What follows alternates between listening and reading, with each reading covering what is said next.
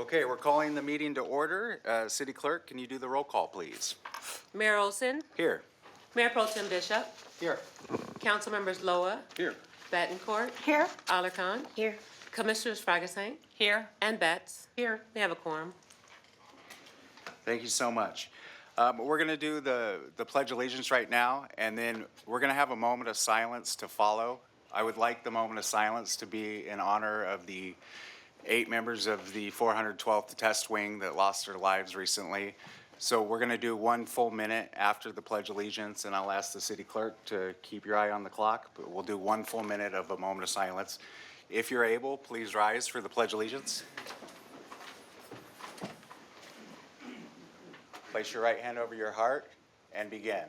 I pledge allegiance to the flag of the United States of America and to the republic for which it stands, one nation, under God, indivisible, with liberty and justice for all.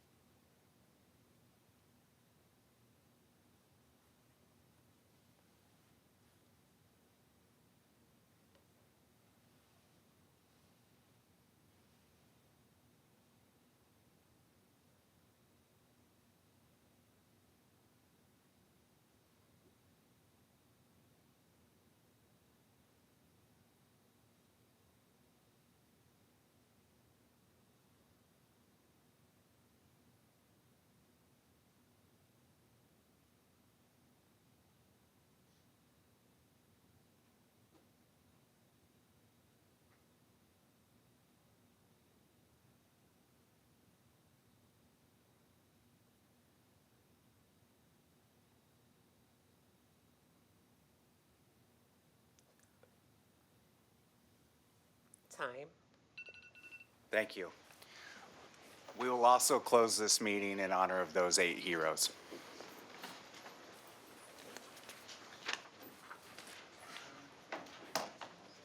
Okay, City Clerk, can you please play the Public Code of Conduct?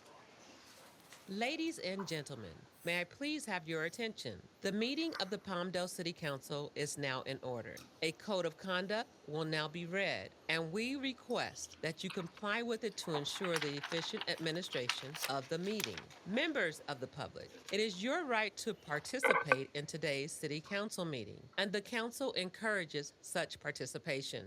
However, the right of the public to address the council must be balanced with the need to ensure that public comment does not interfere with the orderly course of the council's business. All are reminded to abide by the following rules. Speakers must cease speaking immediately when their time has ended. Public comment on agenda items must relate to the subject matter of that item. General public comment is limited to subjects within the jurisdiction of the council. Public comment does not include the right to engage in a dialogue with council members or staff. Please remain respectful of the forum and refrain from uttering, writing, or displaying profane, personal, threatening, derogatory, demeaning, or other abusive statements towards the council, any member thereof, staff, or any other person.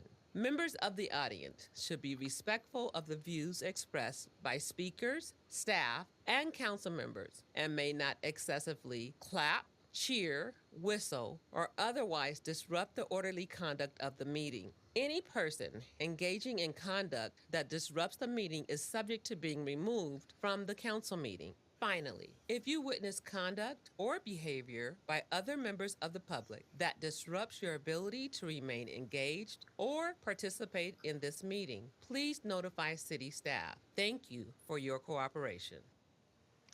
Thank you. Okay, now cute critter video.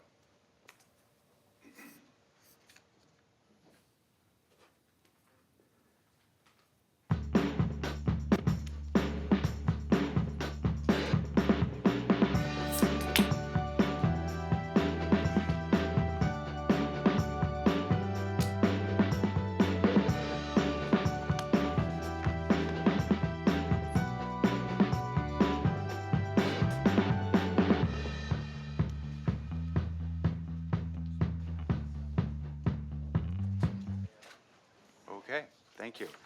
And now, City Clerk, can you recite the observances for the month?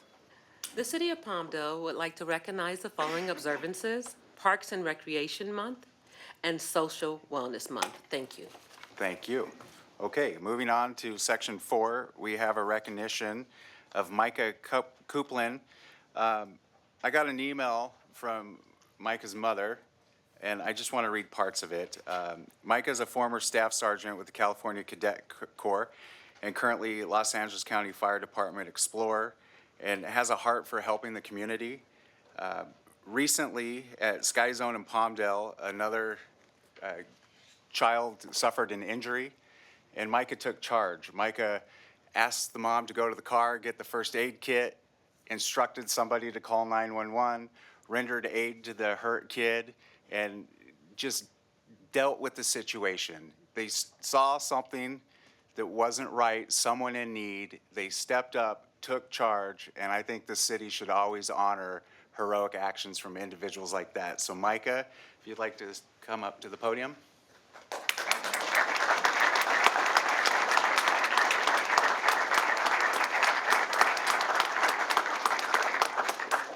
Thank you so much. So this says, in honor of your outstanding leadership, quick thinking, and dedication to helping others, during a medical emergency involving an injured child, you remained calm under pressure, took charge of the situation, and provided critical assistance until emergency personnel arrived. I think I just said all that. Your brave actions serve as an inspiring example of courage, compassion, and civic responsibility to the entire community. So I, as the mayor of Palmdale, want to recognize you, congratulate you, and thank you for stepping up when needed. Thank you, sir. Thank you.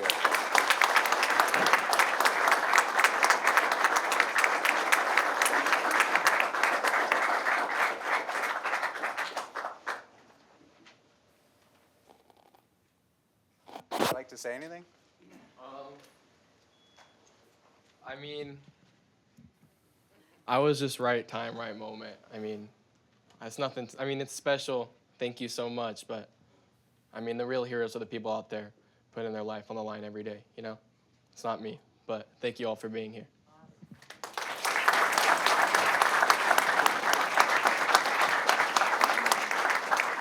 You're being modest because it was the right time, but other people didn't step up. You stepped up, you led charge, you commanded the situation, you helped that person in need. You are a hero. Thank you. Thank you, sir.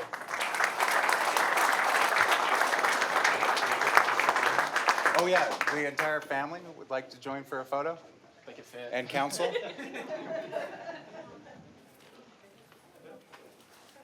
Or would you rather stand up back there? I'll stand up back here. Okay.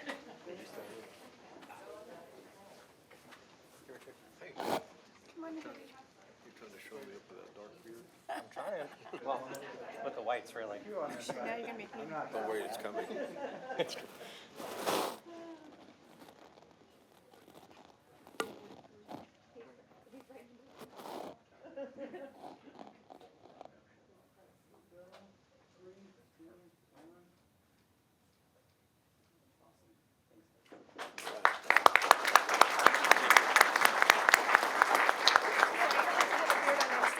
What's that? I'll have to wear a beard next time. Yeah. I'm glad you went to 4th of July. Easier I one. was, Have a nice time. yeah. Me too.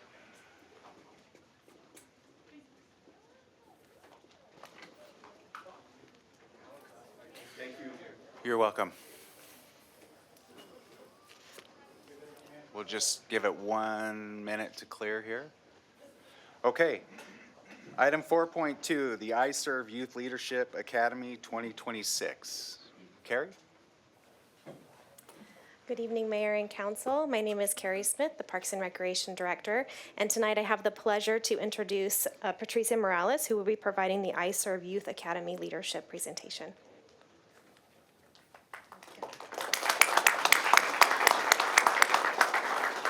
Good evening, Mayor and Council. We have a presentation that I'll have you see, and I will be giving some highlights as we're seeing the presentation.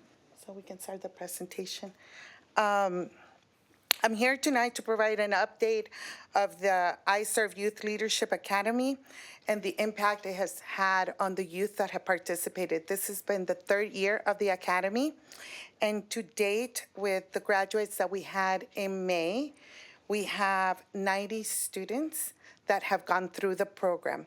30 students graduated this last May. Some of them are here with us today.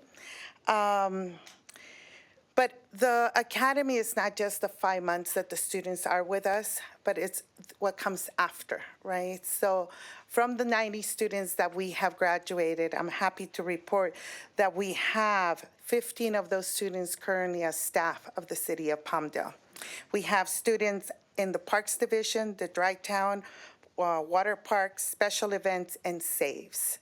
So it's not only getting them through the program, but actually connecting them to the community and showing them what civil service is all about. And we have a lot of our students that are going that way. That would make a 16% of all graduates that are currently staff at the city. But we are not only getting students who are employees at the city, we also last year started a youth ambassador program. So it's very similar to the city ambassadors, but these are graduates from the I Serve Academy these are the new graduates that we just had. Great faces. We had 13 students this past year who were youth ambassadors.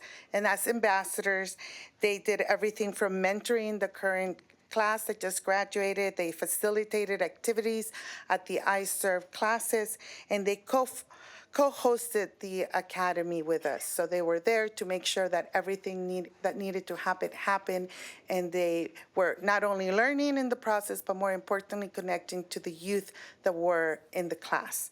They truly became role models to our new class members, so it was really great. What we're looking to do, you can do the other slide, it's empowering the future leaders of our community and our country, right? This coming in the next few months, we're going to open up for 10 more spots as I Serve ambassadors.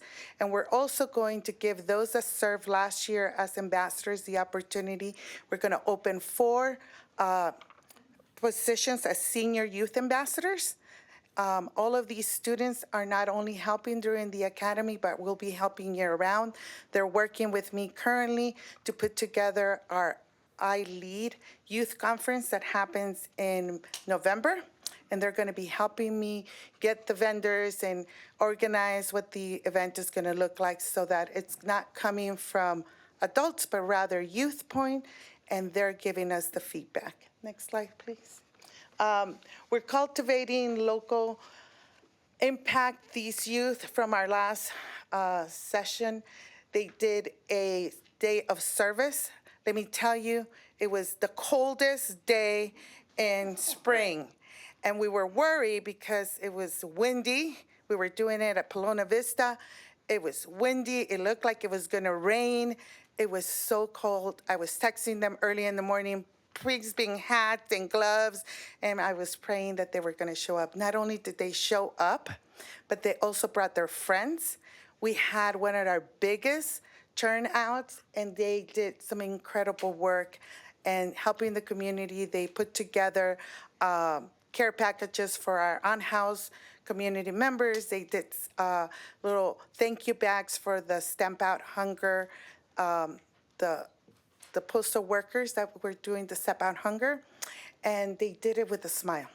So it's great. It's an amazing opportunity to work with them. Next. As some of you guys met, they also got an opportunity to learn a little more about the work you guys do and the work other representatives in our community do. I think that we're motivating the youth, and as I said, the goal of this is to empower them so that they can do things. We saw what youth can do if we give them the opportunity, and I'm here to say that we're in really good hands.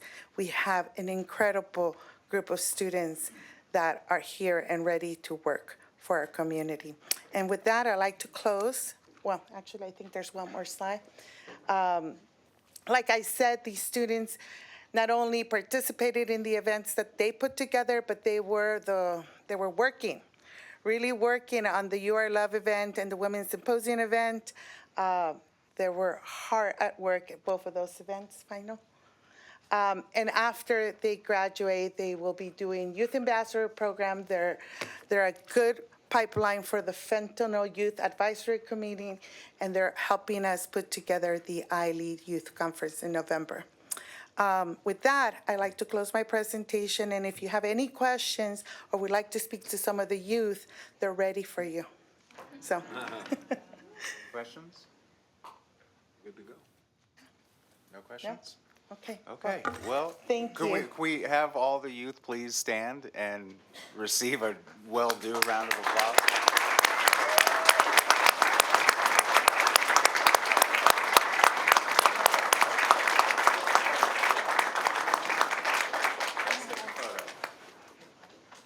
If council would like to stand and be in the photo? We might have to do a row up front. Not the tall one. Right back here.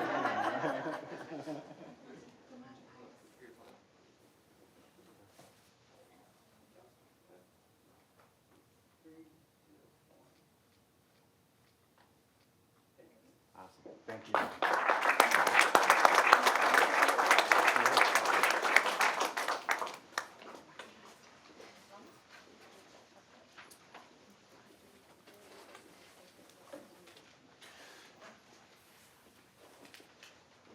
Okay, item 4.3, if the AV Edge overlords could please come forward. That one was for Eugene. Good evening, Mayor, Mayor Pro Tem, City Council. Item 4.3 before you today is a presentation from AV Edge regarding their MOU deliverables and the status thereof. With us today are a few members of AV Edge that will take over the presentation. So at this moment, I'd like to welcome up Susie Gazarosian, President of AV Edge. Can you hear me? All right. Okay. All right. Good evening, Mayor, Vice Mayor, and City Council members. I'm Susie Gazarosian, the AV President, and thank you very much for having us here tonight. Before I turn it over to our Executive Director, I would like to provide a brief overview of AV Edge, our mission, and our organization. AV Edge's mission is to drive economic growth and business retention across the Antelope Valley through collaboration, advocacy, business engagement. We are a regional organization serving the entire Antelope Valley. My role as president, like the service of our 22 board members listed here, is completely voluntary. These board members are pillars in our community, representing a broad range of business sectors, civic partners, and regional leadership. The City of Palmdale representative also serves on the board and is actively involved in our meetings, discussions, and decision-making. Together with city and county representatives, this group collaborates to advance our mission for the Antelope Valley community. Our work is organized through several key committees, including aerospace, healthcare, workforce development, transportation infrastructure, and legislative affairs. Each committee has its own focus, is led by one of our volunteer board members, and helps advance AV Edge's mission. Another important way we advance our mission is through the Memorandum of Understanding with the city. This provides targeted direction on the city's desired deliverables. And Drew Mercy, our Executive Director, is here this evening to provide the quarterly update on our progress with the City of Palmdale's MOU deliverables. Good evening, Mayor and Council members. Pleasure to be with you this evening to give you an update on where we're at in our Memorandum of Understanding deliverables.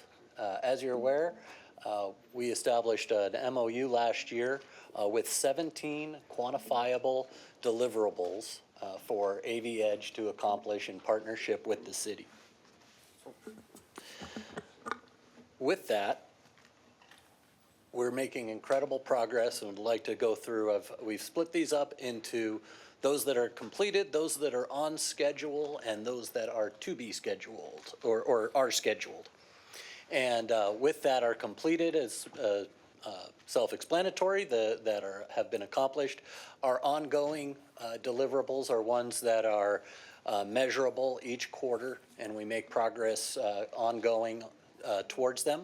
And then our specific events that are coming up and are scheduled to be completed by the end of the MOU period this month. So first off, our completed deliverables. We are to conduct 2 economic development forums. I think most of you were there at either our Spring Business Summit or our Fall Forum this past year. And those were both very well attended, successful, provided our staff and committees with clear projects to continue working on, and resulted in some lead development when it comes to attracting new business to the Antelope Valley. Item number 5, our Economic Roundtable report was published at the Spring Business Summit. Our commercial and industrial real estate participation, we are asked to attend and represent the community at a minimum of 4 industrial and commercial real estate functions throughout the year outside of the valley, and we have exceeded that at 5 so far this year. Also completed is our startup and small business support, which is we have worked with our Business Attraction Task Force that we'll talk about later. Groups like the Small Business Development Center, America's Job Center, Antelope Valley College, basically any kind of organization that provides support to small businesses from the federal SBA on down. We provide a one-stop shop where people can find access to those programs and direct links to the service provider. Our ongoing business development projects include item number 1, lead generation. We have provided the city staff with 6 qualified business development leads this quarter and are continuing to pursue those and work with them. Some are smaller businesses, some are large employers. So we're excited to see where those lead. Item number 2, commercial and industrial property listings. This is where we maintain a constantly updated database that's searchable by the public of available commercial and industrial properties. It also allows for research. We provide economic and demographic data that's available, labor statistics through there that anyone can use to assist in determining whether or not we fit the right criteria for various projects. Excuse me, our Business Attraction Task Force, that's our committee that's focused on identifying gaps in what our business community needs and working on recruiting them to come to the Antelope Valley. We've discussed that one of our big focuses this year is the skilled nursing facilities. We've brought 3 potential leads to the city of Palmdale, including doing some pardon me, site tours. And we are continuing to work on that as there is a great need for skilled nursing facilities in Palmdale. Pardon me. Let's see, our, thank you. Yeah, we mentioned our commercial and industrial real estate conference participation. We still go to and attend as many of those as we can get to, particularly in our target areas of LA Basin, Orange County, and then Inland Empire. Industry initiatives, regional film industry engagement. This one is coming up at the end of July 30th. We have set our film industry roundtable, working closely with David Halver from your film office and your economic development team to bring key industry personnel together to identify gaps and ways to make the Antelope Valley more competitive. Item 16, our workforce development advocacy, which primarily takes place through our workforce and education committee. We've taken on several initiatives there to support our academic and industry partners, including our AI task force, as well as working with the construction trades to help recruit young people in the community into these important fields. Our transportation advocacy continues through the leadership of Matt Gaines of our Transportation and Infrastructure Committee. We've identified with the city staff and codified in the MOU specific projects that we're working on. One in particular, the Center for Transportation Technology Excellence, is of key importance, and it's one that we are working and continuing to talk to LA Metro about the importance of that project. Obviously, LA County and dealing with the fires had pulled back from several kind of long-term projects. We don't want to lose sight of this one. We know how important it is. Our communication partnerships with the city, marketing and publications, we work with your staff to ensure that everything we put out features the city in the light that you want to be presented in. We work closely on everything from content to photo identifying. Executive committee and board representation as marked in the MOU. We have Zach Glenn, who serves on our executive committee as well as our board of directors. And city meeting participation, we are here and available, whether it's me, whether it's Ben Goki from our healthcare committee coming and talking to you at different times to share our views and support for key projects going on in the community. So our upcoming scheduled deliverables, we have our regional broker site tour. That's coming up next week. We've got a group of out-of-town industrial and commercial brokers coming up. We're going to be having breakfast with your team over at the Hilton Garden Inn and then taking them on a tour of the industrial and commercial sites, presenting opportunities for their clients. Our broker newsletter, we publish 2 a year, one in January, one coming up here in July. Our labor market study, that's an in-depth economic report on our labor statistics. We publish that every 2 years, so our last one was published spring of 2025. Our next one is scheduled to be published in 2027, and consultant selection beginning in this fall. Our industry deep dives, we've been asked to host 2 of these focusing on specific industries. A couple months ago, we addressed the healthcare industry, came out with some very great projects and deliverables we're working on to keep people in communication as well as attracting more medical service providers.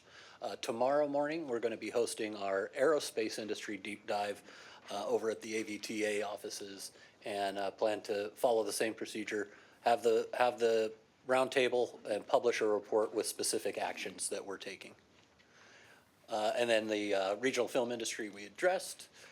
So again, we have completed 4. We have 3 more scheduled this month starting tomorrow.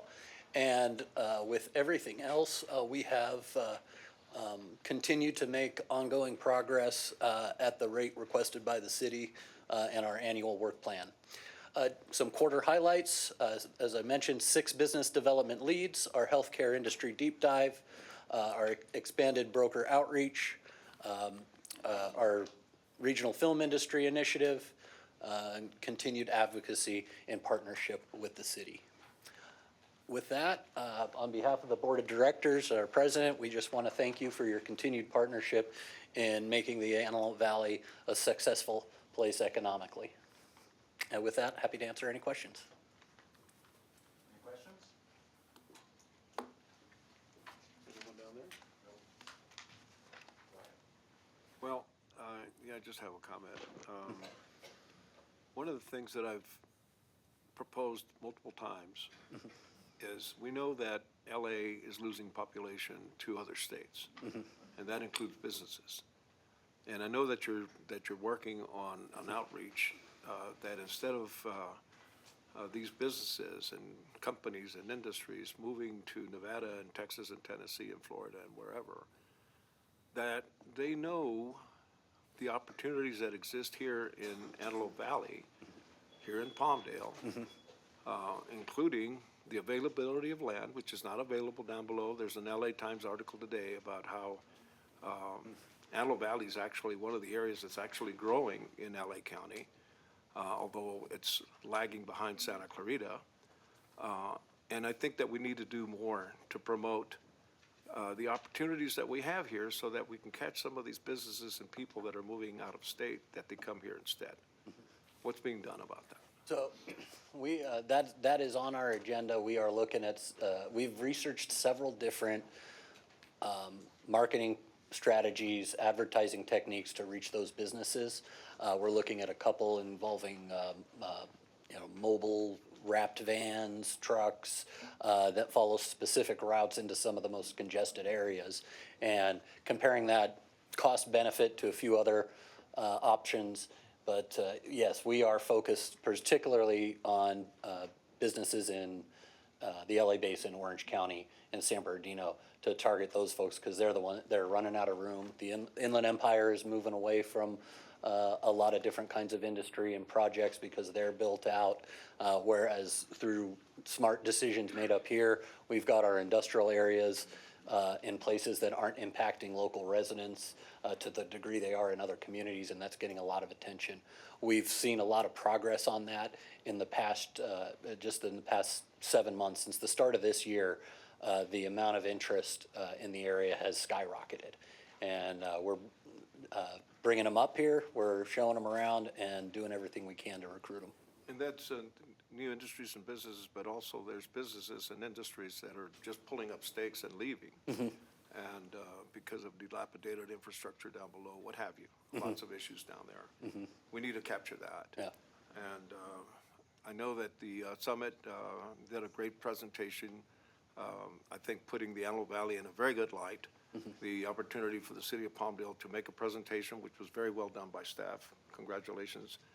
And the city of Lancaster as well.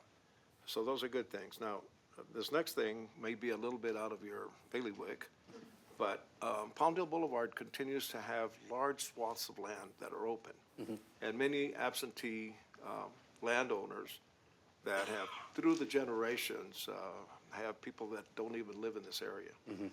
They're paying taxes and it may be a write-off to them. But I would like us to see more promotion for infill development along Palmdale Boulevard. It's an important corridor. We're on the verge and we're working on taking over Palmdale Boulevard from the state of California. And I hope that we can work together to promote development along this very important street, not only for Palmdale, but for the Antelope Valley. Absolutely. We'd be happy to work with your staff on that. Off the top of my head, I'd say we definitely can develop some marketing materials that we can take to these industrial and commercial conferences specifically focused on, the opportunity that exists here on Palmdale Boulevard. Great. Thank you. That's all, Mayor. Okay. Thank you very much. Have a wonderful evening.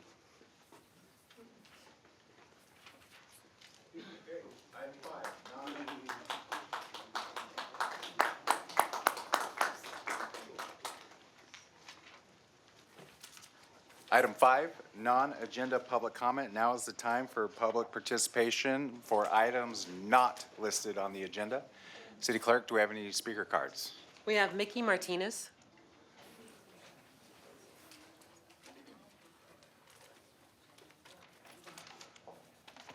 Good evening, Mayor and members of the City Council. As our nation celebrates 250 years of American independence, I've been reflecting on one of the principles that makes America so extraordinary, the right of the people to choose their leaders. I'm also a 5th grade teacher. Every year I teach my students about the Constitution, representative government, and the freedoms generations of Americans have fought to preserve.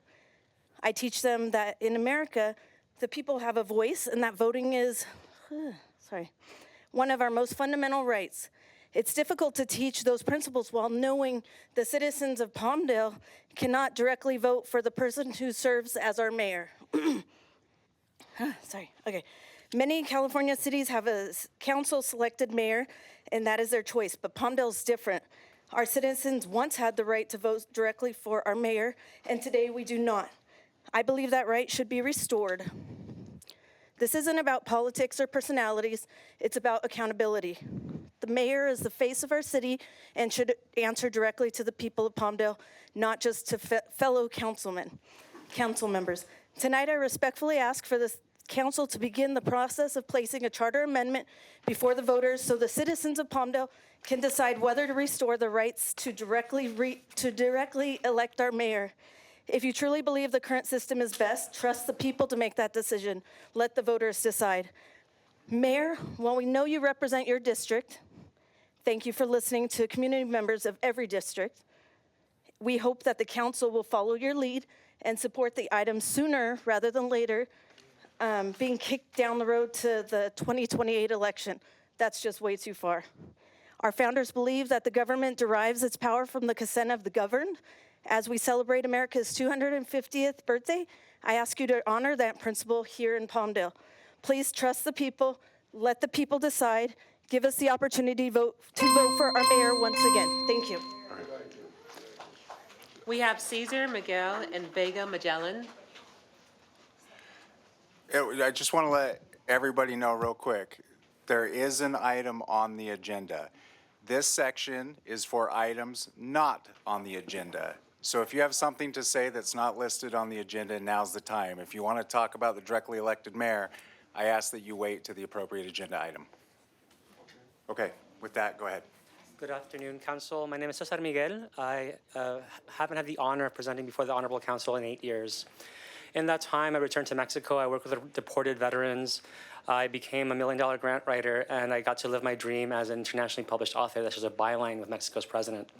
But I did that because of the work that began here in Palmdale on community issues ranging from district elections to the health of the community. I came because I recently moved to Palmdale in Council District 3.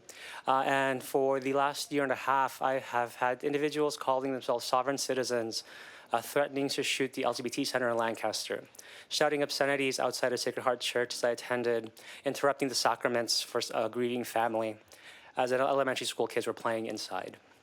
These individuals are now in your council district, Ms. Betancourt, shouting obscenities, calling me an illegal alien when I got permission from the Border Patrol to return to my community here in the Antelope Valley after being gone for 6 years. Public safety in this community has been our responsibility as Latino leaders, and we have worked with the Sheriff's Department to ensure that we can bridge the gap so that no person in the Antelope Valley and in the city of Palmdale feels too afraid to call the police when there are criminals threatening them in our community, because this is not a community that tolerates or abides by crime. I have seen that and learned that by working with many of you throughout the years, and I'm proud of that work now. I have worked in this community to register youth to vote and created almost 1,000 new voters. I have worked to reform the election law in the Antelope Valley Community College and high school districts. And I will continue that work here because I am not afraid of people who want to take away my right to free expression, and I will not let them threaten my community. But you should know that these people are now in your community and trying to take advantage of a national climate, thinking that they are impune or immune from consequences. And I want you to know that at least you have one person in your district who thinks it's not true. Thank you. Your information is on the card, right? So I Correct, can ma'am. get that? Okay. Yes, Ms. Betancourt. Thank Okay, you so thank much. you very much. Of course. AV Community Art Gallery.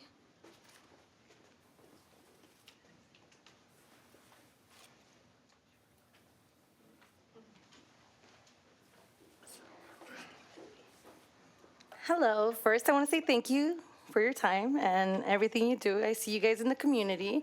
Ms. Alarcon and Mr. Olson, I see you supporting the community, which I love. I work for the community in my day job and in my personal life. I'm here as a former curator and active advisory committee member for the AV Community Art Gallery. We are a gallery solely ran by community members on a volunteer basis, and we serve from 50 to 200 people a month. And I am here because we need the support of council members. We serve men, women, children, and disabled community members. We do free entries for art every exhibition. And with that, we also do free vending for local local artists. And we do free entries. The way that we are funded is by the $5 entry fees that are after the first entry fee, and the first entry that is free. We also are donation-based, so everything that we do have is solely based on whatever any kind of community member or organization wants to donate to us. We don't have any funding. We're not a nonprofit. We're ran by the community for the community. That's all I gotta say. So you guys have say any you questions? are not a nonprofit? We're not a nonprofit. We are solely a community gallery, and we are here to support the community. We are open community, and we are strict with being open community. We serve everybody. Everybody's welcome, and we made it a point to make it a safe space for everybody. Thank you. Thank you. Any other We have speakers? Eugene Hernandez. First of all, why have you taken away a minute that we used to have? We used to have 3 minutes to speak. Why have you done that, Eric? Just to suppress our free speech? Just as you read off your code of conduct to suppress my free speech, Jason's, and the Freedom Coalition, I'm going to give you a code of conduct for all your city. I've given you a copy of this. I want a direct election of mayor, enact rent control now, mandatory city council meetings twice a month, and itemized accounting of city council activities for the month. All appointees to all boards and commission must be temporary and must reflect the ethnicity of our community. A police review board, 2 town hall meetings a month, terminate all financial dealings with the AB Edge, AB Mall, AB Auto dealerships, and other financial entities without a full explanation how they benefit the community. City staff must disclose their financial dealings and how they propose it to the city council. And 10, all community groups and individuals will be allowed to use Chambola Center without a fee. We've been waiting too long for that. And I know you're not going to enact any of those, but you have to have a code of conduct just like you make us have a code of conduct. I've been involved in the city affairs for 40 years, and Mayor Pete Knight had more integrity, even though he made a mistake, to apologize for what he did. And you guys have not shown any integrity. All of you should be replaced because you don't represent the community. You represent your pals at AV Edge, this all-white community business. True Memories. True Memories.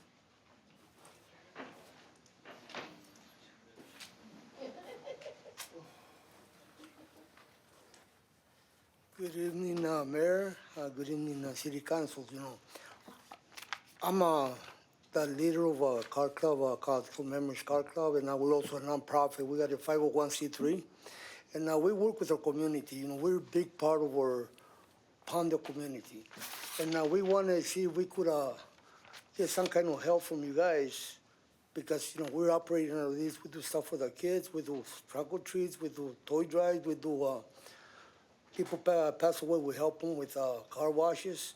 And we've been operating from here for the last 14 years, 15 years, and we never asked for help. I'm here to see if the council could help us out to come through and do what we need to do. All right, thank you. Okay, will you leave your information with the city clerk so we could get a hold of you later? All right, So thank you. I was out at your Christmas giveaway, Yes, so you were, yes. and I'll be Thank there you. next year also. I want to thank you guys for being there for. Absolutely. Before you walk away, I want to thank you for providing the 2 classic cars that we used in the parade in Quartz Hill on 50th West, and having your people to help us drive this, Alarcon and myself. I believe that was the first in celebration of the 250th anniversary of the United States Constitution and our freedom. But thank you very much, and I hope that we all support the great stuff that you and your organization are doing. Oh, well, thank you, and thank you for the shout out on the social media. We really appreciate that because that makes us feel special out there. Thank you. Okay.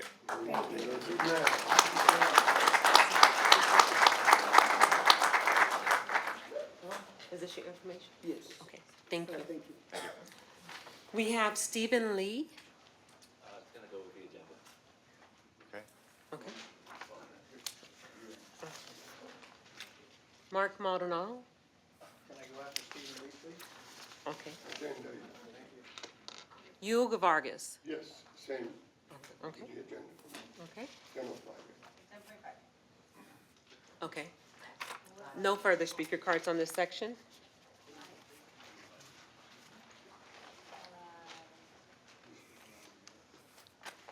Did you miss me? We did. Okay. Last December, our city reported the complete posting of the street sweeping signage, stating the day and times that all vehicles must move so that the sweeping we pay for will now be guaranteed. It has now been 7 months of unenforcement. My house continues to be unswept due to cars that still remain parked, knowing there is no deterrent for them to move them. It's time for the council to start enforcing what has been posted and known by all to be the law of the land. I had a wonderful 4th of July. I went to the parade up in Quartz Hill. It was a very hometown parade and lots of people and happiness. And then I was fortunate enough to go to the amphitheater, the military band, a little bit of 50s, 60s music, a wonderful fireworks, even had to put a little jacket on. Oh, it was wonderful. Saw some old friends, saw Steve Buffalo, sat with him, and Raul Figueroa, who was my co-chair when we were lobbying for the amphitheater. So it was a real hometown, proud 4th of July, and I want to thank the city for it. Thank you. Mark Maldonado. Hey, council, how you guys doing? So anyways, I'm a little confused of what's going on here right now because number one, I came in here and wanted to hear what AV Edge had to say. I couldn't because we were out there. So I'm asking that there's a way that you guys can get your speaker system louder so we can hear it when we're standing outside the doors, because who knows, one day there might be 400 people standing out there for some weird reason, okay? Also, I wanted to say it was a good thing that you guys approved the fireworks here in Palmdale this year, even though they were safe and sane. We put it out to everybody that they should stay safe and not do anything illegal, but there was a lot of that going on, so I'm sure our awesome captain of the station here and their deputies did the best that they could with all the illegal fireworks that were going off. But one of the other things I want to mention is that the nonprofits that do come out here and put their time, free time, and volunteer to set up a booth for the fireworks, they do that because they care about the children and the kids in this community, meaning that what they do with their money goes to these scholarships for the kids. And I think it's awesome that True Memories actually came out, and that's what they do with their money. They're a 501c3. They're one of the only 501c3s that I know that's a true car club out here that actually does not take a penny from the money that they're allowed to take as a 501c3. What they do is they take 100% of that and they give it back to the kids, whether it's during Christmas or it's, scholarships. So thank you, and I hope that next year you guys don't change what you did this year, that you continue to keep it going. And boy, 2 minutes. The other thing I want to say as well is these organizations that come in here and you guys do your presentations too, it takes a lot of time, it takes a lot of seats, but they don't stick around to hear the real business of what the city council does. If there's a way you guys can figure out a different time zone for that or a different day, that would be awesome. I think the community would really appreciate that here in Palmdale. Thank you.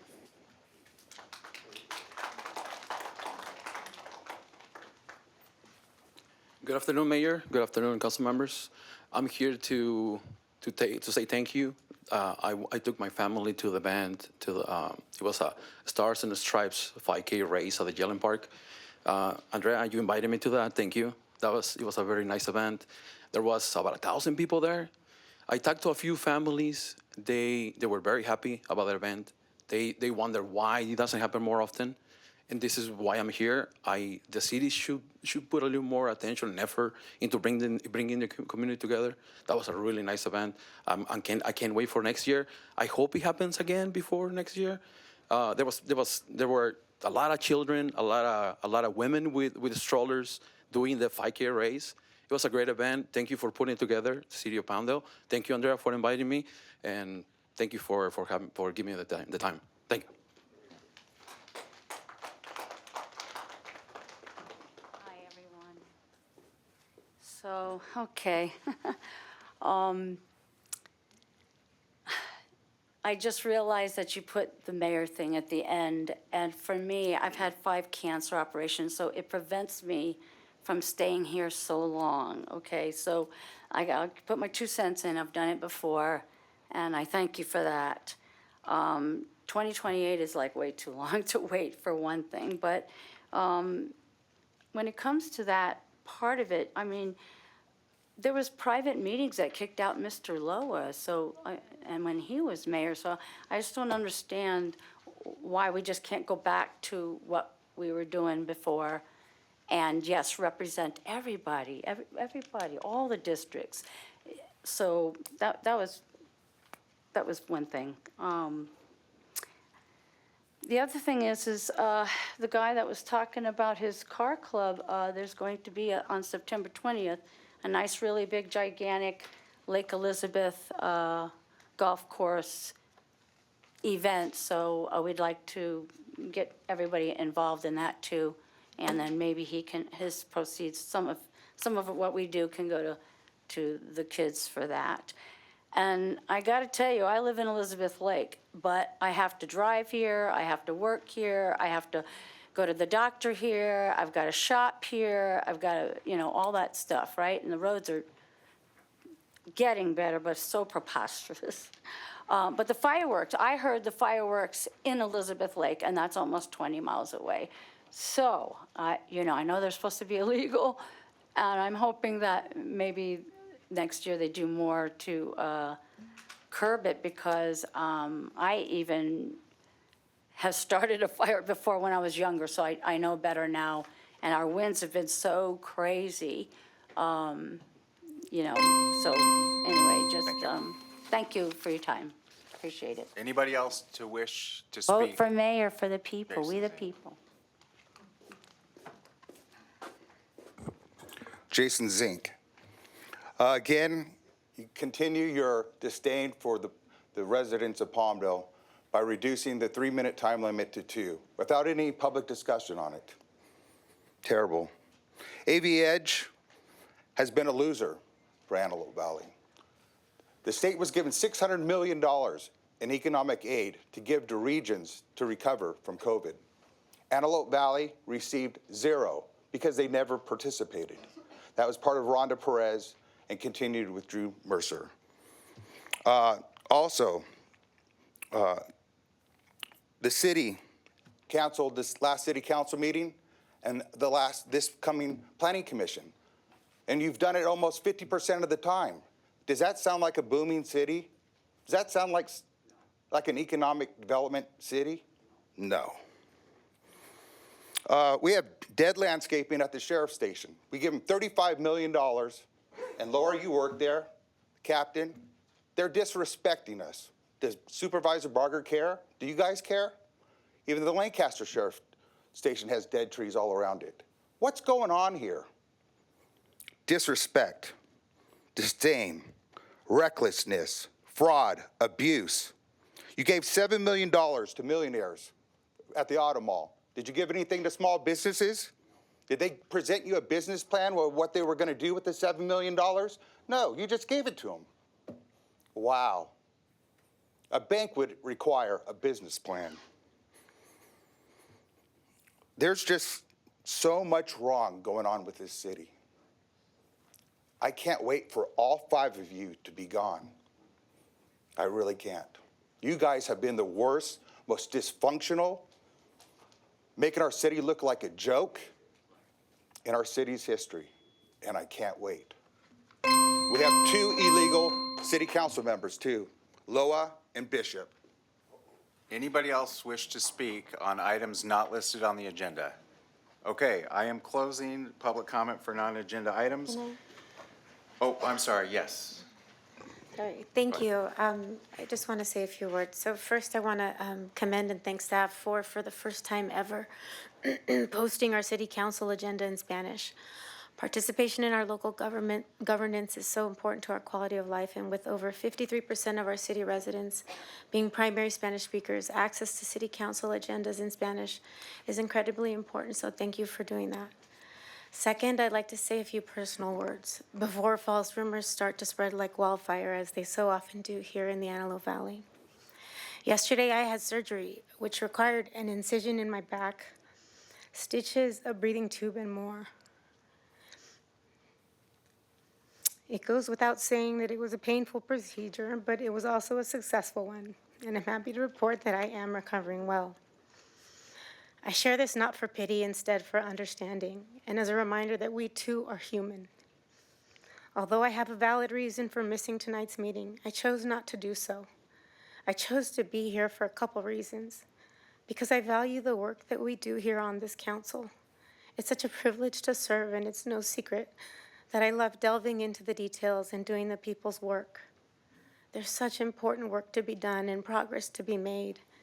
And especially with only one meeting per month, I couldn't afford to miss tonight's meeting and allow the Eastside residents of Council District 5 to go unrepresented. That's why I'm here. It's important to note that I've also made an active choice to not take any pain medications prescribed to me because I want to prevent any false allegations being made that I'm under the influence tonight. So yes, I'm in pain. And while I may be a bit more subdued and cannot speak as loudly as I may ordinarily be able to do, please know and rest assured that I have read our entire binder. I'm as prepared as I always am, and though not loudly, I'm speaking tonight with as much passion and conviction for our community that I always do. Thank you for your understanding.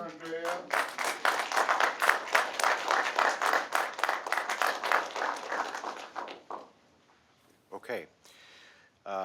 Item 6, Housing Authority Consent Calendar. Are there any public comments for Section 6, the Housing Authority Consent Calendar? No public speaker cards for that section. Anyone in the audience wish to speak on that section? Okay, we are closing public comment.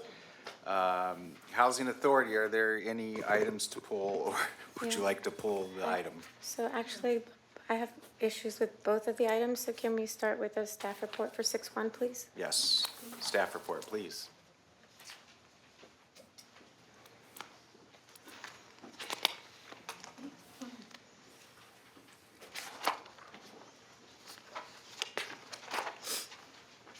Good evening. Good evening. My name is Anna Marie Lanu. I'm the interim housing manager, and I can go over item 6.1. So tonight, the item is the approval of amendment to the exclusive negotiating agreement and amendment to the letter of loan commitment between the Housing Authority and the City of Palmdale's and Link 4th Street, Palmdale LP, related to a proposed affordable housing development located at Avenue Q and 4th Street East.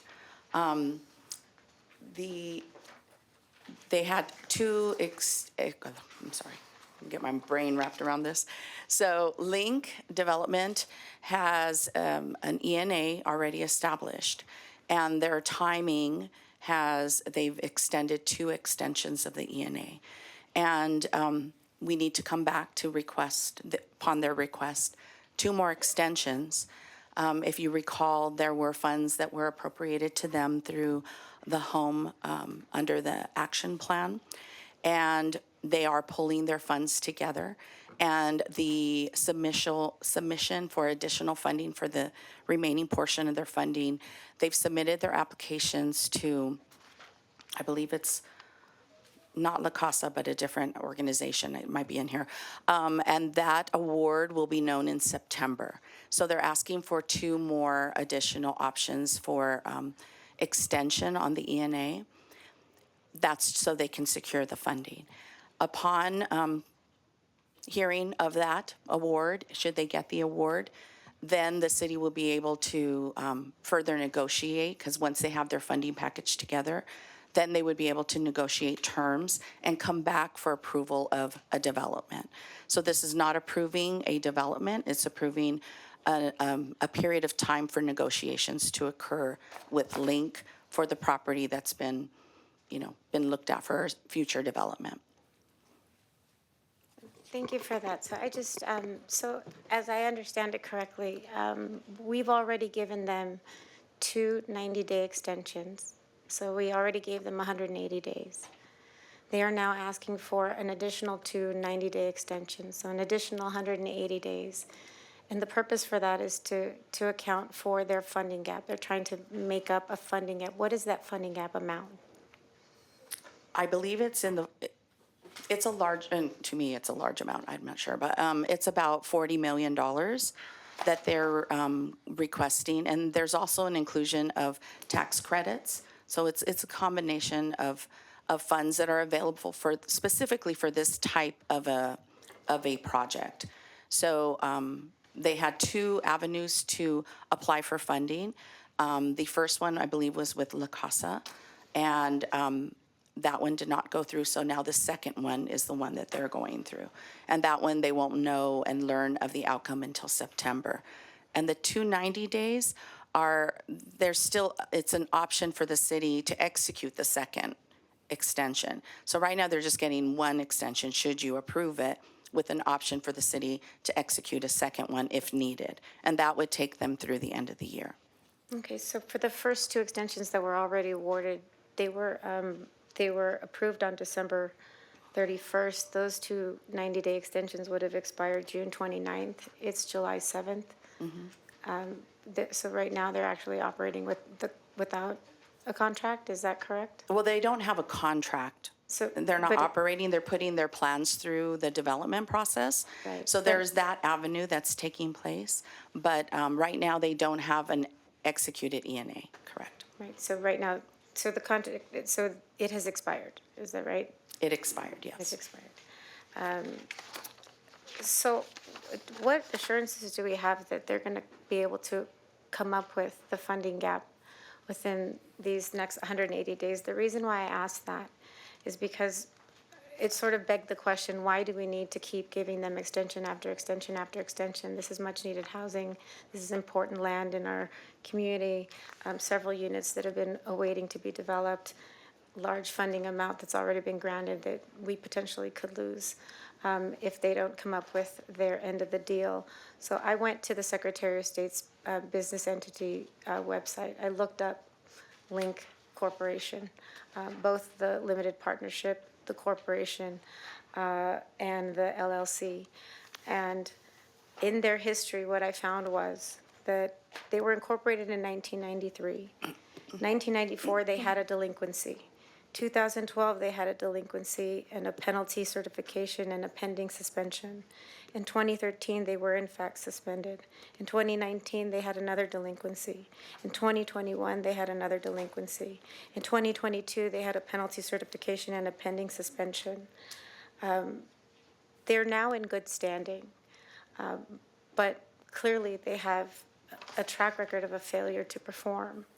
And my question is, so with so many red flags, why did we select, there were 3 proposals that we could have selected in 2024. Why did we select this corporation with all of the sort of past failure and performance to be the one that we banked on with that record? I would not be able to answer that. I don't know why it was selected. No?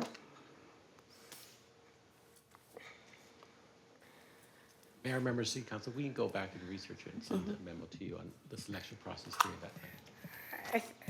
I think it's important because if we, part of the reason why I ask all these questions and why I went back and did my own independent research is because what happens if they fail to perform? It's not likely that they're going to be able to come up with $40 million in 180 days given their record of failure.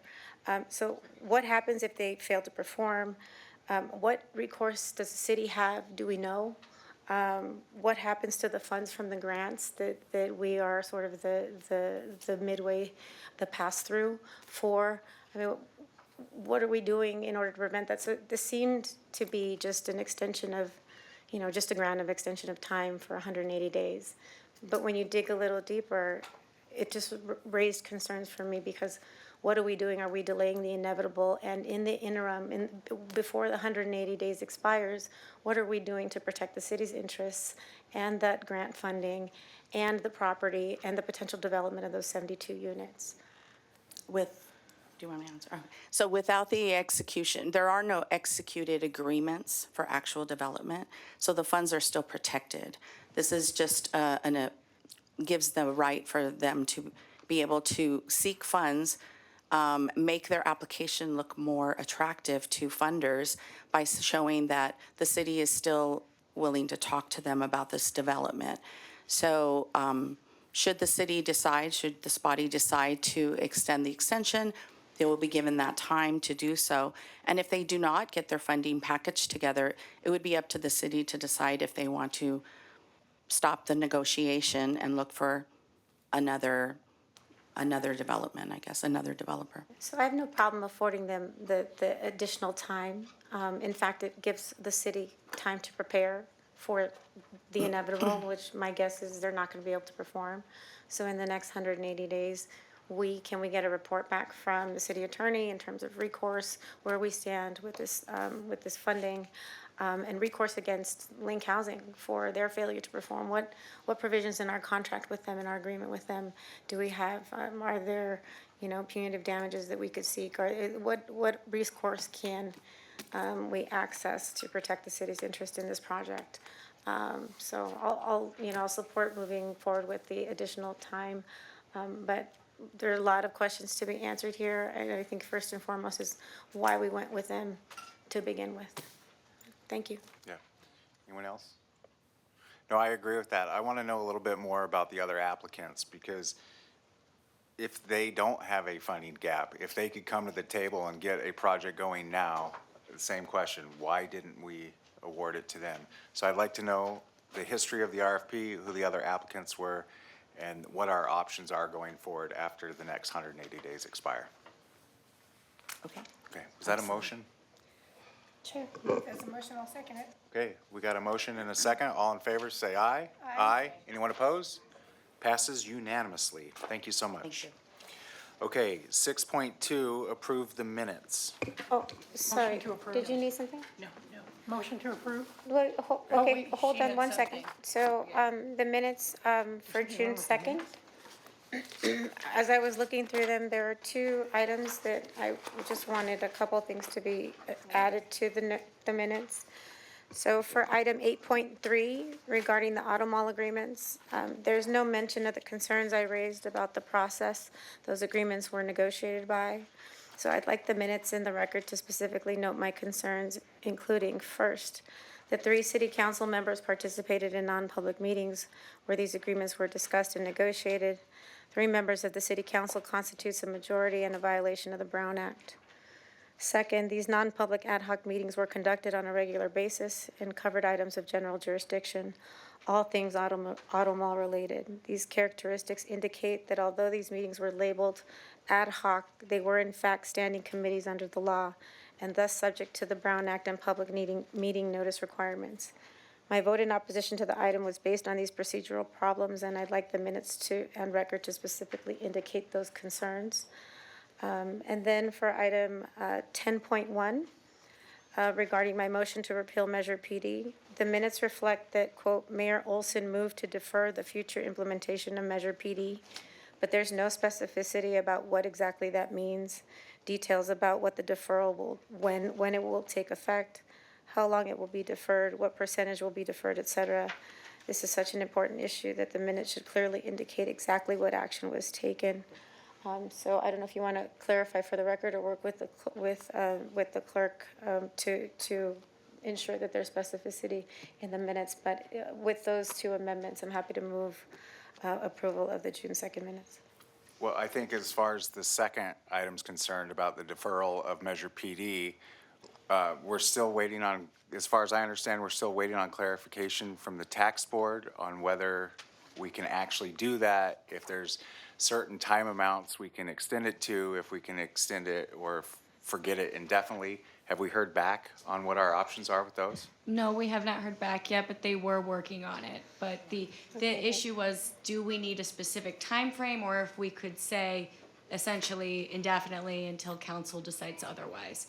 So we think we might need, whether that's 5, 10, 15 years, we just maybe need an actual date. But we are waiting to hear back from them. Okay. And as far as the first item that you address, I think there's just a little bit inaccuracy of how that's portrayed, because there were not 3 members of an ad hoc committee. There were 2 members. One recused because a business dealing arose, a very valid reason to recuse. That person stayed recused, did not participate at all at any point in the process, and was replaced by the 3rd member. Okay, So at I'm no not here- point I'm was not- there ever 3 members. It was never 3 at one time, but I'm not here to debate that again. I'm here to have, all I'm suggesting is that the minutes reflect the discussion that was held on June 2nd. And at that June 2nd meeting, we didn't talk about all of this, so none of that should be included in the minutes. What I'm suggesting is that we include in the minutes what was actually discussed. I know I made those points at the June 2nd meeting as it relates to item 8.3 in the auto mall agreements, and the 10.1 Measure PD. You did specify certain parameters of the deferral at that meeting, but they're not reflected in the minutes. None of this was talked about, so it can't be included in the meeting for for June 2nd. But I'm just suggesting that it's such an important issue. All it says is that you move to defer the future implementation of Measure PD. Well, that doesn't mean a whole lot. And so there's got to be some more specificity in that action in the minutes. At least that's what I would suggest. I don't think we have to approve these minutes in this meeting, right? Can we bring this back at the next council meeting with a more accurate reflection of the conversation that happened? Perfect. Does anybody object to that? No. Okay. All right, then we're on to, before we go to item 7, consent calendar, there's a lot of people in the room for an item on the MOU, and there's a lot of people waiting outside to come into the room. So I would like to move your item up now so you can get home with your families at a reasonable hour and vacate those seats for all those people outside wanting to come in. So now we will take up new business, item 10.1. Do you want to adjourn the housing meeting? Oh, yeah, Thank the you. housing commissioners would like to adjourn, you are more than welcome. Mayor and council, can we just approve the HA portion of the minutes for the 5th? Just the HA portion of them, because there were 2 minutes on there. If we can just only approve that little piece, just the 5.5. I'll make a motion to approve the housing thank you. minutes. I'll second. Thank you. Okay, we've got a motion second. All in favor, We're say good. aye. Aye. Anyone opposed? Passes unanimously. Thank you. Thank you. Okay, 10.1.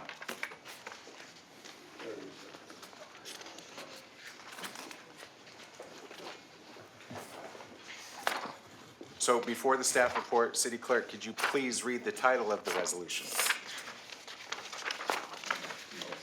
Yes. 10.1, a resolution of the City Council of the City of Palmdale approving a memorandum of understanding with the California Teamsters Local 986 General Unit employees for a 5-year term through June 30th, 2031. Thank you. Staff report. Good evening, Mayor, Mayor Pro Tem, and members of the City Council. My name is Yvette Barrios. I'm the Director of Human Resources, and the item that I have before you is the recommendation to adopt Resolution Number 2026-031, approving the successor Memorandum of Understanding, which is labeled as Agreement Number 8-9903, between the city and the California Teamsters Local 986, representing the general unit employees. This MOU is the result of months of good faith negotiations, which included the extension of the current agreement, which expired on June 30th, 2026, extending it to July 31st, 2026. And it establishes a 5-year term from July 1, 26 through June 30th, 2031. The agreement includes an annual cost of living adjustments totaling 16% over the 5-year term, which includes, of course, a subject to revenue contingency provisions. It also includes enhancements to compensation and benefits that supports recruitment and retention, as well as operational improvements such as extending our probationary period from 6 months to 1 year. It also adds in accrual limits for floating holidays, and it also includes an accrual-based sick leave accrual rate for our part-time employees. The total estimated fiscal impact over the 5-year term is approximately $3.77 million and has been incorporated into the city's fiscal year 2026 budget, as well as part of our long-term budgeting planning process for the next 4 years, or subsequent 4 years. So staff recommends approval of Resolution 2026-031. Any questions? No. No, I'm going to open it up to public comment on this item before council discussion. So do we have any speakers on 10.1? We have Teamsters Local 986.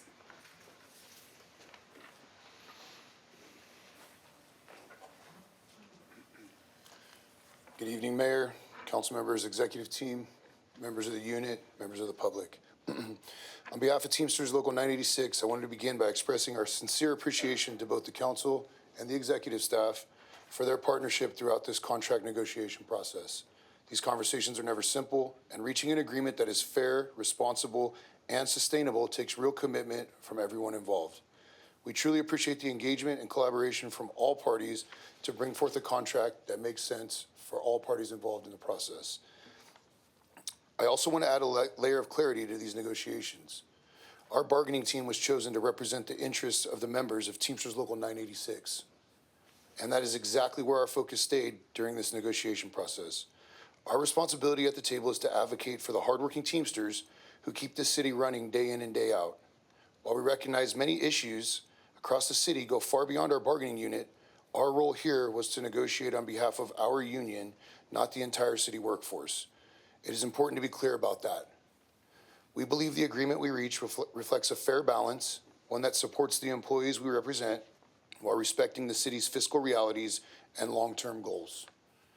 And more importantly, it shows that productive labor management relationships are possible when both sides come prepared to listen, problem solve, and negotiate in good faith. Once again, thank you to the council and the executive team for the collaboration. We look forward to continuing to serve this community with pride and professionalism as members of Teamster Local 986. And as always, we move forward united, stronger together, standing up for the people who keep this city moving with best-in-class services that enhance the quality of the life for the residents we all represent. Lastly, I would like to thank Mr. Michael Grijalva and Teamsters Local 986 leadership for their help throughout this process. And I would like to thank all the men and women that we proudly represent for Teamsters Local 986, the talented and dedicated employees that make up our unit. Council, executive team, in solidarity. Thank you for your time.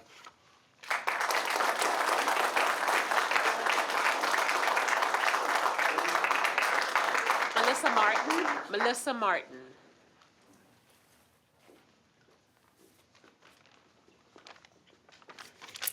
Good evening, everyone.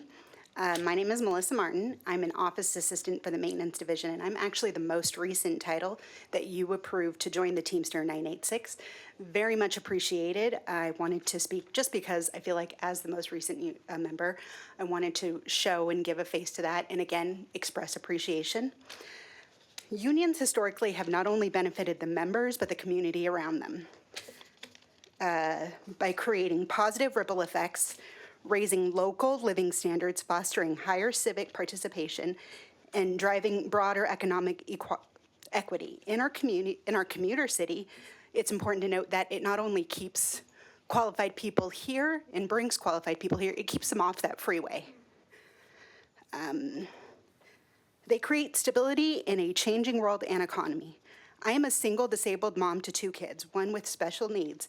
The stability of this union contract helps ease some of my daily concerns, and I appreciate greatly everyone who went into negotiating this contract. To the community members, I want you to know that I view personally the council support of the union as an investment in its workforce. And I promise to continue to make sure that you, the community, reap the benefits of that investment. So thank you very much. I appreciate a yes on the resolution before you.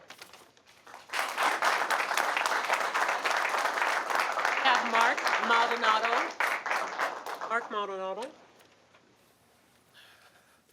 So the last time these guys came in, they poured their hearts out to you guys on, I saw a lot of passion coming from the Teamsters Local 986.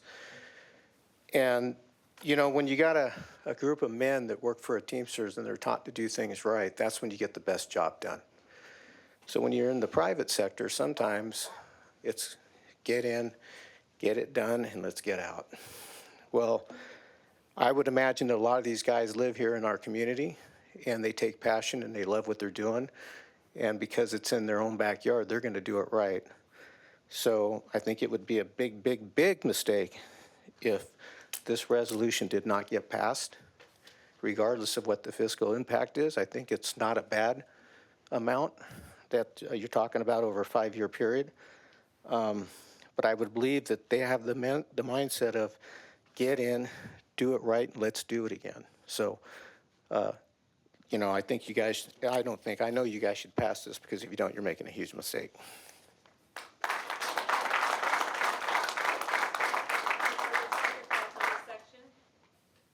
There's no other cards? No other cards. Anybody in the audience wish to speak? Mr. Zink's on his way. Jason Zink. I have nothing against the unions, but as Paul Harvey would say, there's another side of the story. Hold city staff and workers accountable to the people of Palmdale for holding high levels and standards of city services. We have thousands and thousands of dead trees and dead tree limbs throughout this city, west side, east side, central. We have dead bushes all over the city. We have, our flood control basins are not maintained. There's overgrown weeds. There's trash in them. Our street gutters have not been cleaned. I have thousands of pictures. So I have proof. Now, let me ask you something. If you had this kind of service from your landscaper at your home or your pool man, would you give them a 5-year contract and a raise? Hell no. You'd be looking for someone else to do their job. Like I said, I have nothing against the unions, but we have 80 to 100,000 commuters that go work hard and then have to drive 5 hours on the freeway. These people can be replaced easily. They have no leverage against you. All I'm asking you to do is until all the city trees are cut down, the dead ones, and all the flood controls and gutters have been cleaned, then they come back and say, approve a contract. But until you guys, that's your main responsibility, is to hold them accountable to high levels, high standards. Will you do that tonight? Or are you just looking for a campaign check? Mayor, members of the City Council. Just so you guys know, I've worked in 2 other cities. I was Public Works Director in 2 other cities. One city with 9 square miles, just under 10 square miles. And it's about the same size team. This team works hard. This team is dedicated. I would go to battle with these guys anytime, choose them over anybody, anytime. This is at 103 square miles. This team works hard, and this team is dedicated. I'm not saying anything about the vote, but I just wanted to let you know that this team works hard.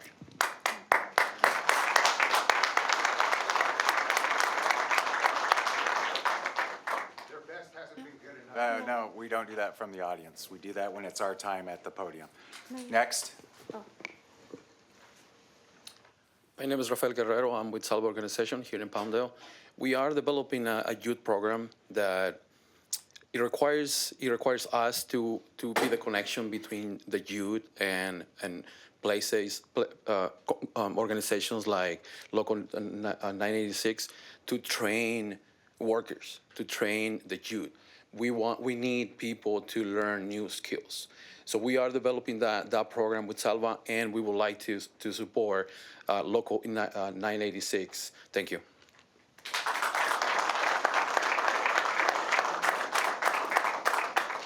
Anyone else from the public? Okay, I'm closing public comment on this item. Council? So first, I just want to address Mr. Zink. To be clear, our urban forestry department is limited, and a lot of the landscaping work that you're referring to is contracted out.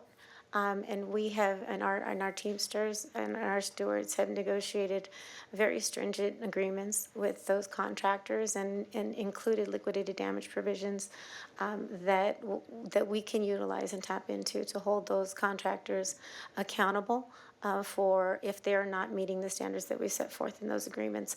So it's not the Teamsters that are faltering. It's very likely those contractors, and we will be sure to work with city management to hold those contractors accountable. But the men and women in this room are not to be targeted for those misgivings. I want to congratulate both sides of the bargaining table here, both those on behalf of the city and those on behalf of our Teamsters. This agreement is the product of thoughtful, cooperative discussions over many months. It reflects exactly what it should: a mutual, beneficial, and respectful working relationship between our representative staff and city leadership. I've said it time and time again. Each of you contributes enormously to the betterment of our city and to improving the quality of life for our residents. Teamster work is skilled. It's trained and licensed work.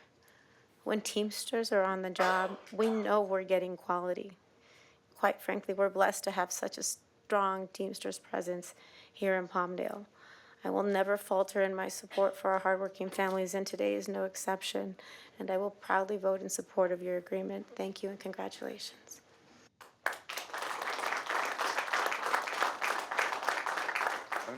You good? You good? You want anything to say?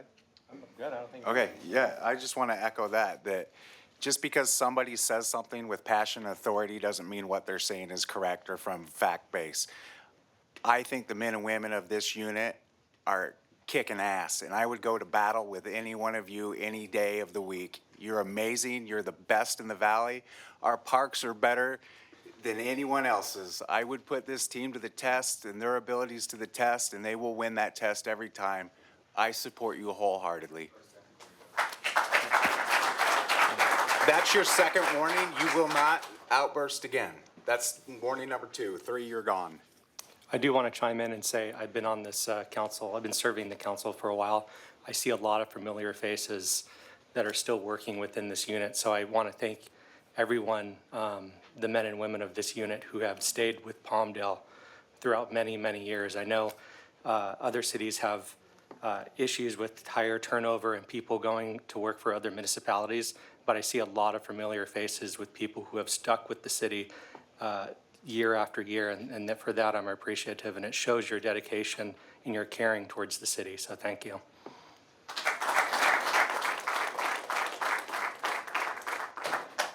And I'd like to add to what's been said. The major items that we're all familiar with, you do an outstanding job. Maintaining, keeping things in order, but there's the small things too.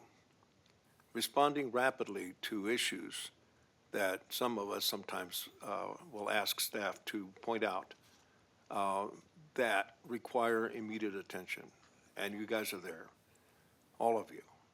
Not only that, but you're there 24/7, 365 days a year.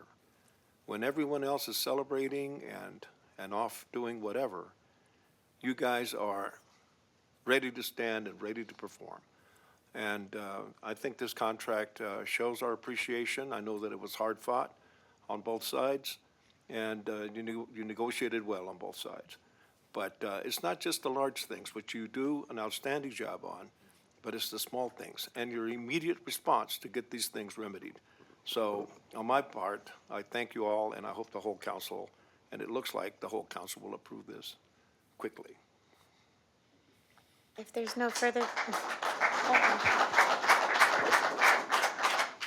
What I would like to say is thank you for including women in your union. It's very difficult. I come from an environment that's male-dominated, and sometimes it's very, very difficult. The fact that I was a single mom my entire life, I know the struggles in a male-dominated field. Thank you for giving women a chance, for bringing them up, for training them, and making sure that they too can make a living wage. So thank you for that.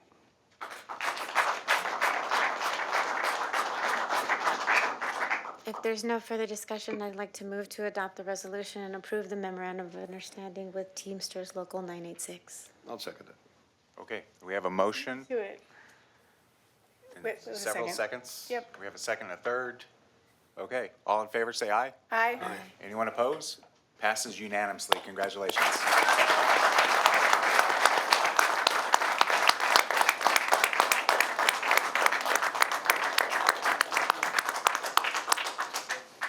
Thank you. Okay, we'll take a brief second. It looks like you guys want to get home to your families. I don't blame you. Congratulations. We'll give you a second to clear out, and then let those outside know there's room for them to come in. I need to get my daughter in the union. She can do it. She can do it. She's the boy my dad never We're had. going back to consent. 7.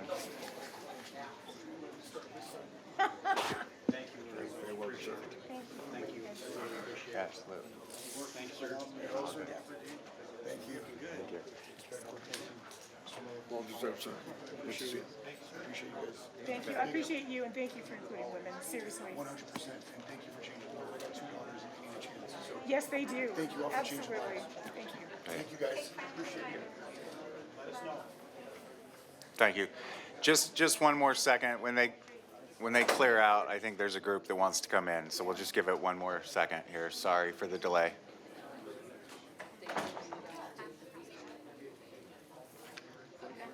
Such a headache. Oh my God. What do you have over there? What is that? Those headache pills? Nicotine. Oh, never mind. Oh, good. Good God. That's great. Good for you. High five on that. Jeez. That's amazing. Can you imagine me with that Diet Coke for that amount of time? No. No, it would not be pretty. Oh God, I have such a headache. Okay.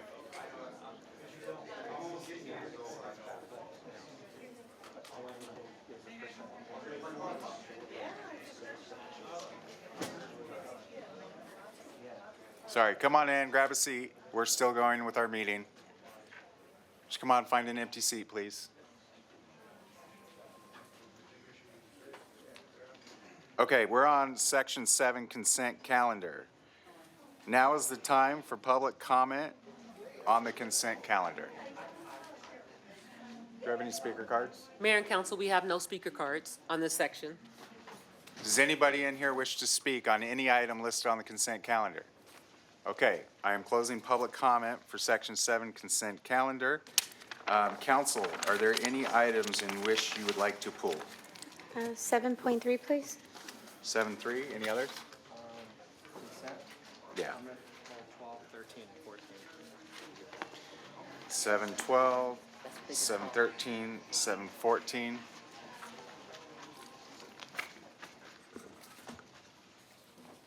Public comment. All right, And 7.15, please. 1 second, and 7.15. Which ones were just added? 15? So we're pulling for council discussion 7.3, 7.12, 7.13, 7.14, and 7.15. I will allow Mr. Zink to have his 2 minutes. Jason Zink. I also wanted to speak on 7.3. It's a social media contract for $5 million. There's also other things on this consent calendar that's about $7 million altogether. Increases from the general fund and other funds. So here's $7 million just out of the blue. City decides, let's spend this money, but yet I can't get a $1,000 Paul Menthil historic sign for our park. Doesn't that seem weird? to you? I've requested it for 10 years. I was the one that pushed Measure AV. It's given the city over $120 million more in sales tax revenue. Isn't it weird that you guys don't want to help with the history of our city to make local pride, make it feel better to live in Palmdale? It's just so weird. Change orders, $100,000, adding $2 million contracts. I would have asked this company to do a report.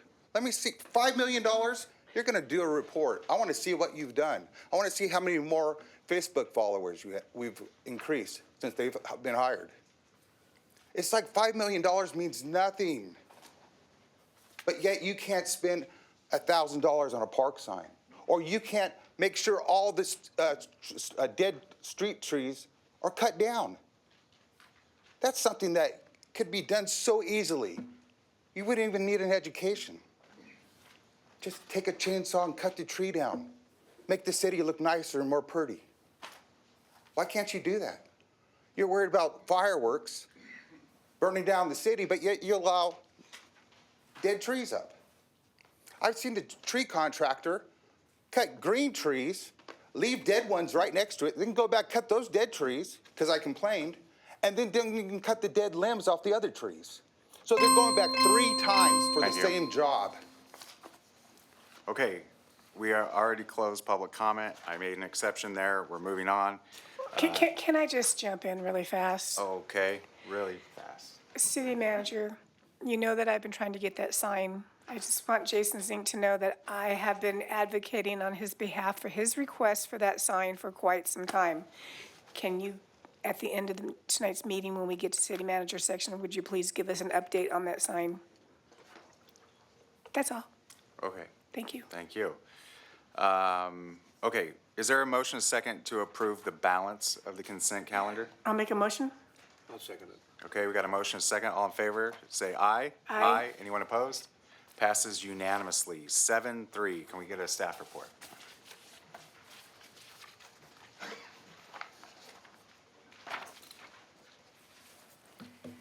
Good evening, Mayor, Mayor Pro Tem, and council members. I'm Stella Divine Knight, Communications Manager.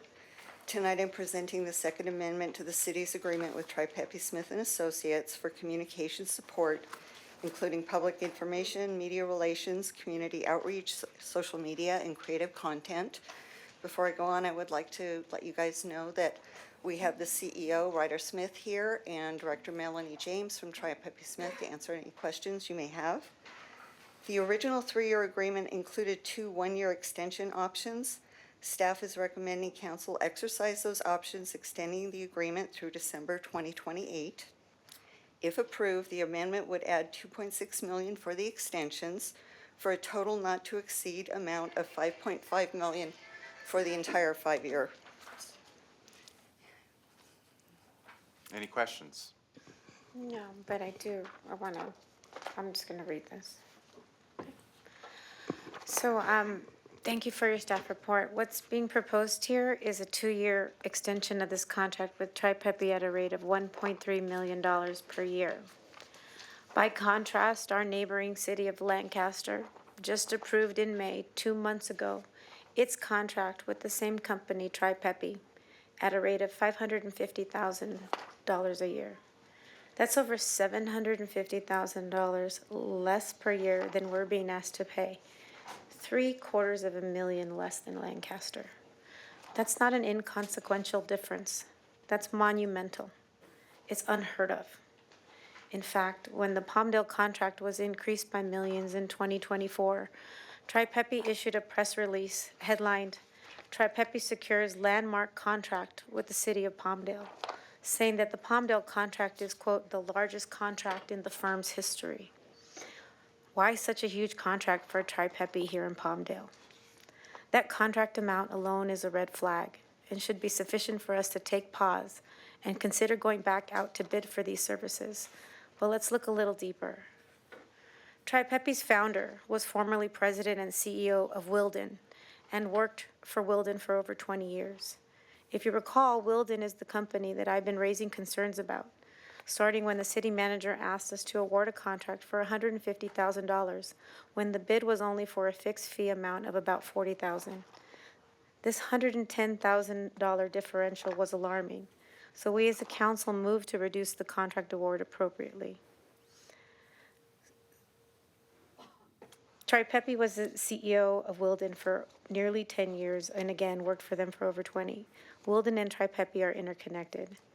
Interestingly, July 2024, the same month as when we awarded Pepe with their landmark $3 million contract, was the same month that we also awarded a $100,000 contract to Wilden. The following month awarded Wilden another $750,000 contract. A few months later, Wilden got another $500,000 contract. Coincidentally, this contracting windfall to both Pepe and Wilden began when Sal Mendez came to Palmdale. In addition to the huge contract amounts, there have been issues raised with Pepe personnel that potentially expose us to liability, and their communications work product is not great.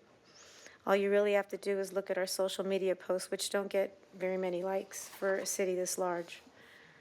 There seems no justifiable reason why we should be paying $750,000 more per year than Lancaster, and the relationship amongst Pepe, Wilden, and Sal Mendez continue to be of concern. In light of this, I cannot in good conscience vote to support this item, and I recommend that this council not move forward with this astronomical contract and consider issuing an RFP for like services so that we can get competitive pricing. Thank you.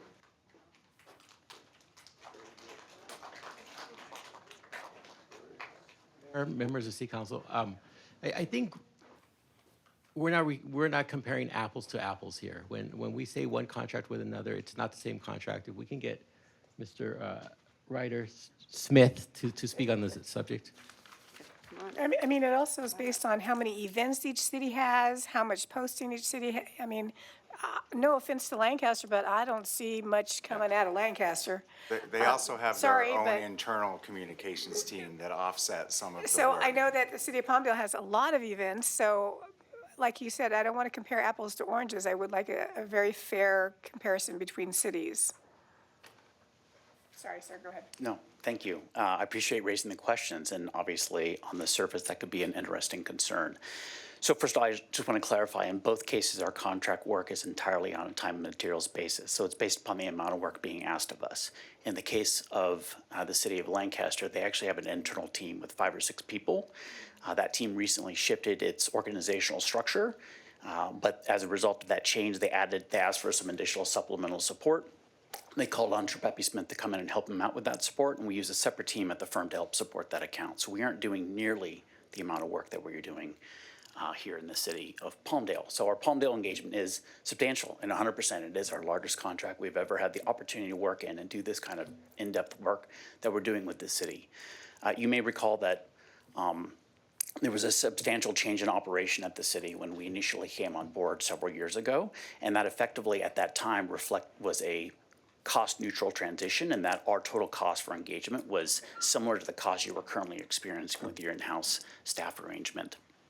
I will also just say that in the period of time we've had the opportunity and pleasure to work with city staff, the city has identified a couple of resources to supplement, and because we are on a time and materials basis, we've actually reduced the total spend rate on our contract along those lines. And at this point, we're actually about 20 or 30% below where we were as a typical run rate. So we've actually helped the city incur some savings net as a result of some of those changes as well. Finally, I just want to address the association with Wildan Engineering. So it is my honor that my now unfortunately deceased father-in-law happened to be named Frank Trepepi, and he was a godfather within the city manager community in California. Frank was an executive that served Wildan quite well in his time leading both Wildan Financial and working with the Wildan Corporate. Frank had no involvement in the founding of Trepepi Smith, other than the fact that I happened to be married to Frank's daughter, and Frank was a mentor of mine who taught me how to work in the local government world and collaborate effectively with council members and city staff all across the great state of California, and I'm proud to be his father-in-law. But having said that, I want to be very clear for the public's benefit and understanding. Frank had no financial interest in Trepepi Smith. His daughter is a 50% owner, so I guess you might say he had a financial interest in that respect, but at no time was he a corporate officer or involved in the corporation or otherwise affiliated or involved with anything having to do with our work here in the city. questions? No, I don't- I have my concerns as well. Last time I saw you here was last time you had the contract up. Haven't seen you since. I know that there's some positive aspects in what you do for the city, but overall, I don't think that the effect substantially promotes the city of Palmdale appropriately. And this is a hell of a lot of money that you're paid in order to accomplish, which in some respects is positive and helpful because we have good turnouts at our concerts, but those things almost sell themselves, right? In a lot of other areas, in terms of promoting this city to the region, which I mentioned a little while ago, I don't know if you were here when I was referring to AV Edge and helping to promote the city in terms of taking some of the companies and industries and population that's moving out of Los Angeles and in Southern California. I really haven't seen you do anything with respect to that. Maybe that's because you haven't been given that direction. But some things, you know, can be done spontaneously, seeing issues and then trying to see how those things can be addressed. So I share some of Ms. Ellercon's concerns that she's pointed out. And that's my point. I have a couple follow-up questions for staff. So when we're talking about comparing apples to apples, I actually have pulled the Lancaster contract, staff report, its original agreement, the proposal that they awarded, as well as our proposal, our original agreement, our First Amendment, and our Second Amendment. I've reviewed it all, so I know what I'm comparing. But can you please tell us how many communications personnel we have internal to the city of Palmdale? We have two, myself and one analyst. Okay, and then, so the budget, I also pulled the budget for our communications department. Last year, the budget was 265. This year's 2027 proposed budget increases that about 100,000 increase for salaries. So what is that for? Is that to, how many people will that account for? That accounts for the two of us on right now. We are in the process of hiring a third, but that person, we're just at the very beginning of recruitment. Okay, so the budget in 2027 accounts for 3 personnel. The city of Lancaster has 5. So the difference of 2 personnel, they have 5 full-time staff, Lancaster Communications team. 2 full-time staff members does not account for a $750,000 differential in work. But I also, well,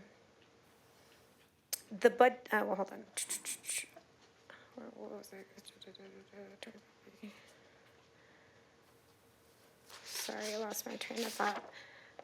Can I just interject to say that right now, our core team of Tri-Pepi people includes the equivalent to 7 full-time and 14 part-time people working for us. So I know that number sounds big, but we have a tribe with them. Got it. The budget that we also, that was also presented and approved at our last council meeting for the contract services is 1.8 million, but the budget, what you're asking for us to approve today is 1.3 million a year. Why would we need an additional $500,000 in our contracting budget?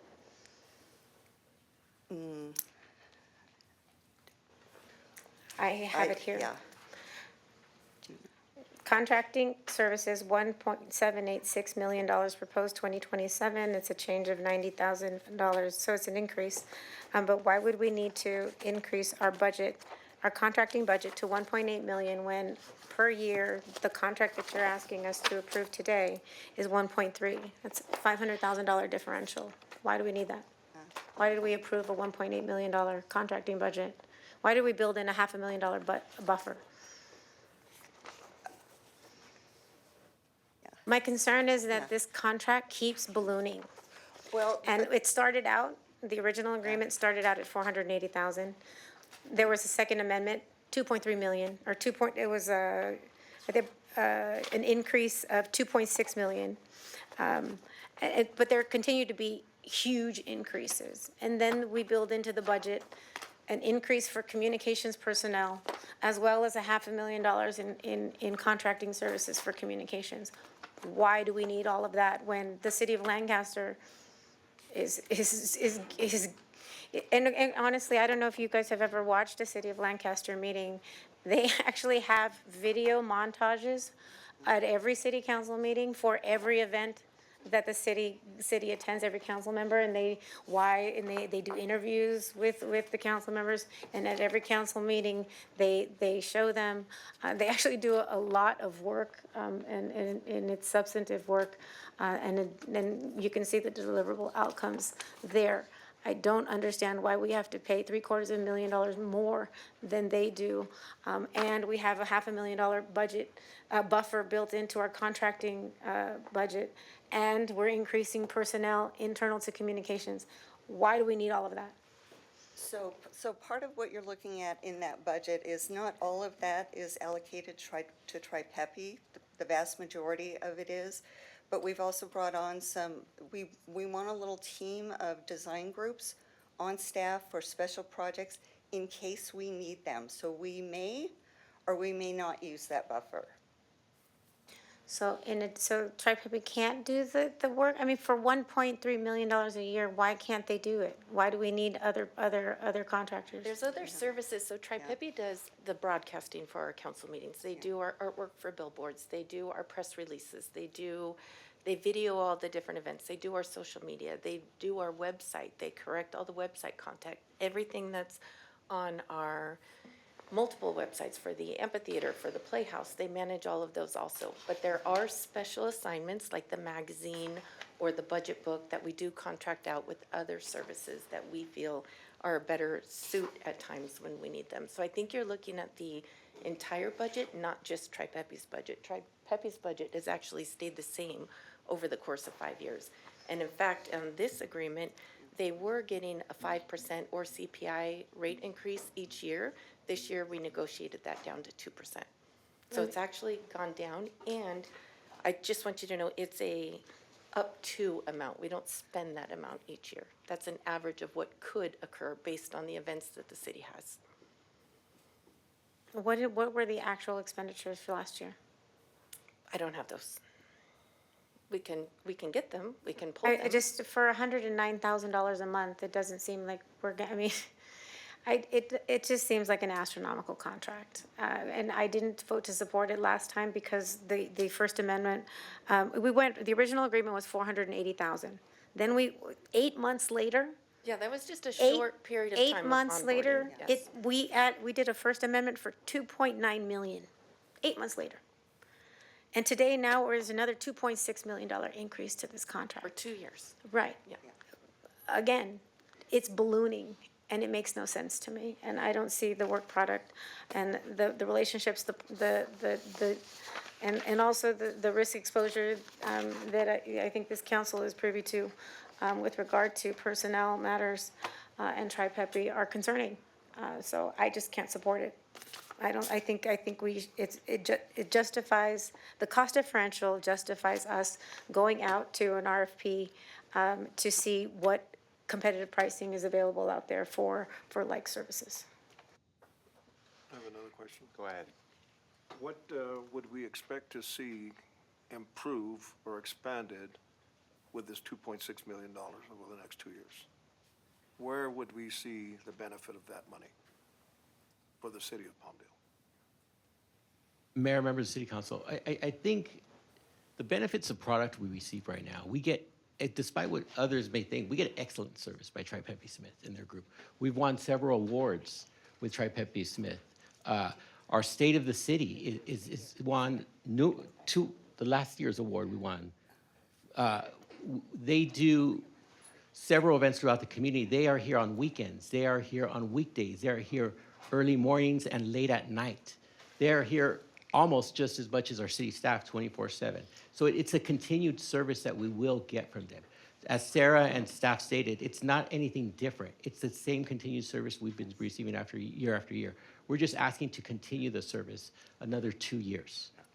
for $2.6 And million. also, let me just also clarify, the city of Lancaster's contract is on an annual basis. They don't have this 5-year contract term or these additional 2-year, 3-year build-ins.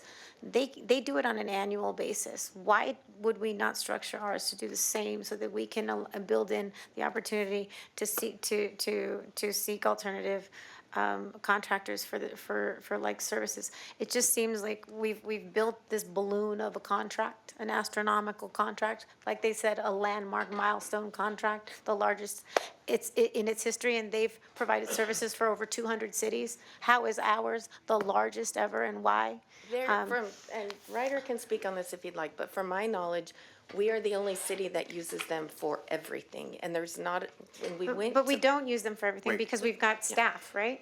So I asked this question in my brief, and the way that I understand it is you provide a list of services that are billed at an hourly rate.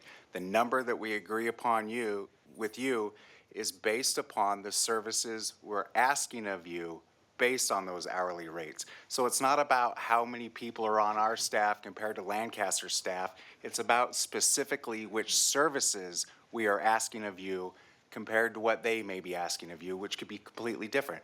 I think we have seen a benefit because our website did need an overhaul, and then we did that, and it looks good. There's other things that have changed, and I asked this question too. And by the way, it was the previous city manager that decided to let go of the internal communications team. It was not this one. It was the previous one. The amount that we were paying those employees are the same of the amount that we're doing in this contract because it's based on those pre-service. Is any of that information incorrect? Okay. Any other questions? May I have the floor, Mayor? Yes. All right, I just have some questions for Stella.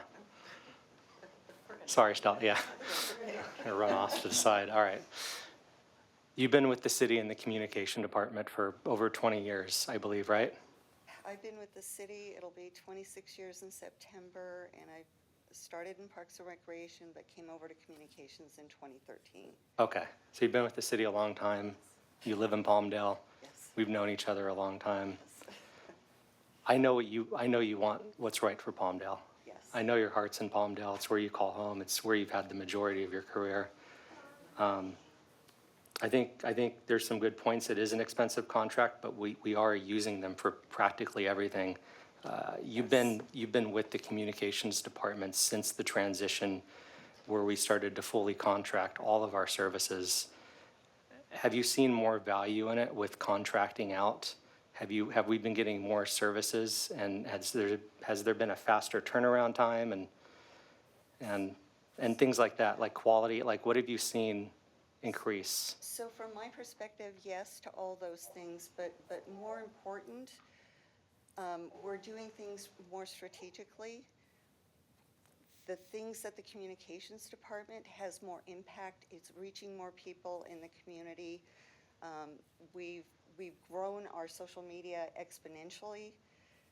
We're getting more readership for like our press releases. We're using a new strategy. We're trying to drive people back to our website, to our news flashes, because not everybody's reading the newspaper anymore.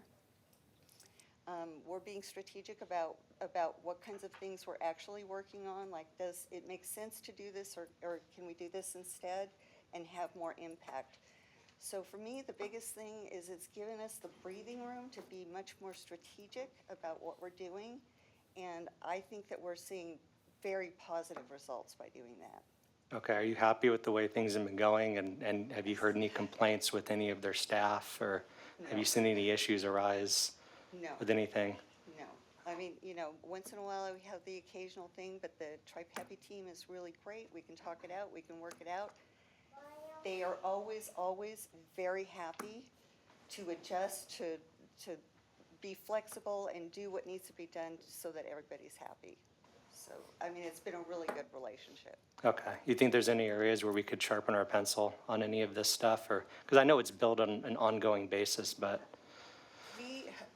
I'll be honest, we sharpen our pencil every single day. Just because it worked good yesterday doesn't mean it's going to work tomorrow. So we are, every single day, we're evaluating that and making adjustments to many things. Okay. I can say on a personal level, like every interaction I've had with the Tri-Pepe Smith staff have been professional and courteous, and the quality has been good on the videos, and I've seen an increase from where we were at years ago with the quality of content that was being produced and the speed of the content that was being produced. I've seen that increase over the last few years, and I know that's been helpful. So how many more people? So we've talked about a little bit about how the budget's roughly the same per year. How much were we spending roughly with it? What was the staff before when we were in-house? I would have to look at that. Was it like 5 or 6? I mean, it was a small but mighty staff, but would you say that we have a lot more people at our disposal now? Yes, for sure. Okay. And that's, I don't think that before we had 5 on-site staff, I don't think that we could have done what we've done with the Tri-Pepe staff as nimbly with 5 people. I think I mentioned earlier, we have a staff of 7 essentially full-time Tri-Pepe staff, and then another 14 part-time, which when things start, when we have a lot of initiatives happening that have to happen at once, it is so nice to be able to pull in those extra people to help us move everything along instead of having to make some hard decisions that we did before about this one. All of these are going to have to wait because we only have capacity to work on this one right now. Okay. Let's talk about, because I have a little bit of experience in graphics and some of this stuff. Let's talk about the equipment, because I know before the city was either leasing or trying to, when we had in-house, we had to buy our equipment. Yes. Does this contract include them providing all their equipment? Like, Yes. so we don't have to buy equipment, we don't have to maintenance equipment as things go obsolete. That includes cameras, drones, microphones, That's theirs. green screens, batteries for all the equipment and stuff like that. So now we no longer have to mess With any of that. with any of that than before we were. Yes, which Okay. is a substantial investment. Yeah. Yeah. So a lot of benefit there, contracting out. Yes. Okay. Yeah. Anything else? To me, what you say really matters, because I know you've been with the city for a long time. I know your heart's in here, and Yes. and you have an excellent reputation in the city of Palmdale and an excellent record of service. So I know what you say is worth its weight in gold, to me, at least. So if you say that this is working good, It is and working very, very well. it's your department, you are head of POI, and you're, this is your department, this is your baby. So if you say this is working good and we're doing well, and 'cause you would know better than anybody else. Yeah, I wouldn't make any changes. Okay. All right. Well, that means a lot to me. So thank you for the open and candid conversation. Go ahead, Mr. Lowe. Except that we are making a big change, $2.6 million. Right. And I still haven't heard what we're gonna get by that increase, not a word. And in just one area, whenever we conduct, and I believe that Tri-Pepe's in charge of helping us reach out to the community to find out their opinion on various topics over the years. Yes. And, the turnout for these opinions is more pathetic than the turnout for votes. Right. And I think that, if we're paying millions of dollars like this, and you said something about smiling and happy. I'd be happy and smiling too if I had a contract worth millions of dollars. Okay? So, excuse me for the sarcasm. But I have my grave concerns about that, and I think this Ms. Alarcon has looked into this, and she's done some research, and it kind of mirrors my sense of things without having done the same amount of work that she's done. And I just have a concern that with this huge increase, I don't know what we're going to get that's any better. Now, as far as the 4 corners of the contracts are concerned, and the specific requirements within the contract in terms of this particular assignment worth this many hours times whatever dollars it's worth at that point, I'm sure all of that is being complied with. Otherwise, they'd be subject to a lawsuit, wouldn't they? Right? And I'm sure they're very careful about that. But the thing I'm talking about is the effect. And I just want to point out to that just smaller part of the overall contract, which is trying to get people in this city to participate, to let this council know where it stands on various topics. and the result is minuscule. You know that? And I think if we're paying these folks that kind of money, maybe they need to put people in the streets to gather the information. With that kind of money, they need to do something that's out of the box, as the saying goes. That's my concern.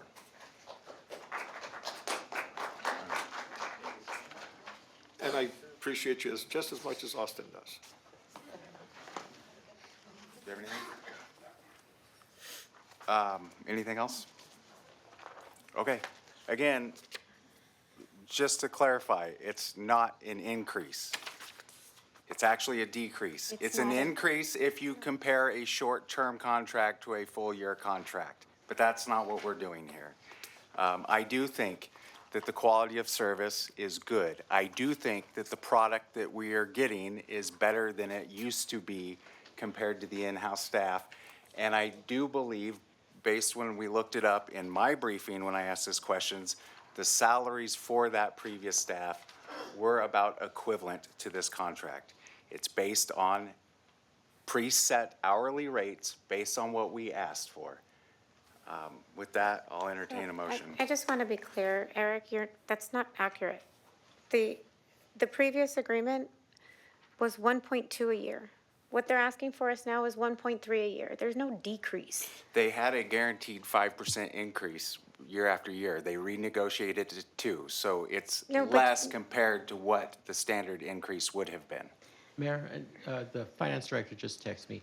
Last year, we spent just a little over $1 million. So it was about, with the 1.2, it was a $200,000 savings from last year. I have one more question. Who oversees all the billing?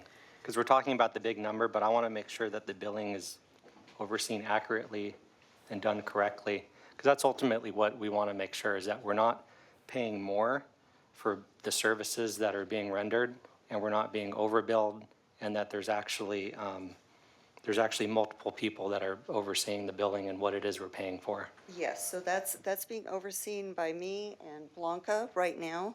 When we get the Tri-Peppy bill, it's actually an Excel sheet. I can see every person who worked on every job, how much time they spent on that task, how much it was billed. It's very granular. So I've been very happy with the way they bill, because it's been really easy for us to figure out how much did this job cost or how much did that job cost. Okay. Yeah. And again, I'm sure that all of that is very accurate. What I'm talking about is results, and I'm not satisfied with the results.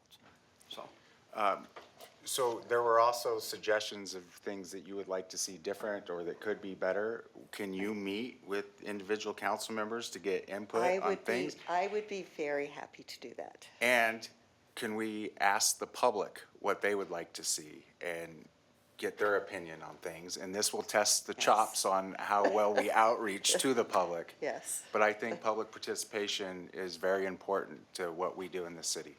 Yes, it is. If we get the same kind of poor results, it's Right. almost like meaningless opinion. I think those surveys, on average, we get like 100 to 300 respondents, and we have 170,000 residents. I mean, really. Right, so when we do surveys, typically, we get the best results if we send out surveys through our e-newsletter. So we have a contact list of about 40,000. We can get upwards to 1,000 going that way. But when we're talking about trying to hold a public meeting somewhere and asking people to come out and do a survey with us, it's just very difficult, because as we know, we have 60,000 plus commuters, and they just want to get home. And I'm not talking about showing up at these kind of things. Like, for example, when we were having the events at the parks to try to promote the parks and expanding the parks and so on, it was a very tiny, small turnout for those meetings. And I understand that. What I'm talking about is for people to give their opinion. They don't have to interfere with their commute in order to respond to an opinion. And what I'm saying is, I don't think Tri-Peppy's doing enough to get a sentiment from the community on these issues that are important to us, such as expanding the parks, such as doing these other things that we've asked for. I just don't think it's there, okay? And we can call it just not an increase and blah, blah, blah, but the way I read this, it says, 2 one-year extensions and increase the agreement amount by $2,614,000. We can cast it any way you want. You want to spend it any way you want, but in the agenda it says increase the agreement amount by $2,614,000, up to $5,552,000. I don't think we're getting a bang for a buck for those kind of dollars. That's all. Okay. So I'm just going to read, just to sort of put a final point, from the staff report from the city of Lancaster. We talk about comparing apples to apples, and then there's talk about, all of these services that we get that they don't get. Their staff report, and by the way, their original contract was $275,000. They increased it to $550 per year. So they were getting Tri-Pepi services for a year for $275,000. Ours is over $1 million, but I'm just gonna read you. The city is relying on Tri-Pepi for various services such as all of these things that you guys are talking about that they offer us that seem to be extraordinary. Strategic development, research, surveys, and messaging. Social media management. Graphic design for digital print and brand logo development. Animation and motion graphics. The Lancaster Ambassador Program, which is designed to allow community participants to learn more about Lancaster government functions and operations. I mean, the stuff that you guys said was all of this wonderful additional stuff that we get. Lancaster gets too, but for far less than what we're contracting with them for. It just doesn't make any sense to me, and I can't support it. Because Lancaster also gave a $700,000 contract to Tiffany Johnson in addition to the other employees that they have in addition to their contract. So overall, they are paying more than us for what they provide to their residents. The secondary contract that Lancaster awarded for contracting was to FTI Consulting for $300,000. It was not for $700,000. Find you the agenda item. I have the Anyway, agenda item here. Okay, Mayor, may I make one more question? please. And this is the last comment. I'm done I'm moving with on. this. Is there penalty to cancel the contract if we feel like services aren't being delivered or maybe the quality slips? We award the contract today. Do we have an out? As our standard contract, there is a 30 to 60 day notice with no penalty if we decide to do that. So, writer, get on it. So we're not married to this contract. We award it, and if the body at some point feels like services aren't being rendered or they're not quality or up to par, we walk away. We find somebody else. Yes, you certainly have that option. Okay, thank you. Okay, is there a motion? Put a speaker card. We already had speaking on consent calendar. I had opened it up. I gave everybody plenty of opportunity.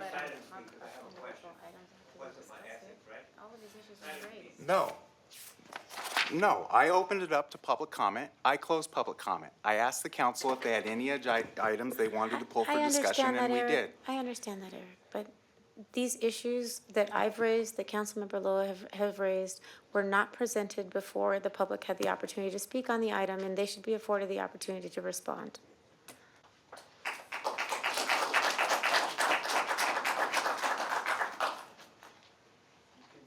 Can I speak? Go ahead.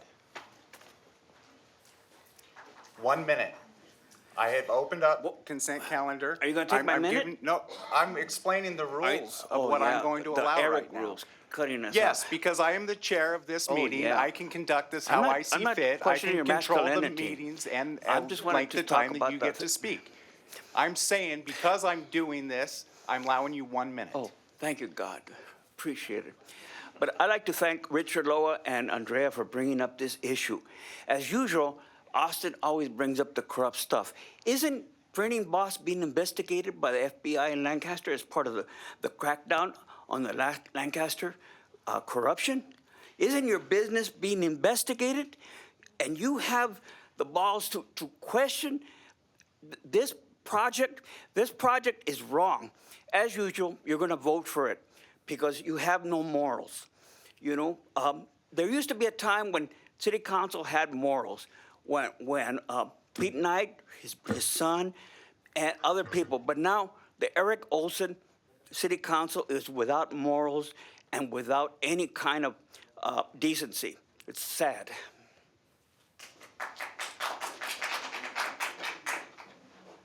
Go ahead. 1 minute. Thank you. Oh, sorry, I didn't see you there. Oh, thank you. Council, before I moved to Palmdale yesterday, my extent of the City of Palmdale's communication was seeing on the gay hookup application Grindr, a new erectile dysfunction meds by Grindr, first month free. And then City of Palmdale calling all vendors and partners. This is an example of the kind of product you're getting. I agree with Ms. Alarcon that the product is confusing for the city specifically. She mentioned earlier that we have a city that speaks over 50% Spanish in their homes. Our content isn't accessible to those people. I took a look through both the Instagram and Facebook pages and the city website, and as a monolingual Spanish speaker, you cannot engage with the city's content. They do not know what's going on. This is why there are no survey responses. And with Mr. Javier Flores, Ms. Lila Galindo, Mr. Sam Roman, the AV LULAC board many years ago, we brought this to the attention of the City Council for the same reason. The city should take a look at what it's spending and for who it's communicating to, because right now we're not communicating to actual residents of the city, but rather just a subset of them.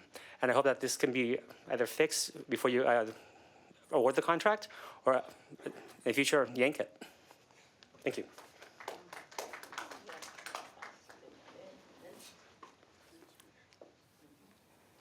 Go ahead. Do I just start?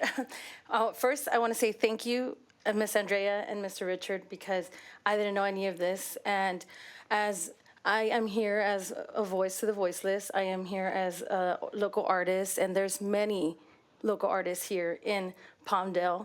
And I feel like 2.6 million to go somewhere else and not in Palmdale is very high. There's many different social media marketing companies out here in Palmdale. Also, a lot of content creators that bring over, I want to say over 2 million of engagement in just social media marketing. I feel like this is definitely something that needs to be, talked about a little bit further, because again, that's a lot of money to not go into our own people in our community. And like you said, if it means that you have to outreach and go into the streets to meet these people and meet the community, then that's what needs to happen. Thank you.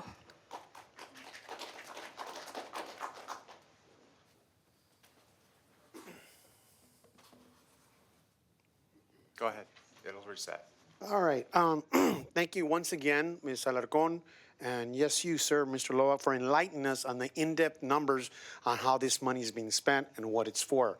Because the amount of time that we spent talking about and justifying by some members here why it's good as it compares to Lancaster and Palmdale, there is still no clear answer. So in the interest of the taxpayers, the residents who live here, I am asking you to table this to seek further a solution that will save the city more money. Thank you.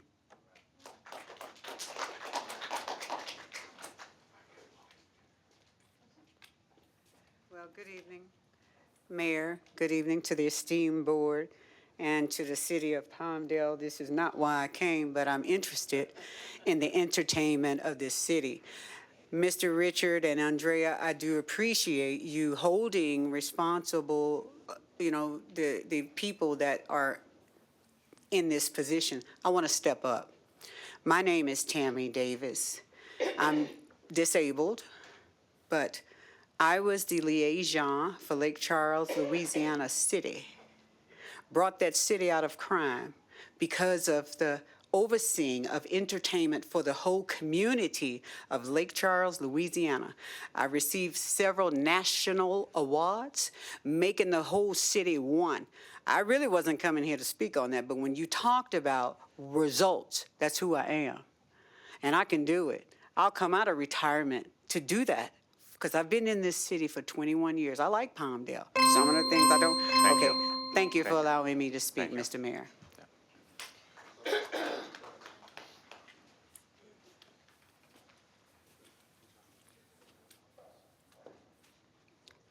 Good afternoon, Mayor, Council members. My name is Francisco Sanchez, and hearing all of this, I have a question. Is there any way we can have, the city can have, open licitations, for these things, so we can include our own talent? I'm pretty sure we have people who can do this here in Palmdale. Thank you.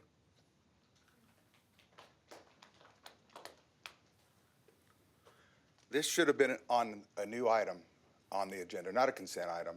$5 million we're talking about, or we're talking about social media, how the city communicates to the residents.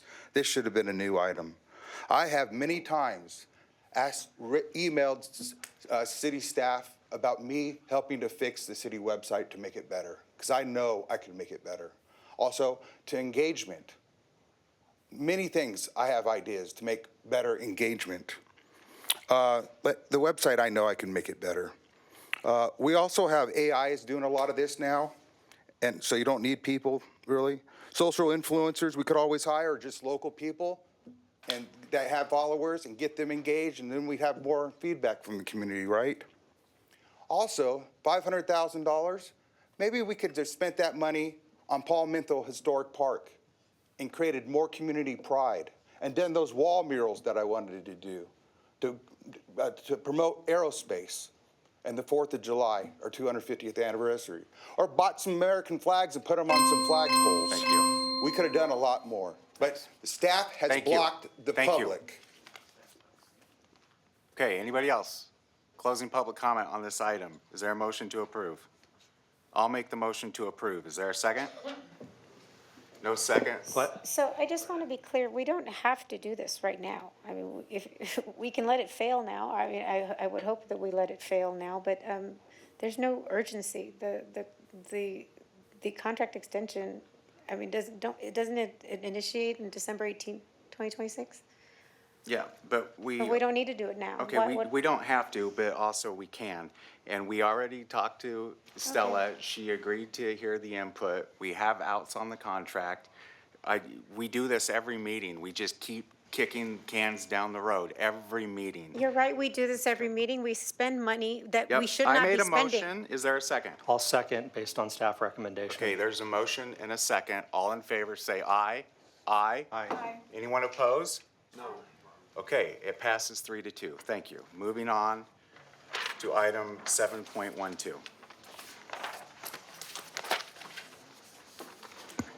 Mayor, I'm going to recuse out of an abundance of caution for having done business for Site 1 for 7.2 through 14. Okay, Councilmember Bishop pulled items 7.12, 7.13, and 7.14 because he has conflict of interest. Does anybody wish to hear a staff report on those items? No. No, okay. So is there a motion to approve those make a three motion. items? I'll make a motion to approve those 3 items. I'll second. All in favor, say aye. Aye. Anyone opposed? Those pass unanimously. Thank you. We're now on to 7.15. We don't necessarily need a staff report if you don't want to. I want to be on record as voting no on this, on this Third Amendment to the agreement. Wilden was awarded the contract for construction management on the larger project that's related to item 7.15. I've already voiced my concerns about Wilden and the city's contracting with that contractor, so I will be voting no on this as well. Okay. Any other questions, concerns? Questions? No? Is there a motion? Move to approve. Second. We got a motion, and a second. All in favor, say aye. Aye. Anyone opposed? This passes 4-1. Thank you. All right, we're now on to public hearings. Item 8.1. We're going to open the public hearing. City Clerk, please read the title of the resolution. A resolution of the City Council of the City of Palmdale approving the engineer's reports and the continuation of the levy and collection of assessments for fiscal year 2026-27 for the City of Palmdale Landscape Maintenance Assessment Districts and Annexations, Park Maintenance and Recreation Improvement District, and Streetlight Maintenance Assessment Districts and Annexations. Thank you. Staff report?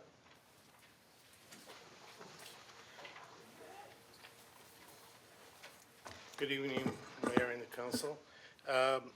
This is to continue the levy for the Landscape Maintenance District and Annexation, Park Maintenance and Recreation Improvement District, Street Maintenance Assessment District, and Annexation. This is a engineering report was done by NBS. This is the final step in a three-step process to continue the levying. And as part of the study, the staff recommends increase of only in amount of a CPI of about 3% for the upcoming fiscal year. Okay. And one thing to note is that this will be added to the tax roll. So it is important for us to get the report to the tax office. Okay, thank you. I'm going to go open public comment on this item. There are no public comments on this item. Does anybody wish to speak on this item? Mr. Zink. Jason Zink, you think a social media company would be able to present a video on how good they are, wouldn't you? That's something else. Residents are paying for landscaping that isn't even there, or they're paying for dead trees and dead shrubs. Why? Why would you allow that? Why would you allow the city staff to do that to our residents? You know, if you're a city manager and you have an executive team and you have 300 employees and contractors, hundreds of contractors, you think you'd be able to cut dead trees that are all throughout the city, wouldn't you? In like a month. It's just this most common sense, simple things you guys cannot accomplish. The Oasis Playground, $900,000 was paid for that playground at the Oasis Park. It's been fenced off for over a couple of months now, right? Why haven't we got a staff report? Why haven't you requested it? I wrote an email to Carrie. I wrote an email to you, Laura. I want to know. We're spent $900,000 and we can't even use a playground, and then there's no information of why it's fenced off? Is that there's something really rotten in this city. Rotten. I don't know. If you're a city council member and you've been in district for 4 years or longer, and you haven't been able to get staff to cut dead street trees, you shouldn't be qualified to be on the city council. Shouldn't be able to run again. Like I say, simple things you guys cannot accomplish. I could do it so easily. Anybody could. I could take these people right here. In a month, every city tree would be cut and chipped. These people. Go ahead. I see it says park maintenance and recreation. Laura, you've been there, and Sal has been there to my area. Still, we're having dead turtles, and birds are dying, and there's 38 18-wheelers there destroying this historical landmark. Indian Museum on 150th Street, East and Avenue M, they had found so many artifacts from there. I personally, I could be arrested for this. I found some pottery, cooking pottery from American Indians. I believe they're Mojave Indians or Chumash, I don't remember. But artifacts are still there. And it's the only watering hole between Baja California all the way to Willow Springs. Please, is this under Palmdale jurisdiction on 32nd Street and Mount Emerald, or is it Department of Fish and Games? Is it Los Angeles County? Please guide me so I could go complain to the right authorities. They have to move those 18-wheelers. We have thousands of acres there. They can park the 18. They came and destroyed those ponds. All three of them are dead now. Birds are dying. And I live right above it, as you know, you've been there. Yeah. Help me out. We're going to work with you on that. I've actually talked to Kathy McLaren from the Water District about this too. I'm glad to see you here. I was very concerned I hadn't seen you here, so I'm glad that you're here. We will get those answers for you. I have been reaching out to other agencies to find out who's responsible for what's been going on Please. up there. So I'll go anywhere, Sacramento, LA, anywhere you want. Sorry, I had some surgeries. That's why I wasn't here. Okay, well, I'm glad Thank that you you're so all right, much. sir. Thank you. Okay. Any other public comment on this item? Okay, we're closing the public comment and public hearing portion of this. Council, any questions, concerns? Okay, is there a motion? Move to approve. Is there a second? Second. Okay, we got a motion and a second. All in favor, say aye. Aye. Anyone opposed? Passes unanimously. We are on to item 8.2. We're going to open the public hearing. City Clerk, can you please read the title of the resolution of item 8.2? A resolution of the City Council of the City of Palmdale updating the sewer collection service charge and ordering the continuation of the charge for the operation and maintenance of the Palmdale sewer collection system for fiscal year 2026-27.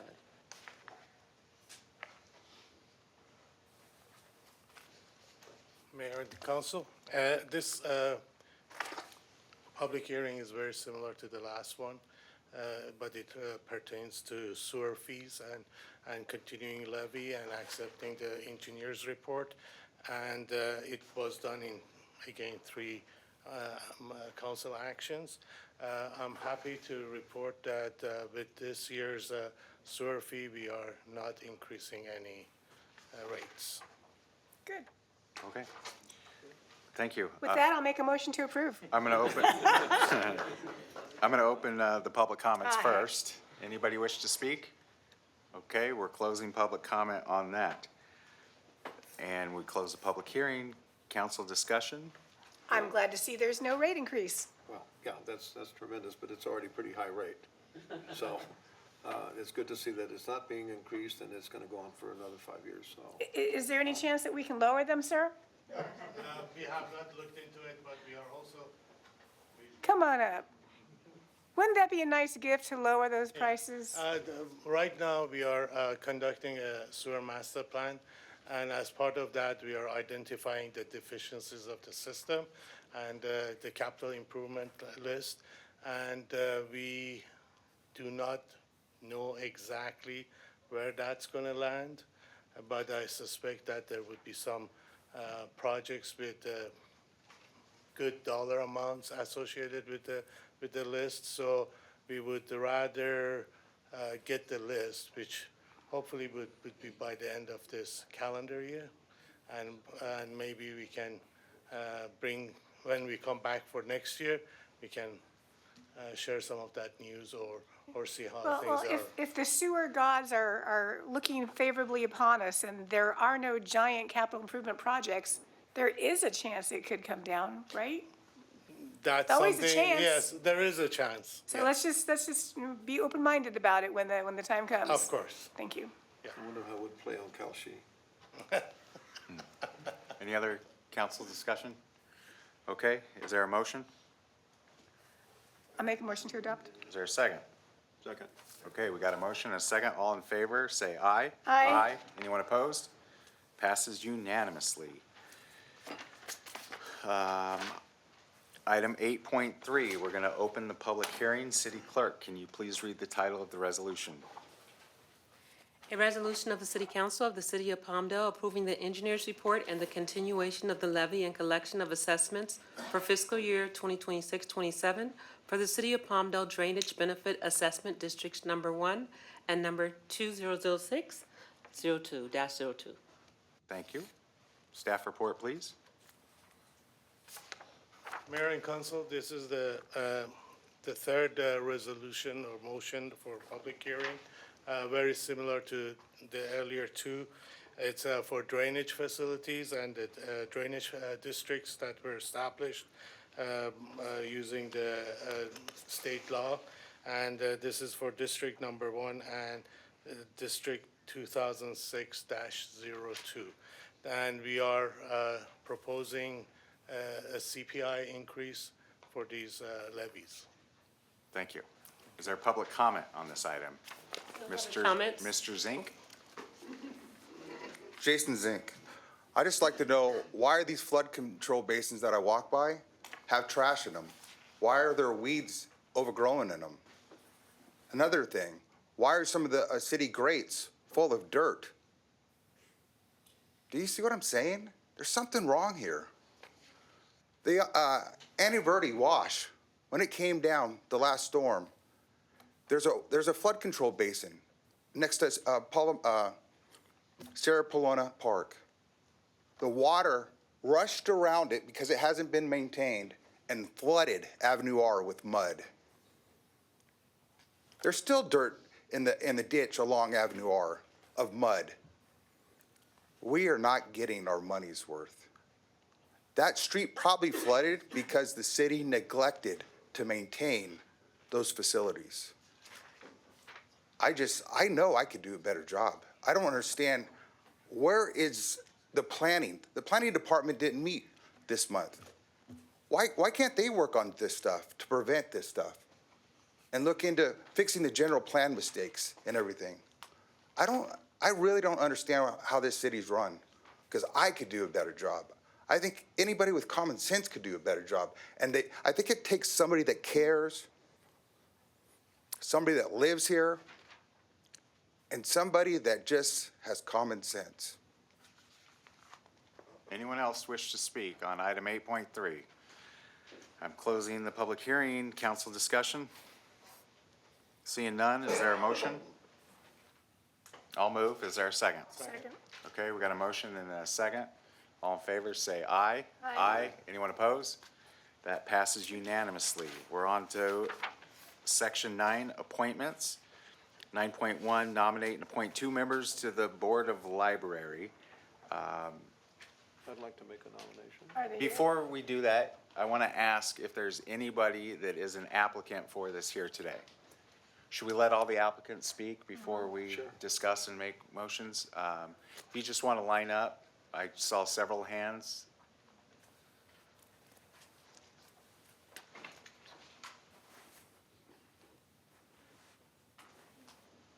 Go ahead. All right.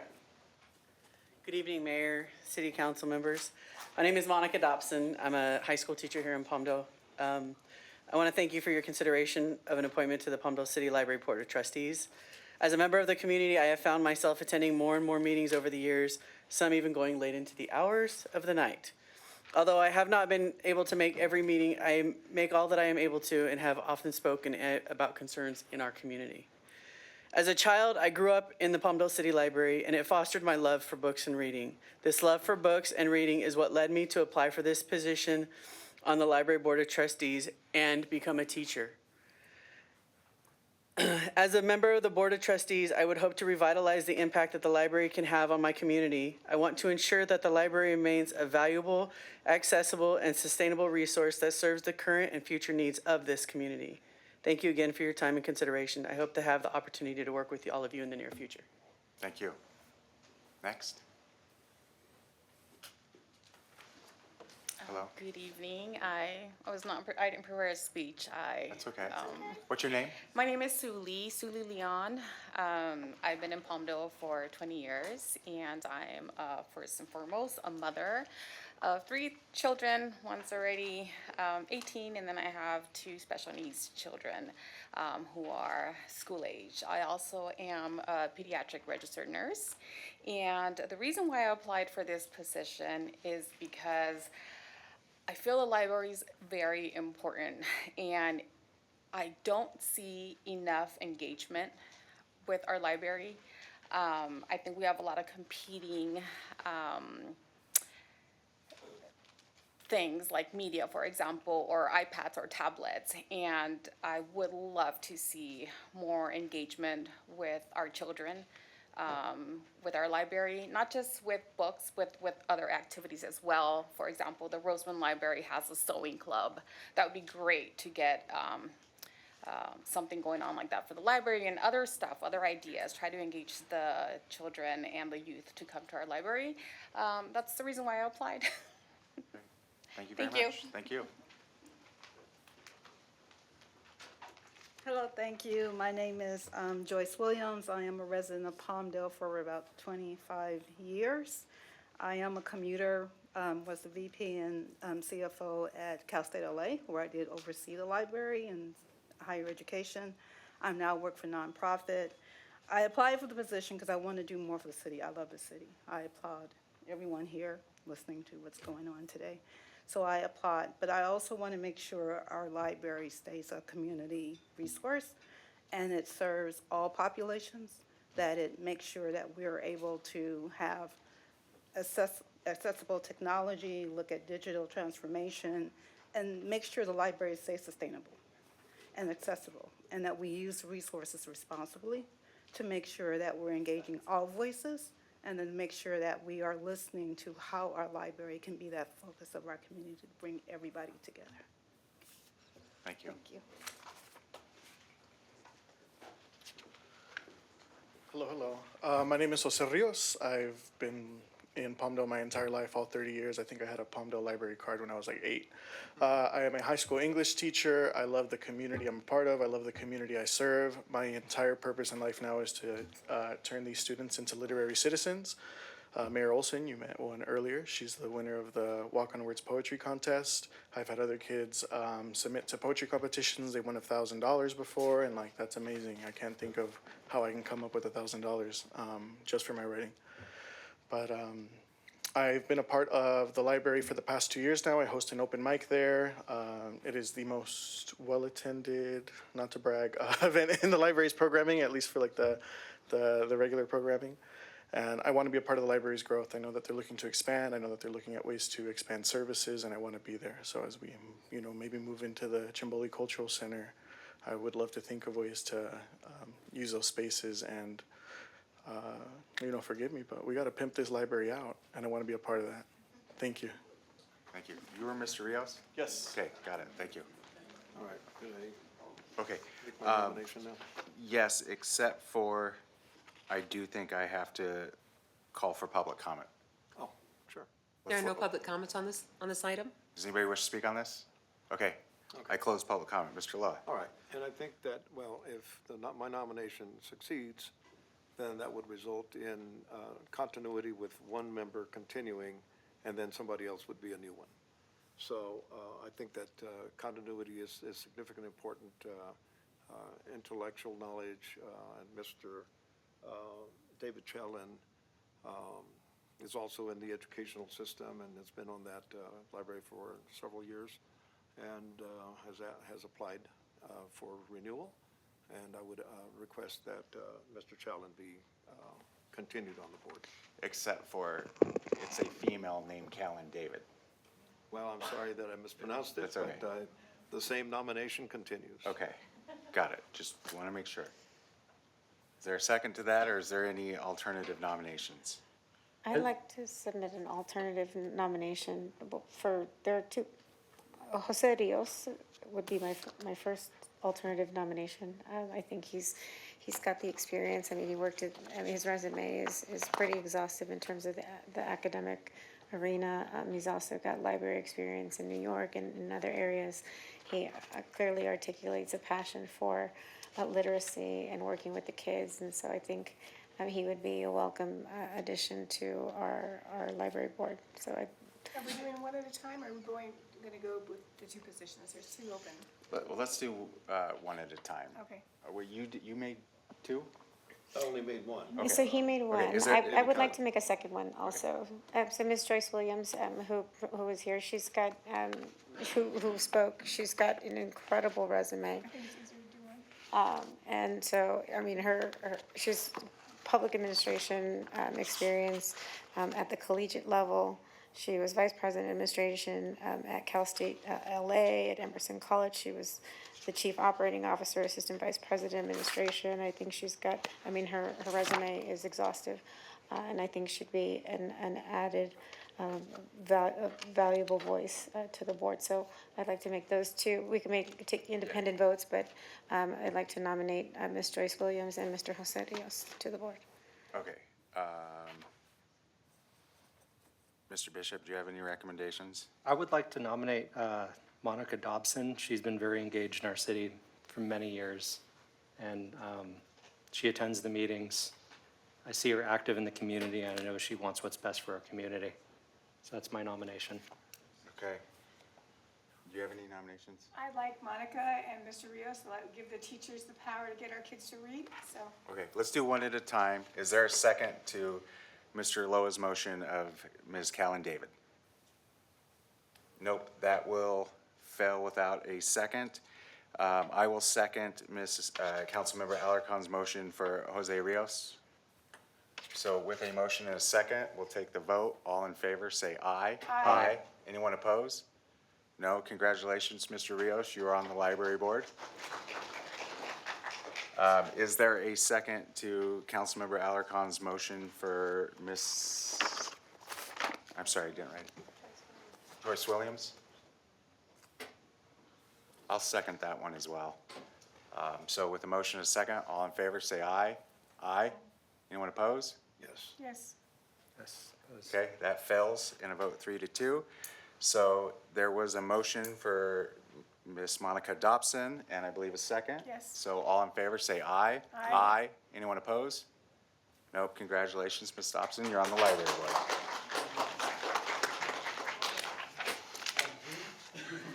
What time's the lighting? 8 o'clock. Hey, let's keep going then. Item 10.2, unless anybody needs a break. Are you good? Are you feeling okay? Okay, let's get this done then. 10.2. City Clerk, please read the title of the resolution. A resolution of the City Council of the City of Palmdale establishing deputy directors, executive employees, compensation benefits, and other terms and conditions of employment superseding Resolution Number CC 2023-037 and adopt Resolution Number CC 2026-038, a resolution of the City Council of the City of Palmdale establishing a medical benefit participation program for active council members pursuant to Government Code 53208. Okay. Do we want the staff report or waive it? We're going to waive the staff report. Is there any members of the public that wish to comment? Mr. Zink. Jason Zink. I think when you run for city council, you're doing it because you're doing that out of your heart to make the city better, because you think you can. I don't think you run for city council to get medical benefits and a pension and a stipend, which is a salary. So why are we doing this? You know? 3 of you won't even be on the city council in November. 2 of you, once the 3 new people get elected, is going to throw you off because you're illegal. Because they will hire an attorney, prove to you that what you did was illegal by voting for your seats, by overriding a citizens' districting committee. All 5 of you are going to be gone. I don't think we should give you any more money, especially since you've given us the highest sales tax, third world streets, dead trees, and made our city a joke nationally. I just don't think this is a good thing.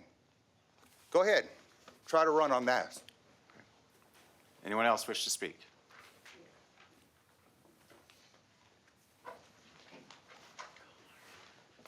I want to hear the staff reports before public speaking, before our opportunity to speak. I want to hear the staff report. I don't want to hear it afterwards when we don't even know what the staff is going to say. So I want always the staff report to come and then public speaking. Thank you. Valid point.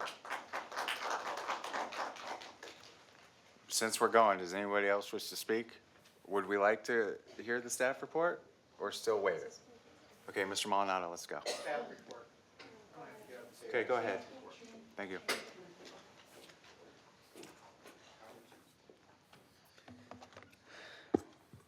Good evening, Mayor, Mayor Pro Tem, and members of City Council. This item before you is a recommendation to adopt 2 resolutions.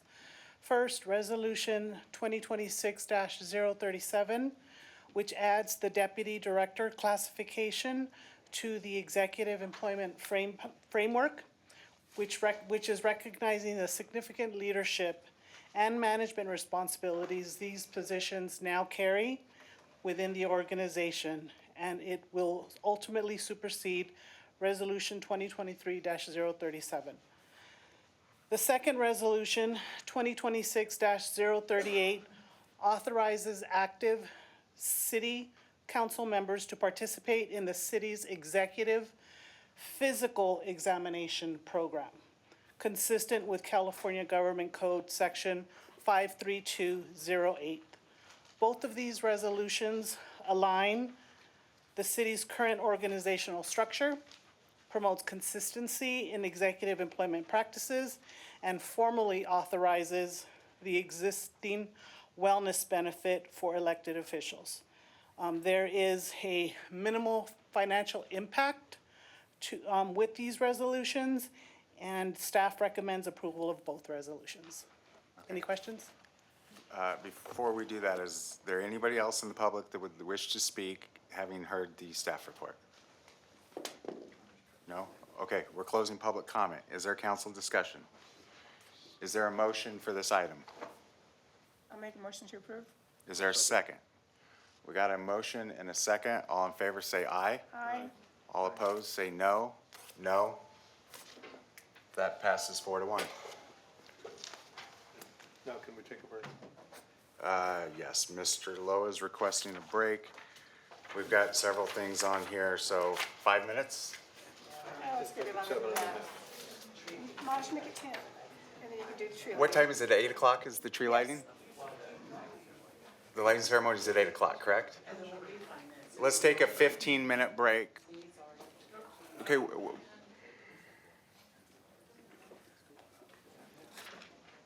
We'll take a 20-minute break. There was a request from council to take a break. I'm going to honor that. We also have a lighting ceremony that we want the public to participate in. So let's take our break, let's see the lighting, and we'll re-adjourn the meeting. Thank you. We're going. Everybody have their seat. Thank you. City Clerk, please read the title of the resolution. A resolution of the City Council of the City of Palmdale adopting the disruption of remote access technology during public meetings policy. Great. Is there a staff report? Yes, good evening, Mayor and City Council. Let me get my 10.3. Yes. Okay, so this is for your review and approval tonight, a resolution establishing the disruption of remote access technology during public meetings policy.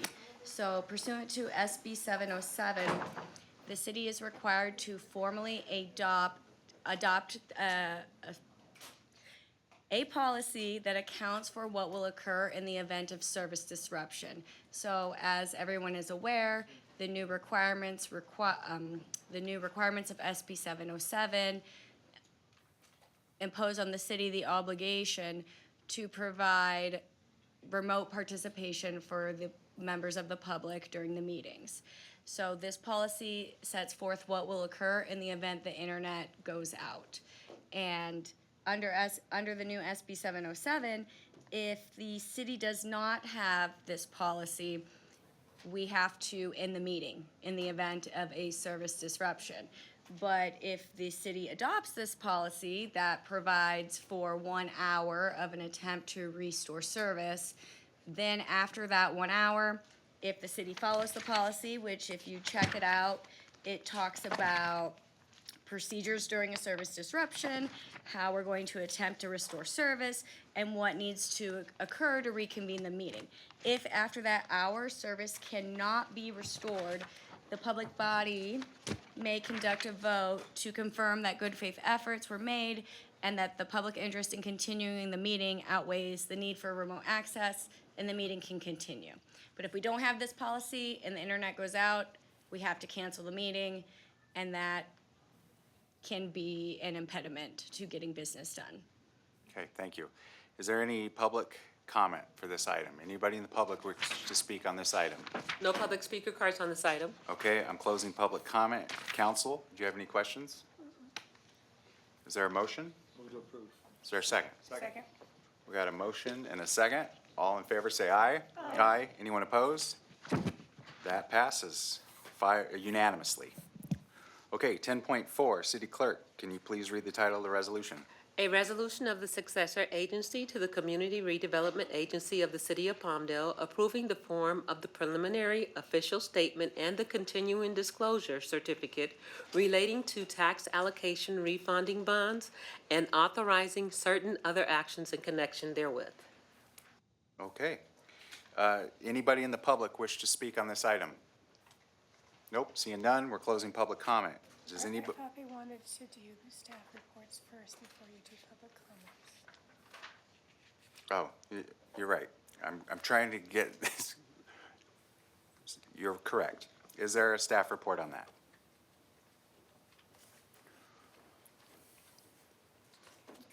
Thank you. You're welcome. Good evening, Mayor and City Council. The item before you is a resolution of the successor agency of the City of Palmdale seeking approval of the preliminary official statement and continuing disclosures for the refunding of the 2026 tax allocation bonds. The council approved the refunding of these bonds at the May 5th meeting. Subsequent to that, on June 11th, we went before the LA County Oversight Board for approval. They did approve that resolution as well. This is the next action that is required, which is the approval of these forms, the preliminary official statement, continuing disclosures, and authorizing the preparation, execution, and delivery of that final official statement. And that would be dependent on approval from the State of California Department of Finance.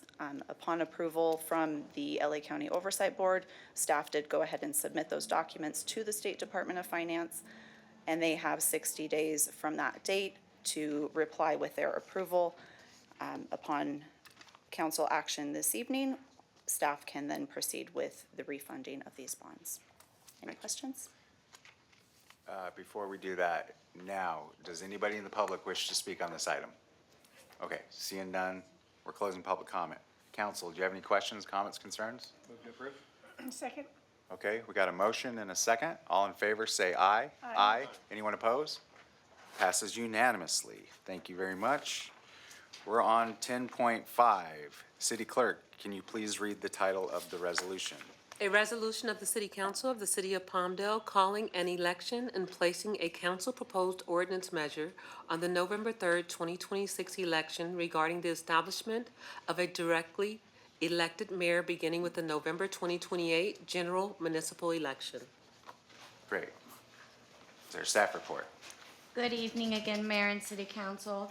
Before you is a resolution that would call for the election and a measure to be placed on the ballot that would establish an at-large mayor in the November 2028 general municipal election. As everyone knows, Palmdale currently operates under a council manager form of government, and the mayor is selected annually by the City Council from among its members to serve a one-year term. In many California jurisdictions, there is a hybrid system with an at-large elected mayor who is chosen by the voters citywide, serves a fixed term, and holds office independently of the City Council. Establishing such an office typically requires adoption of an ordinance defining the mayor's powers, duties, term length, and relationship to the City Council. So the proposed ballot measure would put to the voters the opportunity to express whether the city should enact an ordinance establishing the office of an elected mayor based on an at-large rather than by-district voting system. However, the 5 current districts will remain intact. This does not affect districting. The only office that will be established is an at-large elected mayor. And as a charter city, the city may propose an ordinance to the voters at an election. And that is what is proposed. I am here for questions. I'm sure there will be some. Okay, before we do that, is there anybody in the public that wishes to speak on this item? Yes, we have. We're gonna start with the clerk calling the names of We have those that several put in the speaker cards. cards. We have David Akers.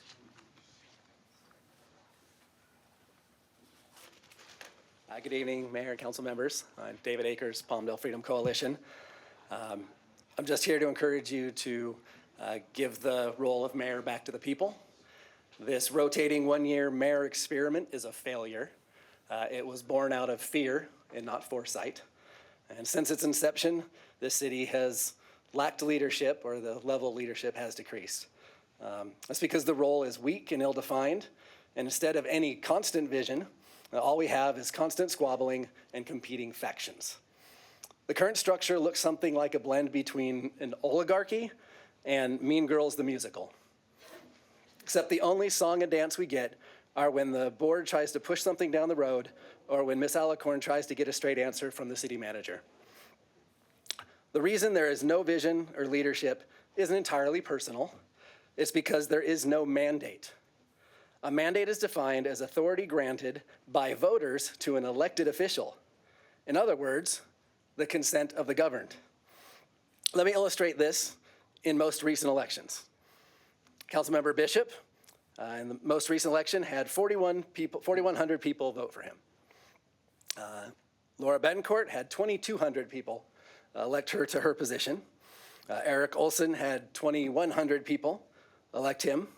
Andrea Alicorn had 2,250. Loa ran unopposed, and so was a shoo-in. And our current mayor was elected by 3 people. How is that power to the people? How is that the consent of the governed? However, when we last had elected mayor, they had 22,000 votes supporting them. That is a mandate, and that creates a vision. I urge you to bring the position of mayor back to the people. It's an indicative of your lack of leadership that you're proposing to ask the voters for a referendum instead of doing the ordinance that you have every right to do tonight. Thank you. Thank you. We have Judy Barong. Judy Barong. Good evening, Mayor, members of the City Council. I'm here to urge support for an elected mayor at large in Palmdale. Currently, the people of Palmdale do not get a direct say in who represents our entire city.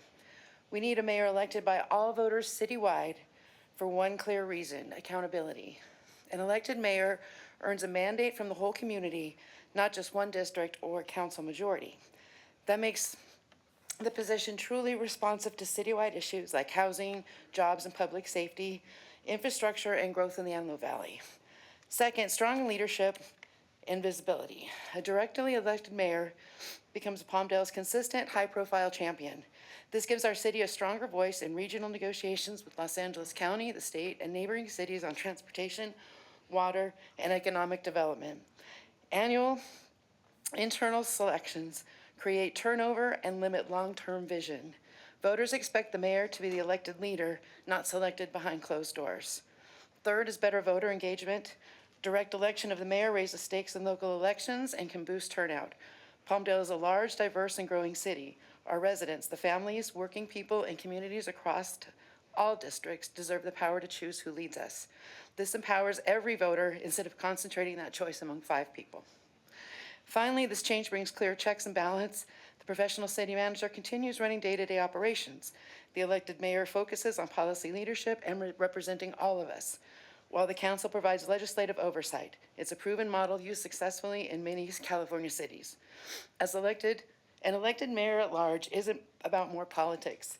It's about more democracy. It gives Palmdale the stable, accountable leadership that our city deserves. I respectfully ask the council to move forward with the resolution so the voters of Palmdale can decide. Thank you.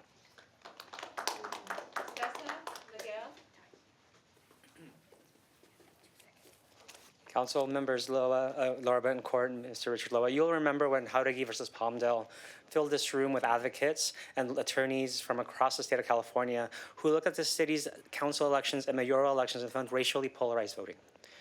In the settlement for Jauregui versus Palmdale, we kept the at-large mayor system, but we did not address the racially polarized voting of that seat. Effectively doubling the representation of the west side, which is predominantly white, to this day is going to cause issues on this council. I'm unsure based on the resolution this would add a representative on the council, or if we would simply go back to the 5 council members and the mayor we would elect. We did not have time as a community to think about this the right way. I don't think the city's changed enough for our elections to no longer be racially polarized. I don't think the city knows whether it's opening itself to liabilities. When I would work with Ms. Tanya Pellegrini at MALDEF with the Antelope Valley High School and community college districts, their elections are also racially polarized because this community is racially polarized because we have done a very good job of integrating it, but not a perfect job. We may return to the same exact issues that we had in Jauregui versus Palmdale, and we may have to speak to the same attorneys again to hear the same presentations again. I worked very closely with MALDEF, NALEO, and other organizations to draw the maps, to look at the data, to look at the CVAP data that we had in the city, to ensure that African Americans and Latin Americans in this city could elect candidates of their choice. If we go back to an at-large mayoral system, we may not have that. We may lose that. Currently, we do have a democratic way of electing our mayor because the council is represented democratically. It's the legislature that represents the will of the people. And if we go back to a system that racially polarizes the vote, where people in this community cannot elect a candidate of their choice, then we may have an issue, and we may have lawsuits again. And I will make sure to do my due diligence as a community advocate for fair elections to contact MALDEF and other organizations should this council move forward with the resolution. Thank you. We have Stephen Lee. Stephen Lee. Yul Vargas. Majority of Palmdale population right now, if I'm not mistaken, is Latino. So there's no way somebody can complain, say, oh, white people are running the city.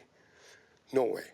In my opinion, this is not communist Chinese party running this city, and nor is Politburo of Russia.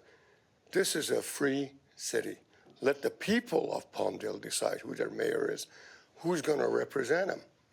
We can have the districts, that's fine, but please, mayor of Palmdale should be elected by people at large. There's no other way around it. I really appreciate it. Thank you.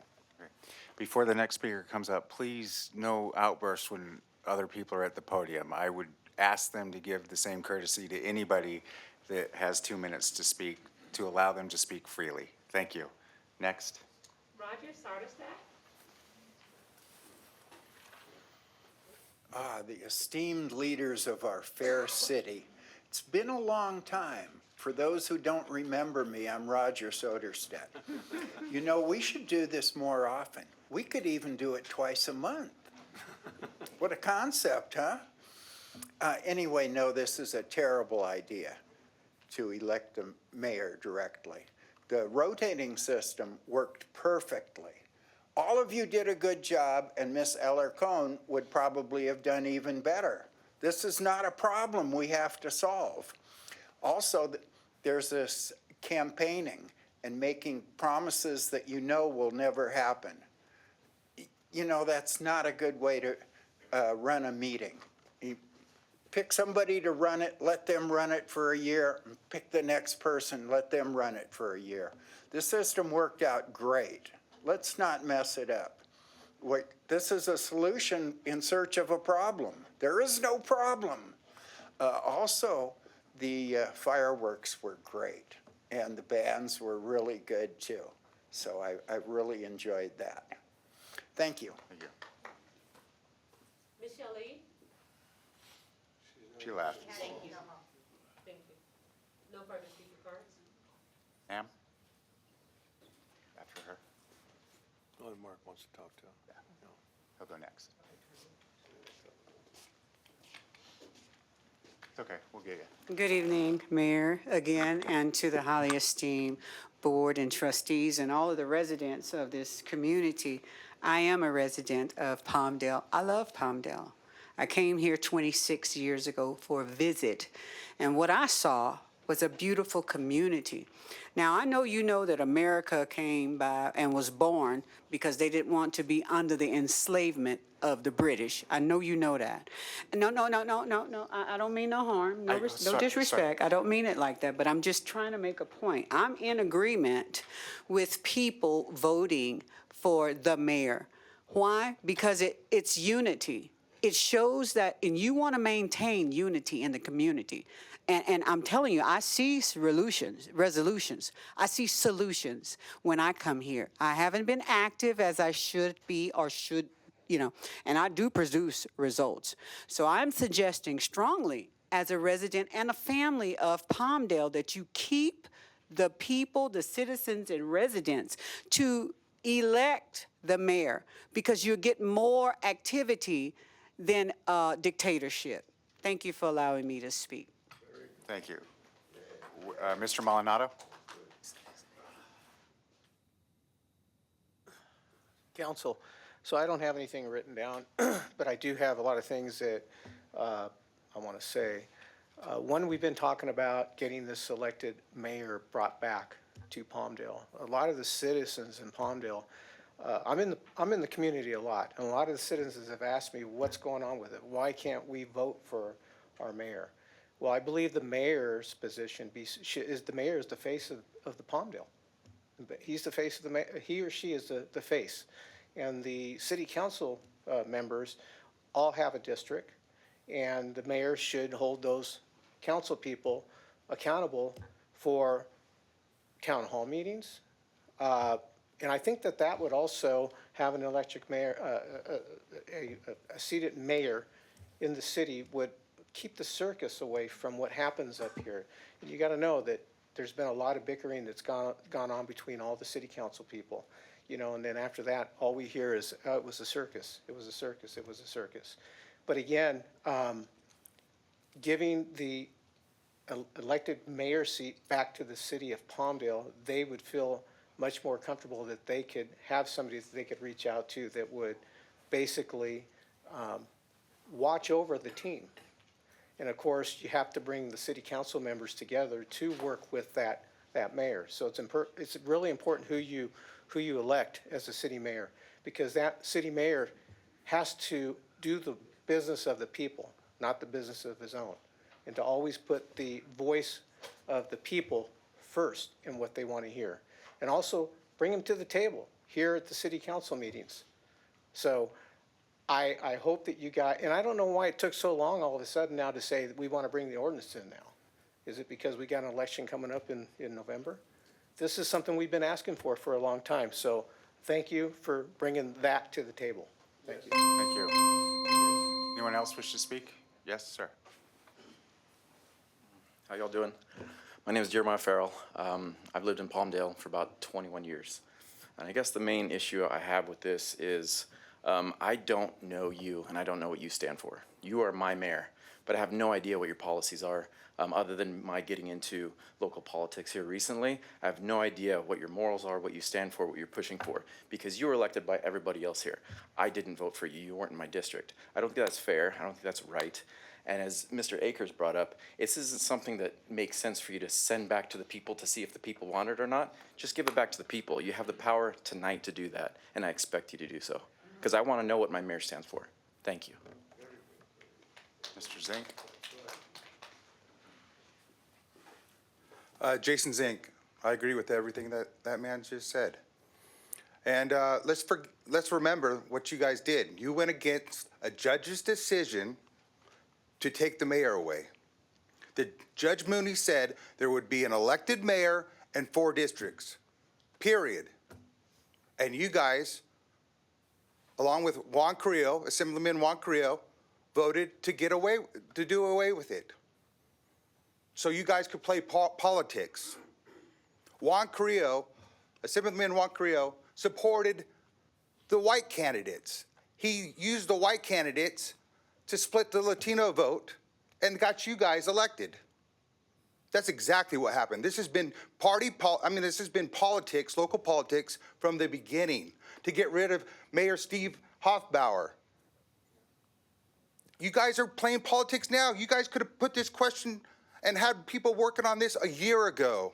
You said it was too late a year ago to do this. This is all politics. You guys are just trying to look good for the next election. You don't care about this. We want a mayor. We want 4 districts, a west side, east side, north side, south side. Simple. Everybody knows where they live, who's mayor, who represents them. Juan Carrillo is in my opinion, a rotten person, what he did to the Latino community. And you guys were part of it.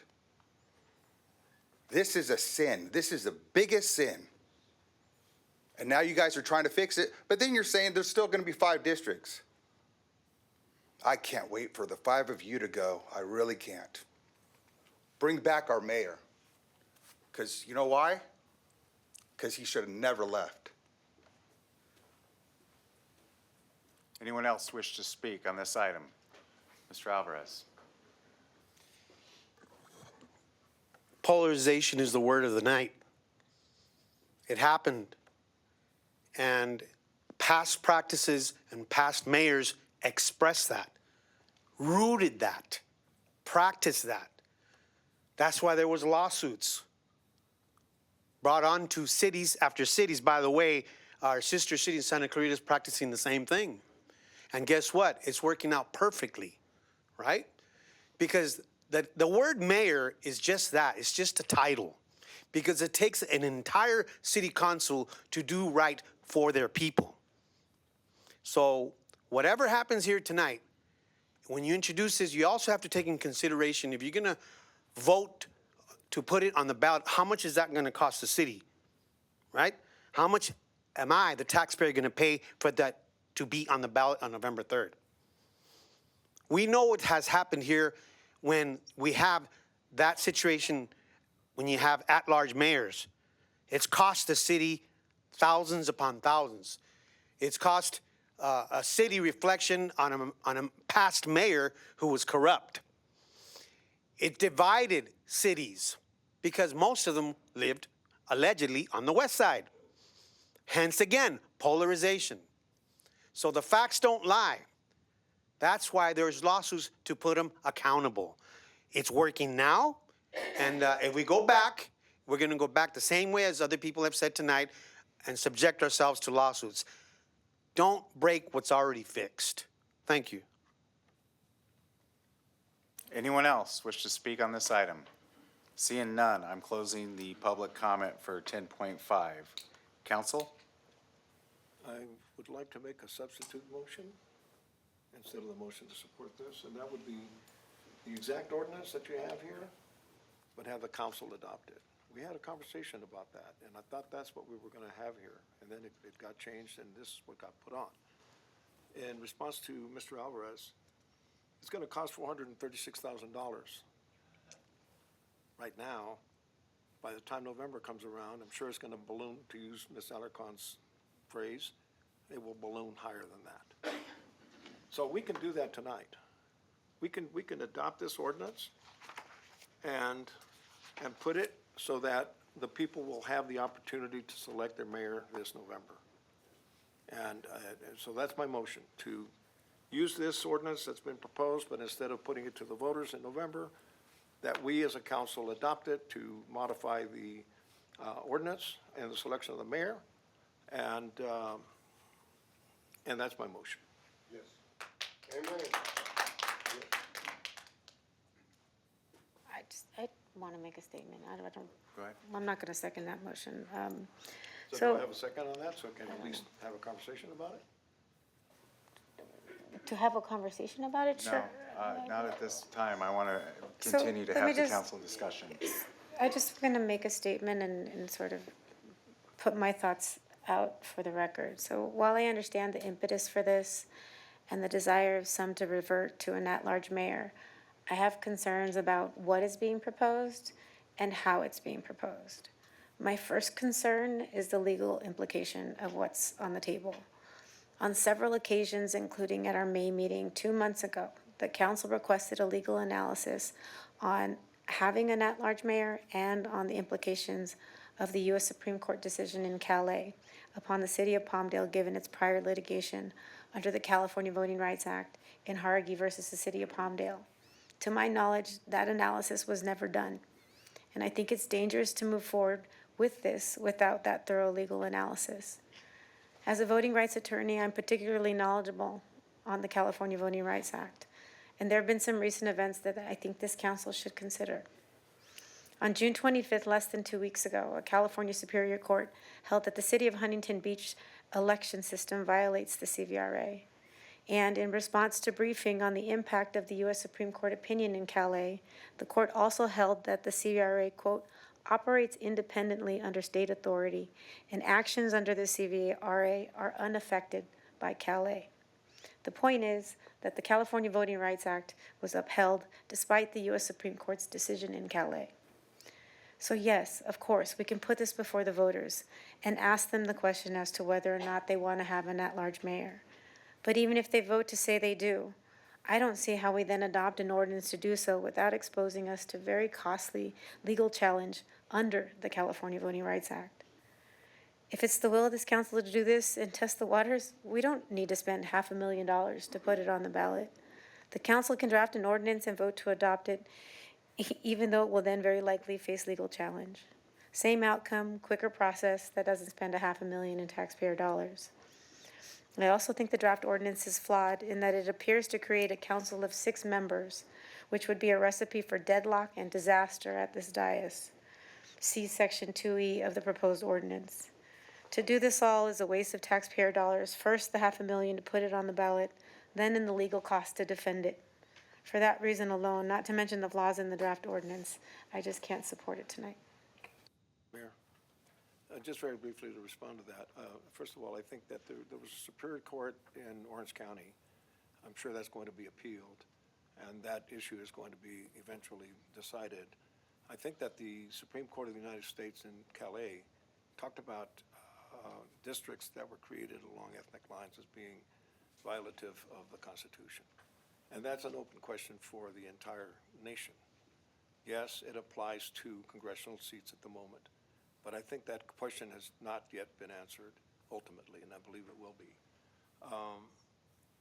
And I think that we ought to just adopt the ordinance by the council and let this matter proceed to November and have the people elected. I mean, I think every single one of us up here, I think probably without exception, has heard from the people. I hear it all the time. I hear it from Latinos. Why can't we, por qué no podemos elegir a nuestro propio mayor? I hear that. People want this. It's you know, we're just kicking it down the road, and that's if it passes. And we could do that just now. We could just substitute this instead of having an election in November. Make this our ordinance. We could do that tonight, I believe, right, council? Right? Yes, my only concern is that we would have to at least introduce the ordinance. But in Palmdale, it only takes one reading. And so can I also ask a question? Did you want to call for the election of the mayor at this November rather than 2028? Yes. If we can meet the deadlines, yes. So it's a very different agenda item than what was posted. And then I just want to point out that 2028 is better staggering terms wise, because if the mayor is this year, you're going to have 4 this year and 2 in 2028. And so there might have to be some adjustment to get the terms staggered again. I'll be happy to modify it so that we adopt it as an ordinance by the council with the first election for the mayor in 2028. I'm reluctant to do that because I think this ought to go to the voters as soon as possible. I've been advocating this for quite a few months, and it always fails up until now. But I'm glad that at least this version of it has been brought forth. But I think we need to act on it, and I think we ought to adopt an ordinance by the city council, and we can set the election for the mayor in 2028. So that would be my motion, and I ask for a second. Everything say? So I've been pretty passionate about the current system we're using with the rotational mayor. A lot of cities, I think more than 60, 70, maybe 80% of the cities in LA County have a rotational mayor. I think Santa Clarita's had one forever, and Burbank and Beverly Hills, and it goes on and on and on. And even City of Palmdale was incorporated in 1962, and we incorporated under a rotational mayor system. And the council chose its very first mayor, Larry Trimbole, at the time. And I think since in the 60-plus years we've been incorporated as a city, we've only had 3 directly elected mayors. But that's how I feel like this is a pretty decent system. I don't think there is a perfect way to govern. I mean, where there's people, there's politics. That's just all there is to it. Even looking at this room is perfectly divided between the people who are for it and against it. I mean, they're literally at separate ends of the table. I like the rotational system, and I thought the community would adjust, but it's been a detriment to us getting business done and us focusing, and it's been a sore spot in the community. I think any one of us would agree that we've seen concern on social media, and we've all had people ask us what's the deal and why. We ended up here because of the California Voters' Rights Act and lawsuits and trying to do what's right. But at the same time, with the community divided, all I can come to a conclusion of is we have to let the people decide, because I don't want the future councils to have to keep dealing with this year after year after year. There's so many more important things to deal with. A directly elected mayor is nothing more than just who sits in the chair. It doesn't come with any more formal power. It doesn't come with any more formal authority. This is just the way the cities are set up. They're charter cities. It functions like a business or a corporation. We're a board of 5. We all have an equal vote. One person has the ability to run the meeting when they're mayor. But the problem is the community's divided. It's been distracting for the community, and it's been a sore spot.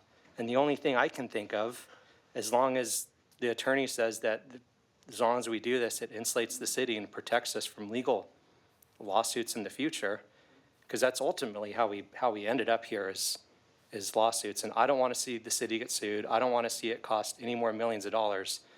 But I also feel like we're at the point where we need to let the people decide and put this issue to bed, let the people have their say of what they want, and we can move on. So that way future councils can just conduct their business. We can focus on what's truly important, helping the people, focusing on the city, the districts, the streets, jobs. There's so many things to focus on than who gets to sit in the center chair. But this keeps coming up over and over and over again. Anyone that's been paying attention knows that I really do appreciate the system that we're using, that we all have shared power, shared responsibility, but it's become such a distraction, and it's become so confusing for people. And I thought that over time that we would adapt like other cities have over the years. Other cities seem to be able to do this with not that big of a, not an issue. But it seems to be a sticking point for our community, and it's hard to ignore. So the only thing I can think of, like we've had other serious issues or other sticking points or other things that come up, like fireworks. A lot of people can't agree on fireworks. We went to the voter twice. The voter decided. I know it's going to cost a little bit of money, but if this is what it takes for the people to have their say so we can move on and just get back to business, that's all I can think of is the right thing to do. It kind of meets both sides in the middle. As much as I like this system, I have to do what I think is best for the city and for everyone to move forward. And I don't want to, if I have the ability right now not to plague future councils with meetings getting bogged down of why don't we have a directly elected mayor? Well, if the people decide and it goes one way or the other, the people decided how we're going to govern. And like I said, I really do like the rotational system. I think it's been good. I think it follows what works for a lot of cities, and I'm still really torn.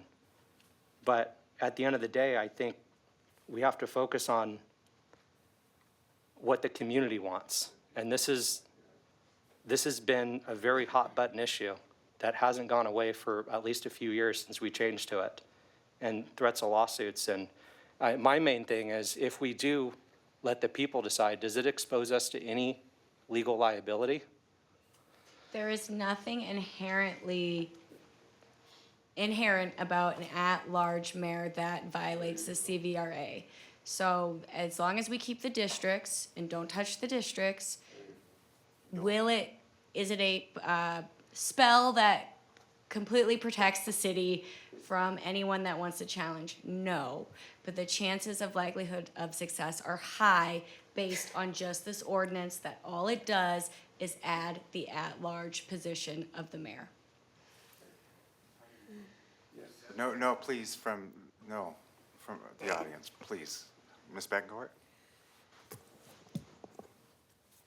I am one day older than this city. In my lifetime of 64 years, there has never been a directly elected female mayor, Hispanic mayor, black mayor. They have all been male whites in 64 years, my lifetime. This is what you get when you have a direct elected mayor. The most connected, the most financed, the people that get supported by the big wheels in Sacramento.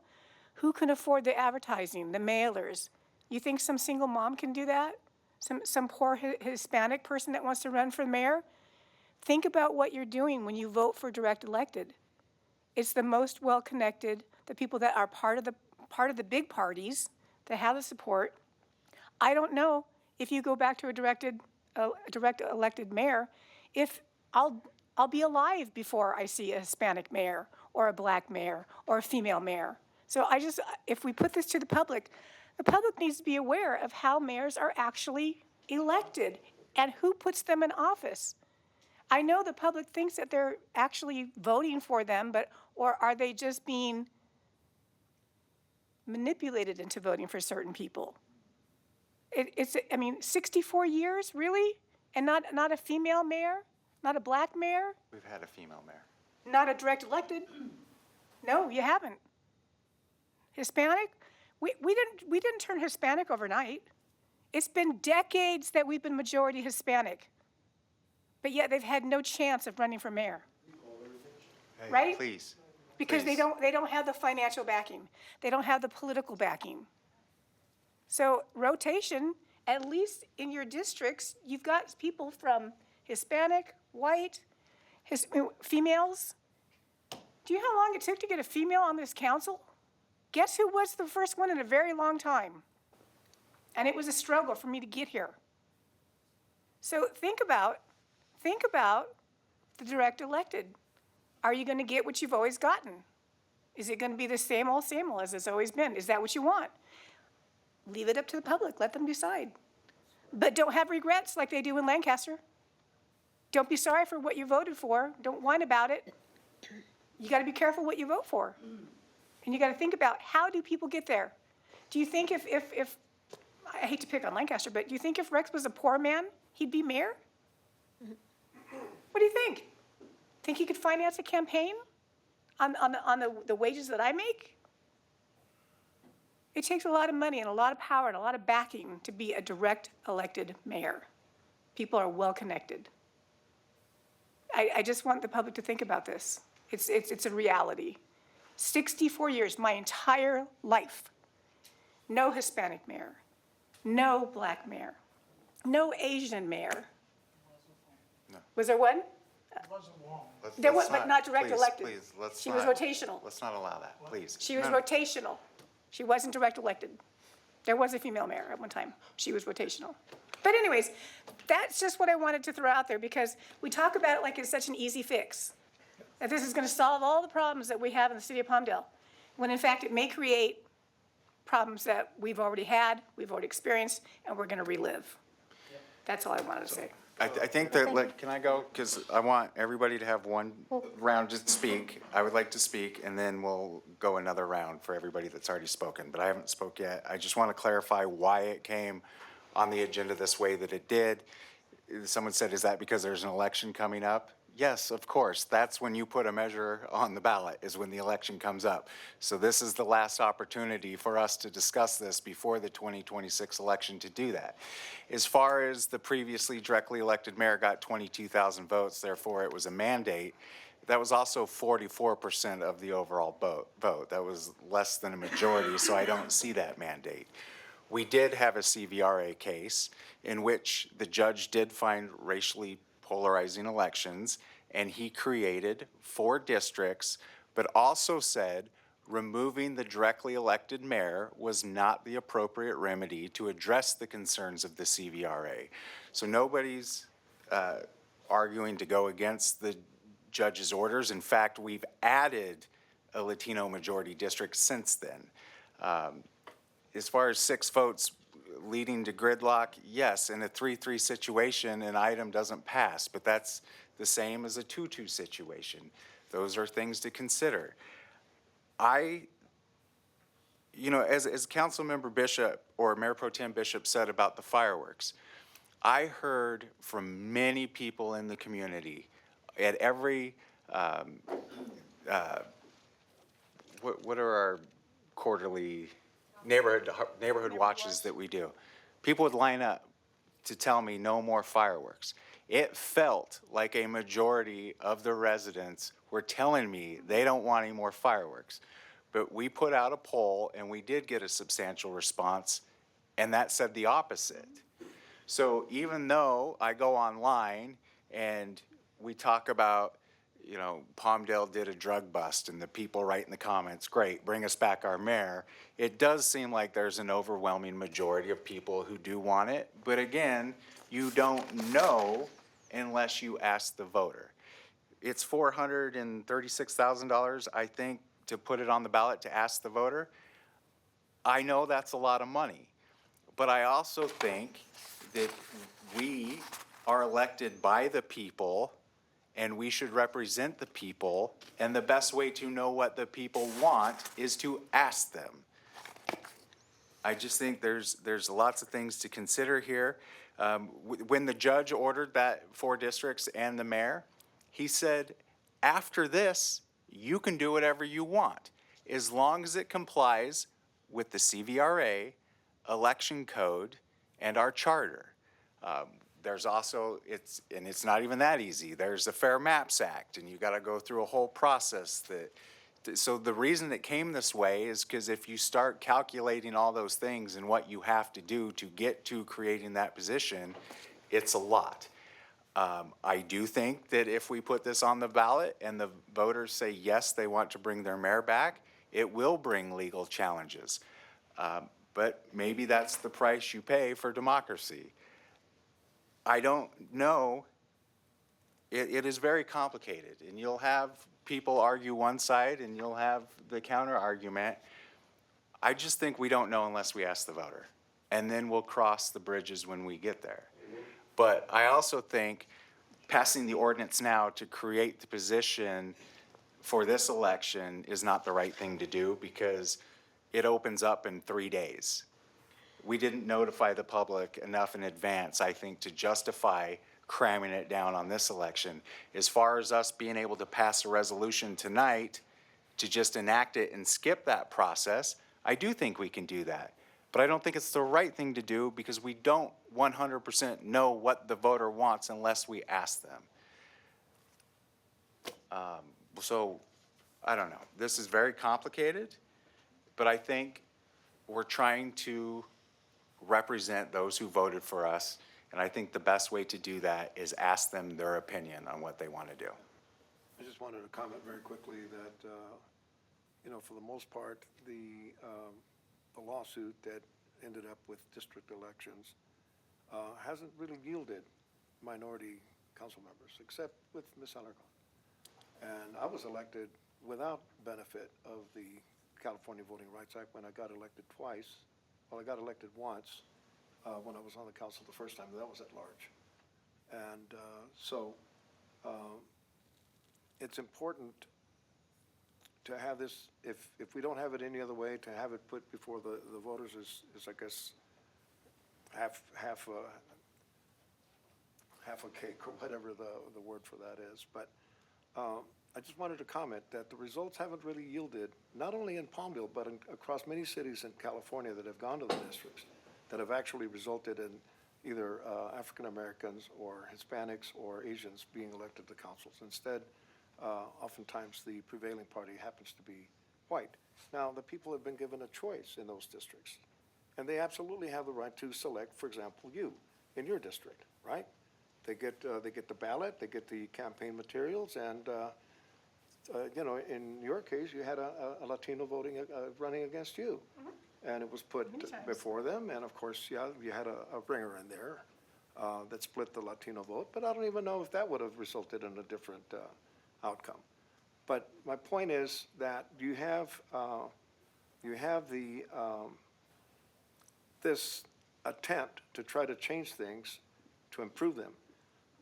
Okay, so we haven't had a majority we have not had a minority elected directly by the people of Palmdale. But in Lancaster, we had Bishop Hearns. He was mayor, and he was directly elected, and was elected and re-elected several times. So it can happen. And so if the best choice we can have tonight in terms of restoring this to the people so that people can decide is to have this adopted, then I would support it. But I think that we should have just adopted an ordinance. I just make one additional point, but I definitely need to, for the record, disagree with all the legal pontificating that's going on here. But in any case, I think it's important to set appropriate expectations for what is being proposed tonight, because especially in the aftermath of Measure PD and other measures that people were thinking that they were getting one thing and then they ended up getting another. From everything that I see, this is a do-nothing ballot measure. The staff report says, the proposed ballot measure provides voters the opportunity to express whether the city should enact an ordinance establishing the office of a directly elected mayor. The measure itself does not create the office of mayor. So all this is doing is asking the question, should we?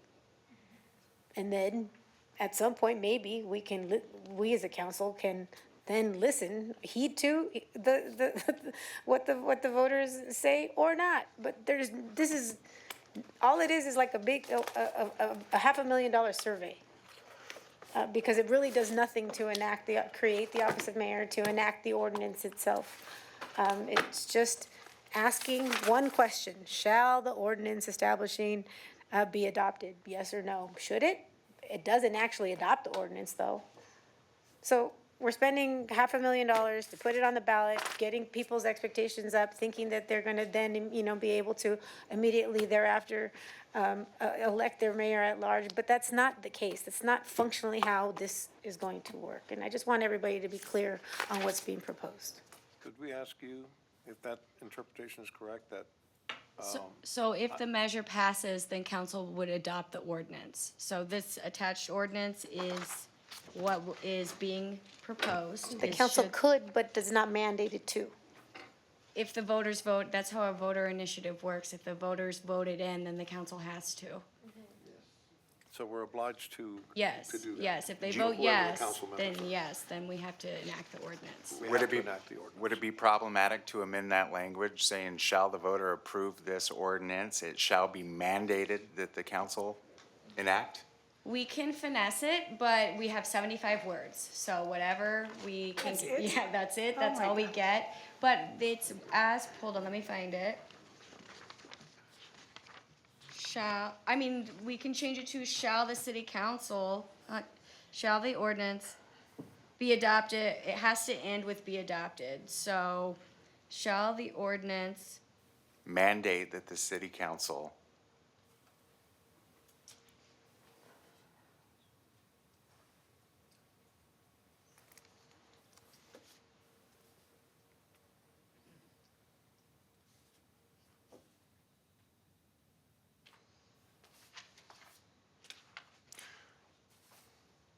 if you would like to, we can, I'm just gonna need more time to figure out where to stick that in there, but we Do you have. understand what the direction Yes, would be? 1, 2, 3, 4. So then, in other words, if the voters approve this, then the council must follow that dictate. Yes. So we're at 24 words, so that's pretty good. We have 2/3 left. So many rules. I know. But we can, if the motion is to adopt this, I can revise the ballot language to include something to the effect of the city shall the ordinance, it's really weird because they only give you shall the ordinance, ... be adopted, so you have to fill in the ... Shall the ordinance, I would say of the city council of Palmdale. Well, part of the ordinance, part of the, what's being proposed is that there shall be an election to be held on Tuesday, November 2026 for an election in 2028, right? So this doesn't call the election in 2028, it calls the election of this ballot measure. I think wordsmithing trying to finesse the language of a ballot measure that's going to be put before the voters, the entire electorate, sort of wordsmithing it on the fly is also dangerous. Just trying to address your previous concern and, just changing a couple words to shall to mandate, I think is easy enough. So to be clear, what's happening tonight is the question is being asked of us. If we vote yes, it will be placed on the 2026 ballot in November to ask the voter if they agree there should be a directly elected mayor and mandate us to pass a resolution that will call for the vote of that mayor in the 2028 election. That's what's happening tonight. And it would create a council of 6. Correct. And we can address those concerns. I think it would, there are 100 different, we closed public comment on this, sir. Can you please sit? We closed public comment. It's for us to discuss at this moment. Public comment is closed, sir. We're going through our meeting. Allow us to conduct our meeting. Public comment is closed. Where was I at? Yeah, so in 2028, if this is approved and we are mandated to pass the ordinance to add the mayor to the 2028 ballot, it will create a council of 6. In 2030, after the census, we will be required to go through the Fair Maps Act process. We can address that then. That's a costly process. I don't see any reason to touch the districts until that time that's appropriate. So yes, will it create a situation where there could be a 3-3 vote? Yes. And that means the motion fails. Simple enough. Or there could be, after this is adopted, if it is adopted, there could be changes to address that tie situation. Yes. Is that correct? This language doesn't prohibit us to creating procedural rules to address the situation, correct? If the measure does pass and the council refuses or doesn't vote to adopt the ordinance, would we be subject to legal? Or would it be something like, we're just asking, is this just a survey? Like, would there be legal repercussions? The voter says, yes, this is what we want, but the council comes back and says, yeah, that's not what we want. It is my understanding that a voter initiative, that if the voters pass this, it becomes the city's ordinance. So there's no going back to council. This is the ordinance Yes. that would be adopted. Anything else? No, I think that's it. And just one last question before we take this vote. Since it's a vote to place something on the ballot, it requires 4 yeses? In this situation, because it's just a general ballot measure, it's not a tax or something that would require got it. supermajority. So this is just a straight majority is all that's required. Okay, understood. Anything else from the council? Is there a motion to approve this? I'll make the motion to approve. I just want to say this is tough because I really do enjoy the system that we've adopted. And I know it works for a lot of other cities. And I do think it helps the council work together. However, it's become a sore spot in our community. It's impossible to ignore. And when we have a community divided, you've got 2 sides of the room. I mean, they say, if you've got 10 people that feel one way and 10 over here, you can assume that's hundreds or thousands that are torn. So the only thing I can come to the conclusion is to let the people decide and move on, because I just don't want this to be a continual problem year after year after year for the community when there's so many more important things to focus on. And I think if we don't at least let the people decide, then it's going to continue to be a distraction. And just like the fireworks, when there's a hot button issue in the community and you've got people who love the fireworks, people who hate the fireworks, every time we can go back and say, you know what? You know, the voters passed this twice. We went to the voter and this is what the people wanted. And that's ultimately what democracy is about. Yes, I do believe that there are benefits both ways. There's benefit to a 5-member council that this system works in many ways. I think having a directly elected mayor works for different reasons. You know, cities that are already built out, rotating makes a lot of sense, but Palmdale is 60 or 57% undeveloped.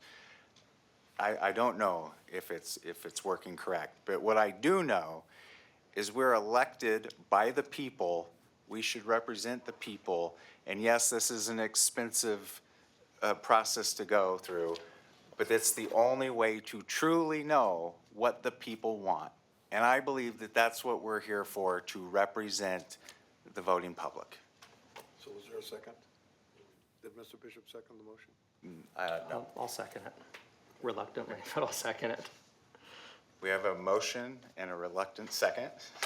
All in favor, say aye. Aye. Anyone oppose? Passes 4-1. Yes. Okay, city managers report. It's half a loaf.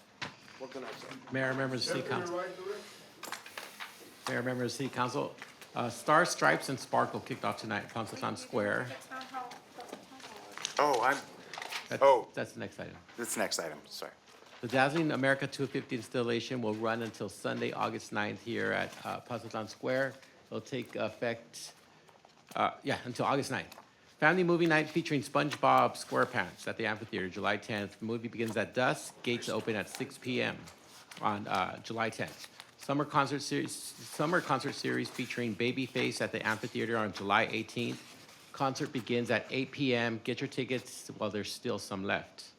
World Cup watch party at Drytown Water Park on July 19th at 12 p.m. Purchase your Drytown admission ticket and join us for a family-friendly event featuring the live streaming of the championship soccer game. Summer concert series featuring Lee Bryce at the amphitheater on July 25th. Again, concert begins at 8 p.m. Gates open at 6. Popsicle Park pop-ups at Joshua Hill Park, July 9th from 5 to 7. Enjoy family-friendly games, crafts, activities as we celebrate America's 250th birthday. Now for some announcements. Attention small businesses. The City of Palmdale, in coordination with Assemblymember Juan Carrillo's office and LA County Department of Economic Opportunity, is hosting a free small business procurement accelerator workshop on July 9th from 9 to 11 a.m. at the Doubletree Hotel Conference Room. To register, visit the City of Palmdale website. Thursday nights at the Square, T-Knots is back. Hosted by the Ventura Foundation, brings 8 weeks of community-themed, family-friendly evenings. Come enjoy music, food, which will begin on July 16th at 5 p.m. at Puzzles Square. Welcome back, T-Knots. Youth Writing Challenge. In honor of America's 250th anniversary, young voices are invited to reflect on the future of our nation. This challenge celebrates the role youth play in shaping a stronger, more connected America. Submit online entries by July 30th and visit the Palmdale City website for that.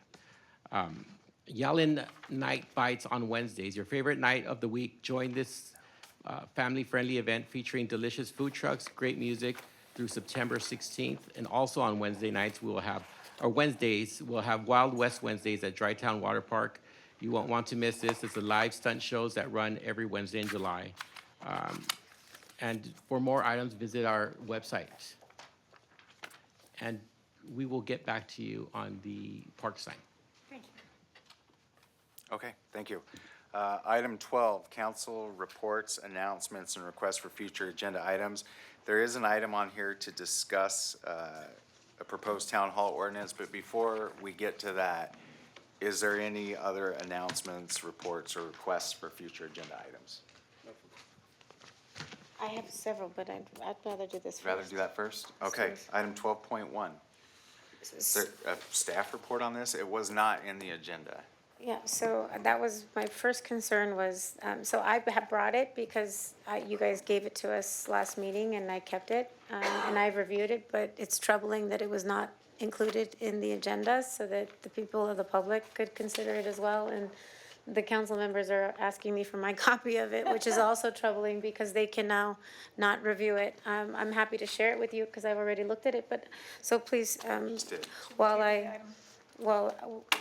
have a little bit of a prepared statement. So I do want to thank the Palmdale Freedom Coalition for their steadfast advocacy in pushing and promoting town halls because they're such an important tool to engage our constituents. What was presented to us was a very thoughtful draft of an ordinance. However, I think the more appropriate means to do this is by resolution, not ordinance. A resolution adopts a policy position and sets forth parameters without carrying the legal implications of an ordinance. I would very much support a resolution that encourages city council members to hold town halls in their districts. Doing so sends out a uniform message that we value engaging with and hearing directly from our constituents. I was the first on this council to hold a town hall meeting, and I was challenged by the city at every step of the way. I was told that a town hall meeting was solely for personal political gain, and I was prohibited from holding my town hall at any city facility. City staff was instructed not to assist me in any way in planning my town hall. City personnel were directed not to attend my town hall. My town hall flyers were removed by the city attorney from the back table at our council meetings, and I was required to pay for everything from the printing of my flyers to securing the location with my council district discretionary funds. Not too long thereafter, Councilmember Betancourt held a town hall for her district, but she was afforded different treatment. She was permitted to hold her town hall at the Palmdale Playhouse. She had a panel of every city department head present and on stage available to answer questions. Her town hall was advertised on the city's website and social media.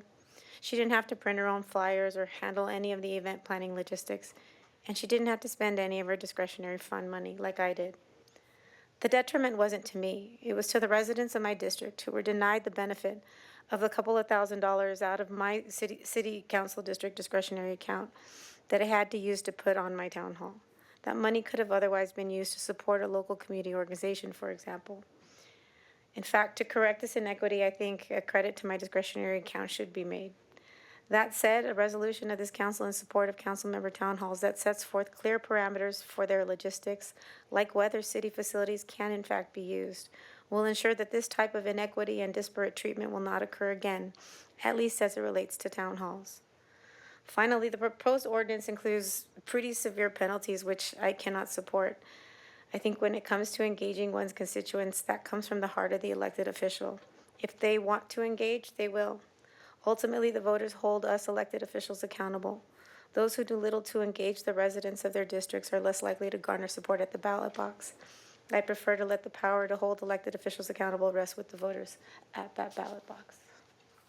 So I just want to clarify that at my last town hall meeting, I paid for it out of my own pocket. It was held at IHOP, a public place, not a city venue. But I just want to be clear that it has to do with when you hold your town hall meeting. If it's within a certain time frame close to an election, the city cannot help you. They can't, I wasn't able to use the city logo. I couldn't have any city staff there. For those of you that came to my last town hall meeting, I wasn't able to purchase your food because honestly, I couldn't afford it, to be honest. It's not about, I don't know when Andrea held her first town hall, but it's very regulated what we can do and what we can't do. So my second town hall that I had was straight out of my pocket at IHOP in a public place. For those of you that came, you saw we were all just sitting in the restaurant sharing ideas. So yes, at the first one I had, it was at a Palmdale City facility, but it was nowhere even close to an election time. So that's the difference between my town halls. It all depends on when and how close to an election you hold your town hall, because it cannot be misinterpreted as campaigning. I just wanted to make that clear. I've only had one election, and my town hall was my first year in office, so I was nowhere near an election cycle. I think that, I support the concept of town hall. I guess an ordinance would then require the council members to hold these town halls. I just don't think they should be held in city council chambers because it's too easily manipulated to become a political event instead of an informational kind of a forum. And, but even if it's held outside, it could still become a political event. And there should be some kind of restriction in terms of how close to an election a town There's hall would rules, be met, yeah. right? So, They have rules. right, so I think we should draft an ordinance, having perhaps, I don't know whether requiring or in some way strongly urging or whatever way I think will pass legal muster to have town hall meetings, but I think it'd be a good idea. I think that we probably should have clear rules on how to operate town halls, what is allowed, what's not allowed. We need guidelines to spell that out so that there's never any different treatment for council members. There should be one clear policy. But requiring monthly town halls or requiring it at all, I don't agree with. I do agree with your statement that we should engage our constituents, but how you want to engage them is up to you. And if they feel like they're not being engaged enough, they will do something about it in the election. So I think that there should be clear rules on how we should operate, but I also don't think that it should be mandatory. So I'd like to make a motion if there's no, I mean, I'm sure we could go on and on about this, but make a motion that we ask the staff to report back with a draft resolution with draft protocol for the conduct of town halls.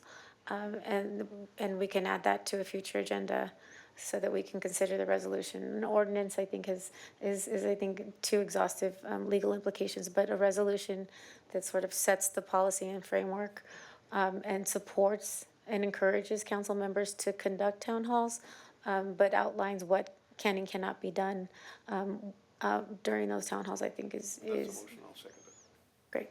Okay, is there any other discussion? I agree. I support town halls, but it's one of those things where the devil's in the details. It's all how we do it. I think we should look at other cities and how they've successfully done it. And It's hard though, when you have no money to feed the people that are coming to your event. You can't buy them a pizza, can't buy them a soda, you know? We need to think about that too, because you're asking people to come and give input and brown bag it. those are the details. I want to see how other cities have been able to navigate these challenges I'd like to between see that. the cost, the location, the electioning, it's just all of the things. I want to see how other cities and council members have successfully navigated this with engaging the residents, without overly using city resources or staff, and without it turning into an electioneering event.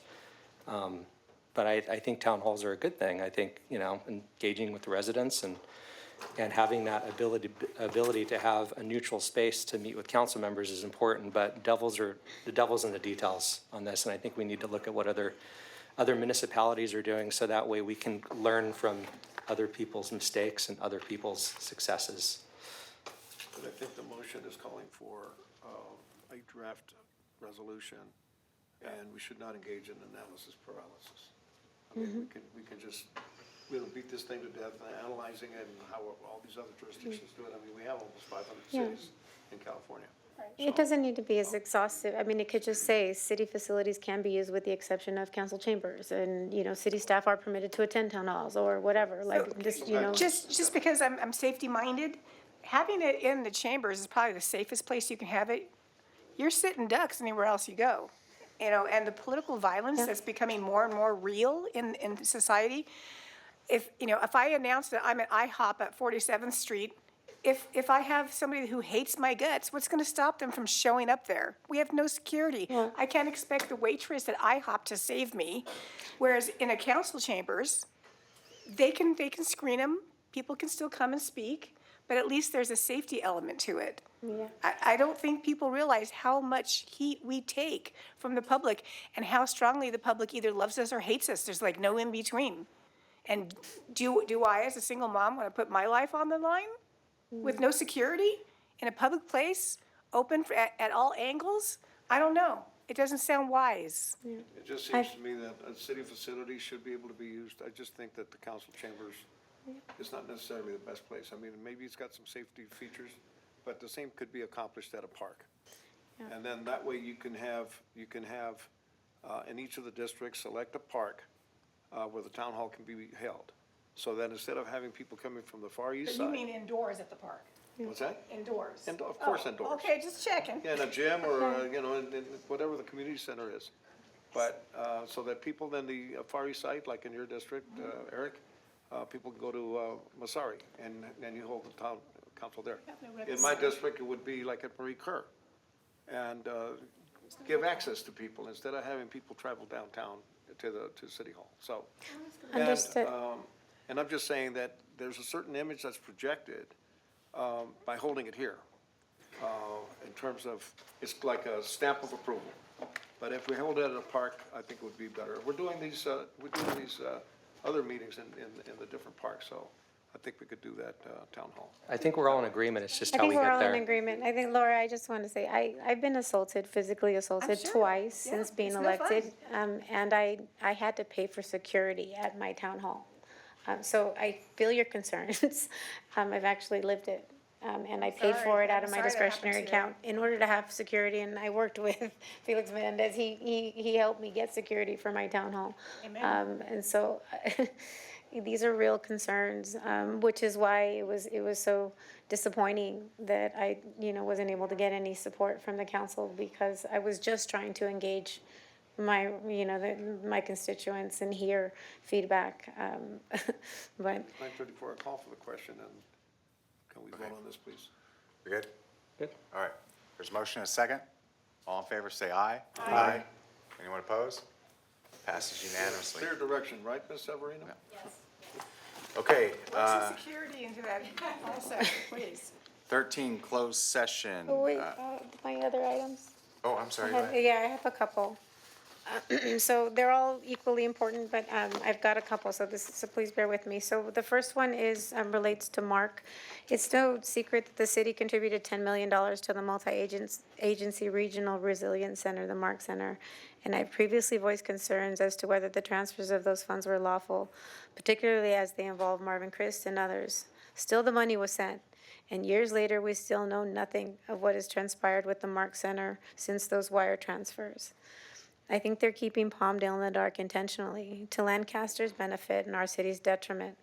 I've been told that Mark and Fairgrounds representatives speak very flippantly and intentionally about keeping Palmdale out of the decision-making loop. It's simply unacceptable that the city contributed $10 million of taxpayer money to this project, yet we are not even afforded occasional updates on the project. As a council, we're also not involved in how it will be operated, nor involved in the negotiation of potential revenue-sharing agreements when the facility is being used as an event center. All of this is troubling and underscores why we need to hear from them publicly at our next council meeting. I move to have this added to our agenda at our May council meeting. That motion was seconded by Mayor Olson and approved unanimously. I did the same at our June meeting. It is now July and still nothing has been added to our agenda. So again, tonight, I move to add to our next council meeting a presentation from representatives of the AB Fairgrounds and the Mark Center for a status report on construction, funding, operations, and protocols for use of the facility as an event and emergency shelter. If that's a motion, I'll second that. Yeah. Well, wait a minute, I want to make a comment. I think that there's an audit that's going on insofar as the federal funds are concerned, and I think a report is forthcoming soon. Yes, that report will be in closed session at the next meeting. However, I think this one is a different request as for a public report. I think the public needs to know. Yeah. And have we engaged them to come do a public report? And the Like, people that. why has that not happened? I'm sorry, Mayor, to interrupt you, but the people that recuse themselves from these votes should also be recused for this purpose.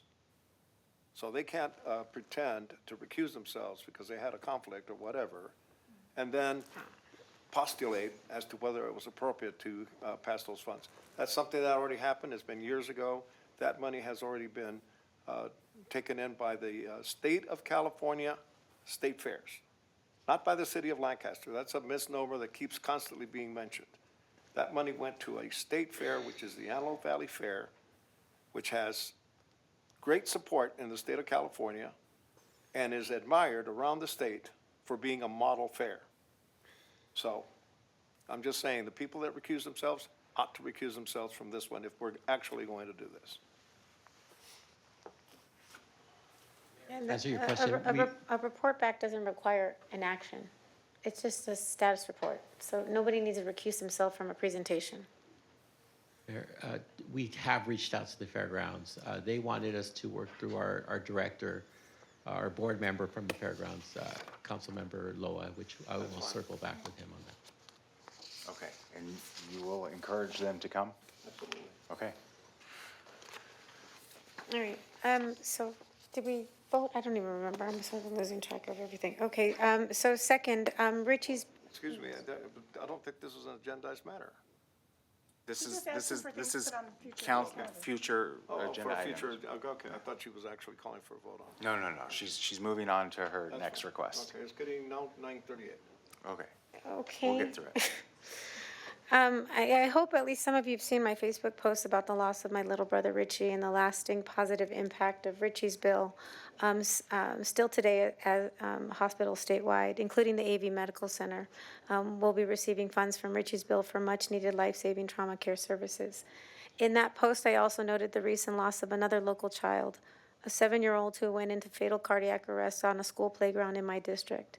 Another young life cut short far too soon. Although we on the City Council may not have the ability to implement changes on school campuses, we should do our part to protect our kids where we can on city property. That's why I'm asking that the City Council join me in ensuring that life-saving defibrillators be placed in all of our city parks, our amphitheater, our playhouse, dry town, recreational centers, and all city event and office spaces. Every moment counts. Having a defibrillator nearby could mean the difference in that one life-saving second. Even if one life is saved by doing this, that's taxpayer dollars well spent. So I'd like to move and respectfully ask for the council's support to add to our next council meeting an agenda, an action item about what I've been calling Operation Revive, to consider what we can do to improve emergency responsiveness on city property, specifically including the installation of defibrillators. That is so weird that you brought that up, because I just literally 30 minutes ago had that conversation with our city attorney. We were looking around, I was looking for aspirin, and I'm like, we don't even have any defibrillators here. So, how strange is that? So I'll second that motion. Thank you. Great. A question, so are you referring to the tragic death that happened at St. Mary's School? Yes. That's not a public school, it's a Catholic school. Yeah. So this would apply to Catholic schools? No, as well? she's saying No, for I'm city saying we property. can't do it on, City we property can't do it on only, okay. school or private property, but we can do it on city property, so let's do what we can. Yeah, okay, I mean, I think that's a wonderful idea, but the question is, can we pass an ordinance here that would require the school districts to? No, to do that? we're not, I'm not suggesting we do anything with the schools. We're just I'm trying to make doing the what city- we have jurisdiction over at the city. That's it. So, Okay. but we would put defibrillators in all of the schools. What we would do, get an assessment of how many properties there are, how much they'd cost, the installation, all that stuff, just get a report, idea. but get it moving. I think it's a great idea, but let's find out if we can actually do that. Well, maybe we should have a conversation with the schools. That would be another way to. We could do Which- it, we could which do it she's- all, but I'm just saying, can we bring it back? Yes. Yes. Okay. Sure. Got a motion and a second. All in favor, say aye. Aye. Anyone opposed? Okay, we're gonna bring that back. Okay, now, let's see, city manager and the city attorney. Okay, so the city manager is vested with lots of important responsibilities and privileges, including contracting and spending without city council direction under what is commonly referred to as city manager authority. Recently, that authority has been increased over and over again. And what that means is that the city manager can spend in some instances up to $125,000 on any given thing, an event, a community organization, a consultant, whatever he wants, whichever organizations, events, consultant he prefers. And he doesn't have to ask for council permission before he spends that money, and he doesn't have to tell us after that he spent it. So we never really know what exactly he's spending taxpayer dollars on. I have some of this information, but that's only because I specifically asked for it, but it wasn't easy. I got nothing but delay and excuse after excuse as to why it couldn't be provided. And the little that I got is alarming. The municipal code makes clear that the city manager works at the pleasure and direction of the city council, yet we currently have no reporting mechanisms to regularly monitor his work and expenditures. Right now, the city manager approves his own travel expenses, his own reimbursements, and other things charged to the city. We as a council never see those costs. This lack of direct oversight has gotten us into costly legal trouble with previous city managers. Hundreds of thousands of dollars and arguably millions were misspent under the guise of city manager authority. And we've got to stop the bleeding. And the only way we can do it is if we fulfill our responsibility and actually provide the direct oversight our municipal code requires. At our council meeting in June, I asked that this be added to a future agenda. Not surprisingly, it's not on this agenda. So, council, again, I move that we add to our next city council meeting an action item to discuss implementation of oversight mechanisms for the city manager, including but not limited to quarterly written reports and accountings on all contracts entered into under city manager authority, expenditures made under city manager authority, travel expenses incurred by the city manager, and city manager CalCard statements and expense reimbursements. Okay. I agree with that, but I have another idea that I would like to throw out there for future consideration. I think maybe we can expedite our oversight abilities if we establish the position of a city treasurer that works for, is hired by, and reports to the city council. Can we see the feasibility of that as well as the other things? Sure, I'm willing to explore anything, but that's gonna take forever. Yeah, that We- that process of hiring would take forever. No, but we don't need to hire, I'm can we just bring it back to discuss oversight mechanisms? These are some of the things that I would like to see. Yes. But can we just add it to an agenda? Yeah, that's what I'm saying, though. What I'm suggesting is another mechanism for oversight. So treasurer. can we add it to Sure, the report due back next council meeting? sure. Okay. I'll second your motion with that. add. I just have a question, Janelle. So, with the authority that can you come up, please? Kind of threw a loop at the, looked like you were a little surprised. So the city manager has to account for any monies that is being spent by him under his authority? Correct. Is that something you track carefully? Absolutely. Yes. So if there's any discrepancies or any abuse of that funding, is that something that you'd be able to discover and report to the city council and Yes, it is. deal with it? I'll just briefly speak to CalCards and travel. Every expenditure that is expended under the city manager goes through multiple layers of review through our staff, through not only the city manager's office, multiple staff members, as well as our finance team, our accounts payable team. So everything does go through. We have policies and procedures internally. So all of those items, every expenditure, every contract is reviewed by multiple layers of staff. But there's The no cha- the cha- obligation for you to tell the council. Like, let's say he decides to go to some university, and you go through all your layers of auditing or whatever you do. There's no obligation for you to say, hey, Sal spent $37,000 going to this university. There's no obligation from you as a director to notify the council of that. My obligation, what I would do is bring that information to the city attorney for legal guidance Okay. if I had a question. Okay, or so- something. Okay. And you're legally mandated to do that. So here's the thing, so they're subordinates of the city manager. So it puts them in a very precarious position to then have to sort of say, I don't know, let me go check with the city attorney. We are the direct line of oversight per the municipal code, and putting staff in, I mean, they can do the procedural, check the boxes, but putting them in the position to then sort of rat out the city manager for, I mean, for lack of better words, I mean, it just makes it a very difficult situation. It doesn't have to be complicated. We could just get a report, a spreadsheet, this is how much was spent this quarter, and it could just come to us. But that's 100% why I'm suggesting the creation of this position, because then it wouldn't be a subordinate of the city manager. And I don't like getting into those hypotheticals because it almost feels a little accusatory. I want to say we're not accusing the current city manager of this. We've had a history of city managers that had questionable behavior and activity. No many bar I charges here. love Mr. Zink's suggestion that every dollar out should be listed on the website. It should be clearly marked in every single category. It should be interactive. I think the goal here, what we're trying to get towards, is full transparency with the public. Every dollar that goes out should be easily accessible and findable by the public. It should be made available to us. No one disagrees with that. So I have a question. Remember, in the old days, we used to get these big reams of paper called the warrant list. Correct. And those kind of went, as they said, but they're automated, right? Those are automated and those are posted on our website. They are on the website for the public to see as well as us. Absolutely, yes. And that would include any expenditures made by the city manager and his staff. Correct. It would, So the every information's already expenditure. there, we just have to be able to go through that warrant list. Correct. Very good. Okay, Okay, so there was a motion and a second. Do we vote? yes, let's vote. All in favor, say aye. Aye. No. Anyone opposed? No. You oppose? Yeah. Okay, 4-1, we're It's good. necessary to do this. What are we voting on again? We're just We're just voting bringing to bring back it back to discuss A discussion on how. implementation of oversight mechanisms.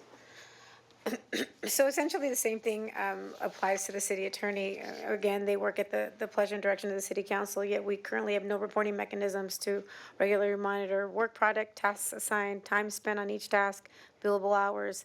There's no way for council to know what exactly the city attorney is doing or working on. Who's giving the city attorney's office its directive? The municipal code specifically says that the city manager directs all city departments except the city attorney. But the reality is that the city manager seems to be the only one giving regular directives to the city attorney. Why? That oversight responsibility rests solely with the city council, but the truth is we know very little about what they're doing, what their time is spent working on, what research they're doing, what investigations they're spending time on. Are there limitations on those tasks, or are they given free rein to just do endless research on any given item?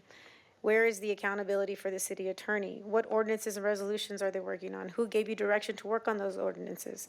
So I gave the example earlier. 2 months ago, the council directed the city attorney to prepare a legal analysis on the impact of the U.S. Supreme Court's voting rights decision in Calais, but we never received that report. Why not? Well, the council voted and gave the direction, but it never happened. The city council also never had a public policy discussion on whether or not we want to move forward with legalizing retail cannabis here in our city. Nor have we ever given the city attorney direction to draft a cannabis ordinance. Yet, I'm aware that the city attorney and consultants have spent a lot of time drafting a cannabis ordinance and expended on consultant reports. But we as a council never directed that happen. So whether we move forward with cannabis is a policy decision to be made, and that requires discussion of a whole multitude of things, including that we need to hear from our residents on what they think. And all of that should happen before tens of thousands of dollars are spent drafting ordinance and paying consultants. The point is, the municipal code requires the council to provide direct oversight of the city attorney. With as much as we pay for never-ending settlements, we need to know in far greater detail what exactly the city attorney prioritizes their time on. And I've asked for, since like day one of being elected, I asked for a very simple spreadsheet of all active, litigation. Still to this day, not received it ever. So I move that we add to our next city council meeting an action item to discuss implementation of regular reporting policies for the city attorney, including but not limited to quarterly written closed session summary and status report on all prospective, potential, and active litigation. And policy on the lines of communication for direction to the city attorney. We need clarity on who tells the city attorney what to do and how and when that happens. And then also, I made this point last meeting, requiring that the city attorney not use personal electronic devices during city meetings. I would just like to say that I have done nothing on cannabis. I'm not quite sure where that came from. Haven't done any work on cannabis or ordinances pertaining to it. And as to the election case brief that is coming, we are consulting with an election attorney, and that should be here this week. See, I agree with your end goals of what you're trying to get to. I just think sometimes the way that you ask the question does come off accusatory, and we've got to be careful of creating liability. Creating But liability the for end what? goal, I completely agree with. I'm just using as an example, like, we just need oversight. We have no oversight, we have no idea who gives direction to what ordinance, what thought process, what reports are they doing? We don't know any of that. Do you know? I mean, you might know because they might share it with you. I don't know. The city's been in existence 60-something years, and it's always operated. And again, we have the finance office that looks at all of this stuff, and it's there, and it can be. I think it's just an unnecessary. We've thing to expended do here. Now, over $10 million in legal settlements. Excuse me, let me just finish, please. I've had my differences with Mr. Mendez, But I think that what we just did a moment ago to bring this back just puts an additional burden on him. That isn't necessary, because there are ways of making sure that Mr. Mendez or any city manager, whether it was Rhonda, whether it was anybody else, if there was aberrations, if there was abuses, that could have been uncovered and then action would have been taken. And I think action has been taken in instances. So, again, we're just layering another burden on the two employees that the city council has, which is the city manager and the city attorney. I just think these things are unnecessary. I would have to agree with Councilmember Loa. Why I agree for full and max transparency at all costs. There's also a lot to be said for trusting the two employees that the council has to report to, and that's the city manager and the city attorney. And right now, I'm happy with the performance and the track that the city is on. Why I like I said, in transparency and making sure accountability is important. I think a lot of these levers or a lot of these things are already in place. But at some point, you have to give your staff the freedom to work and to operate without having to watch them at every site. But I am happy with the performance of what's going on, and it's impossible to know every little detail, but we have to trust them to handle the day-to-day operations. And like Councilmember Loa said, if there's wrongdoing, it will get found out. It will get discovered. It's only a matter of time. But we have to trust the people that we employ here at the city. Just like earlier, we have a head of communications that is here every day working with a communications team, and I'm sure if something wasn't working, we would hear about it. So I wasn't sure about even what we were voting on the last item for city manager and the oversight. I believe there is oversight in place, but I think the most oversight is having a council member having a healthy relationship with the city manager and the city attorney.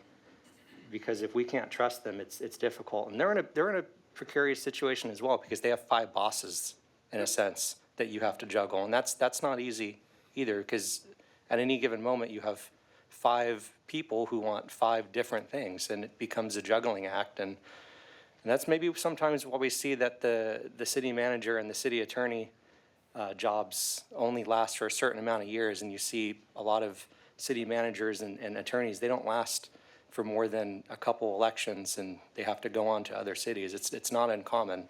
It's very rare when you have upper level management like attorneys and managers that last for 10, 20 years at a time, because it is a very, very difficult job, and it's very stressful, and it's very high level, and it's very hard on their families, and a lot of the times they have to travel and they have to move around. It's a highly skilled position, and I think we've all seen how hard it is to come by good talent. So I wouldn't want to put an extra burden on our staff. Like I said, I do value the transparency, and everything we do is accounted for. You can file public records requests. Everything that is being done within the city is all accounted for one way or the other. So there's really no hiding anything, so to speak. It's just how engaged is the council with their manager and their attorney. Good. Yeah, I mean, I guess as far as the warrants question go, yes, it is all available on the website, but that's a very difficult, complicated, I think what the theme of tonight is, we're elected by the people need all the information, and we need to know how they think as well. But so, I think that there are valid conversations to be had on how we can make the process easier to be more transparent. I'm always open to that, but I also think that how we go about it and how we get there are very important. I agree with your point. Like, we really need to trust who we hire, and that's why we go through the hiring process the way we do. But we also need to make the information easier for the public to digest so that they can trust us to make those decisions. The problem is that I'm not sure that any report that would be generated about these proposals would make it any clearer to the public. this might be too shallow, too limited, and too uninformative. I just think that we're looking for a problem. So let me just give this example. There's other ways of dealing with any kind of abuse by the two people that we hire. And that's not to say that they've done anything that's suspect. I'm just saying that this is just adding a different layer that's unnecessary, that's all. And, you know, hey, everybody knows how I voted on Mr. Mendez.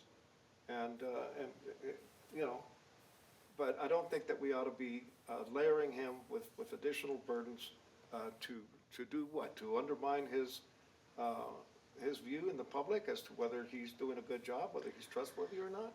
I think we're just undermining, and, you know, there's no question that both Ms. Alarcon and I have had our differences, and in fact, to some extent, animus towards Mr. Mendez. And I'm wondering whether whether that's the reason that this is being proposed by the councilwoman. No, And it's not. instead of a real policy reason, as opposed to a personal vendetta one. There is a real policy reason. Let me just give this example. So I asked for, like when I said I got a little information, but it was really hard fought to get that information. I asked for all of the contracts entered into under city manager authority. That took forever to get. But when I got it, I found that there were contracts in there that I was completely unaware of, and I don't know that this council would support if they knew about them.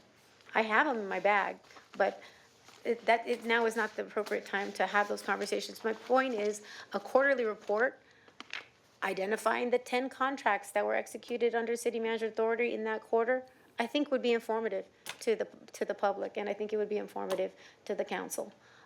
We should know what contracts are entered into under city manager authority. That's just one example. That would be of benefit to the public. They should know what contracts under 125, a lot of them were actually right at 125, 125, 125, 125, 125. I think the public should know that, and I think this council should know that too. Again, I agree that all that information should be made available to us and to the public. But again, how you proposing this is very accusatory. I don't like that. Is there any more discussion on this? Okay. Do you have anything else? Are we done with that one? Yeah, did we? I don't think there was a second. Was there a second to this one? Wait, you seconded it, From the city attorney? and then you already voted. We did one on the city. On the manager, city then we attorney. went on to do the Yeah. city attorney. I mean, city manager. You moved on to city attorney. That is correct. There was not a motion. What is your motion? The motion was to get to have them come back and implementing the same sort of oversight mechanisms, including a closed session written report on the, the ongoing litigation and whatnot. The list of all the cases. And the list of all the, So you want a report back in closed session, a list of all the oh, open? I just want to put on the agenda for next meeting that, those ideas as oversight mechanism for the city attorney. Okay, you want, on the next agenda, The same as the city manager, just potential oversight mechanisms for the city manager, potential oversight mechanisms for the city attorney. okay, second that. All in favor, say aye. Aye. Aye. Aye. Anyone opposed? Yes, no. No. Okay, Then 3 to say I'm 2. voting no. Okay. Is that it? I have one more, and I don't know if this needs to be on a future agenda, but I need clarity, because, and I brought pictures because I need to make a point. The impetus of this is that I'm being told that I need to reimburse the city for, the Children's Day bike giveaway. And I have not been given any justification for it. And so I brought pictures only because I think it makes the point a little bit easier. So this is a picture of Mayor, myself, and Sal Mendez at my Kicks for Kids event. Got the canopy that I use at everything, got the pictures of the sticker, got everything, and everybody's holding the stuff, everybody's attending the event. Everybody is joyfully, I attending want the to event. clarify, it was Christmas time. I don't normally wear ugly sweaters. There was no problem with that event, and in fact, when you guys came, both of you guys were complimentary, said it was one of the most well-attended events that you've been to. In fact, when you were walking away, you said, both of you guys committed to having the city support it moving forward in future years, and you guys said we should be doing more of this kind of stuff. That's for my Kicks for Kids giveaway, and I'm being told that I can't do that either. This is the bike giveaway. This is also the bike giveaway. The only difference in these pictures is one was in 2005 and one was in 2006. Same canopy, same stickers, same everything at both of these events. The one in 2025, I used my discretionary money, no problem. The city actually helped support, gave me little giveaways, little trinkets, flyers to put on the table, to distribute, and I did the same this year. I had farmers market stuff, I had movie night stuff, I had all kinds of city material at the table underneath the canopy. But I also did the bike giveaway at Children's Day. And the public policy and the public purpose in that was to promote healthy activities and engaging the kids encouraging the kids to partake in physical activity. In my district, we have extraordinarily high indicators of diabetes, obesity, and the like. And part of Children's Day is to teach them healthy lifestyles, and so the bike giveaway is intended to promote that. It was approved without any problem last year. Same everything was the same. Same banner, same stickers, same canopy, same thing that at the Kicks for Kids event. But this year, I'm being told that I have to pay back for my discretionary funds. I have to pay back for the bikes that we raffled off at that event. I don't know why. I have not gotten any actual justification for it. And the only thing that I can surmise is that it's again political retribution by our city manager, because the May 5th council meeting where I publicly voiced my concerns about the contracting and its relationship to Sal Mendez, 2 days later was when I got a letter, my first letter asking for reimbursement for these bikes. I got the most recent letter yesterday from our city attorney, again requesting reimbursement for the bikes.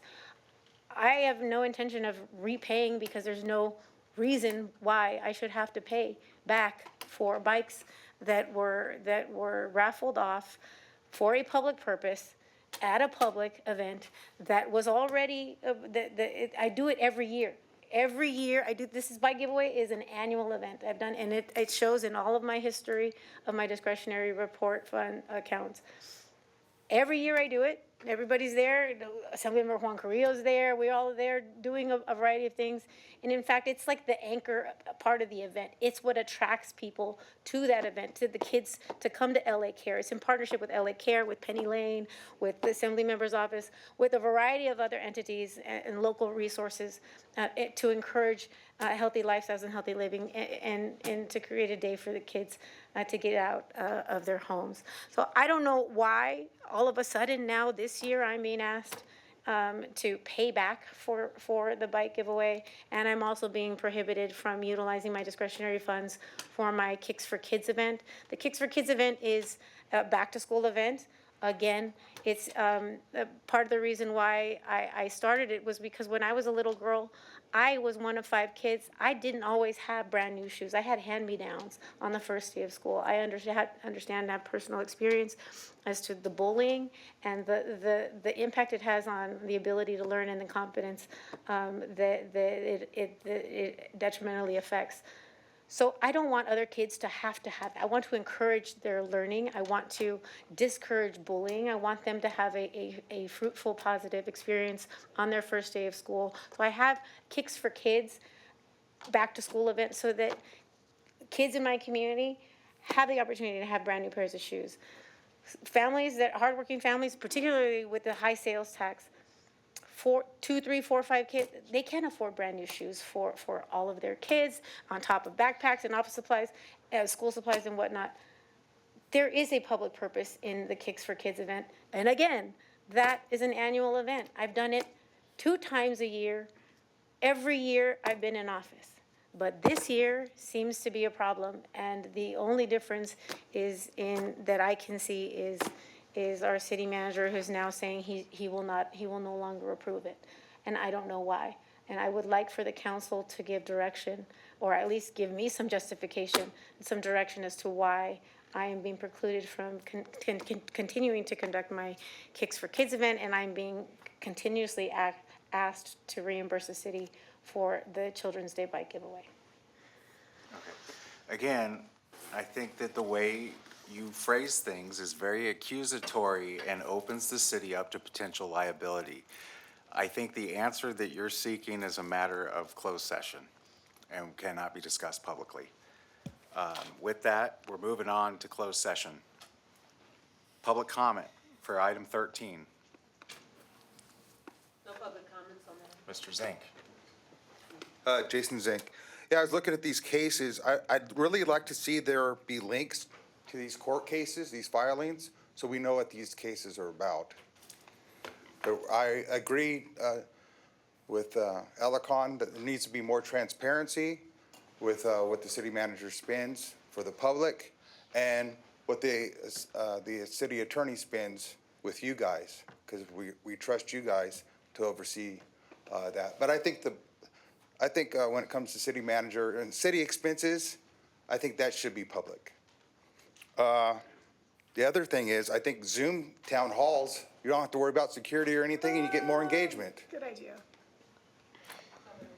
I have to, Alarcon, I think your heart's in the right direction, but you shouldn't be giving bikes away. You should have you could give money to a nonprofit and have them give the bikes away, and then you be part of it.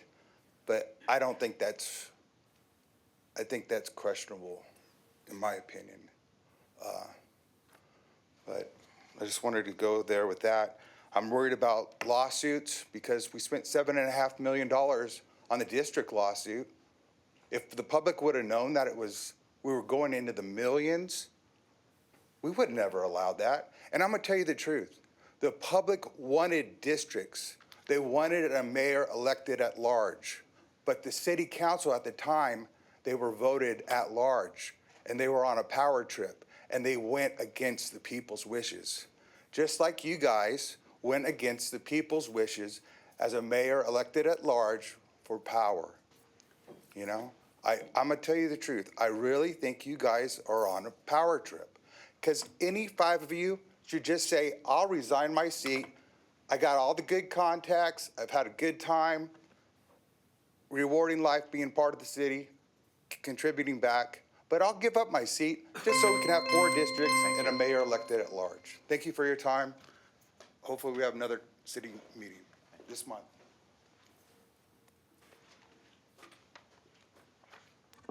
Buenas noches. Primero, están haciendo un trabajo un poquito más unidos que nosotros, los residentes de Palmdale. I'm sorry. Do you mind if I ask someone to come translate for you? Oh, you know how the monitor? Sorry. It's been a long night. I'm not used to looking at this. I'm sorry. Go ahead. Okay. Me gustaría ver trabajar más unidos como concejales, como representantes que son para nuestra comunidad. En el problema con los fondos de Andrea, creo que todos tienen fondos a discrepancia. Todos ustedes tienen el derecho de hacer lo que ustedes quieran con su dinero. El beneficio que yo he visto en los eventos donde yo he participado, muchos niños se han beneficiado con zapatos, bicicletas, útiles escolares. La situación económica no está muy buena ahorita. ¿En qué les afecta que la concejal haga eso en su distrito? Nunca vamos a poder estar unidos si siguen haciendo estas, que un concejal sí lo puede hacer, el otro no. Eso no se ve bien. Creo que es el momento de trabajar en equipo. Gracias por escuchar, hacer los tonjos, porque esto lo necesitamos como comunidad. Es muy importante para nosotros. El estar alejado de la comunidad muchas veces no les beneficia. El acercarse y escuchar a la comunidad van a conocer más las necesidades que existen y poder trabajar para todos. Con respecto al programa de social media, gracias por poner la agenda en español. Me gustaría también hoy que van a tener social media que haya información en español en redes sociales. 68% es latino. Lastimosamente no tuvimos la oportunidad de ir a la escuela. Yo vine y trabajé con 3 trabajos. No pude ir a la escuela para aprender el inglés. Y así como yo, hay muchos. Entonces, me gustaría ver ese compromiso más con la comunidad hispana. Lo están haciendo, pero me gustaría ver un poquito más publicidad en español. Gracias. Thank you. Again, it's item 13. These are closed session. Do you have any comments on the closed session items?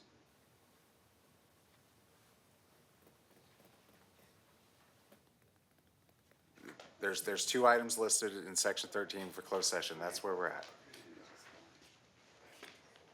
Good evening, Mayor. Again, it's been a long night. First, I want to thank you for taking a 20-minute recess to allow me to see the lighting. It was really nice. It was beautiful. My dear Andrea, my heartfelt condolences to you and your family and your loss. It broke my heart to hear that.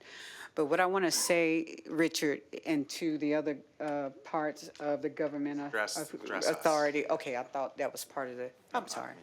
Well, I want to thank you because I felt like I sat in a political symphony tonight. I'm like, I heard the government authority of a kingdom, and then I heard the republic, and I heard diplomat and Democrat. I'm like, Lord, where am I at?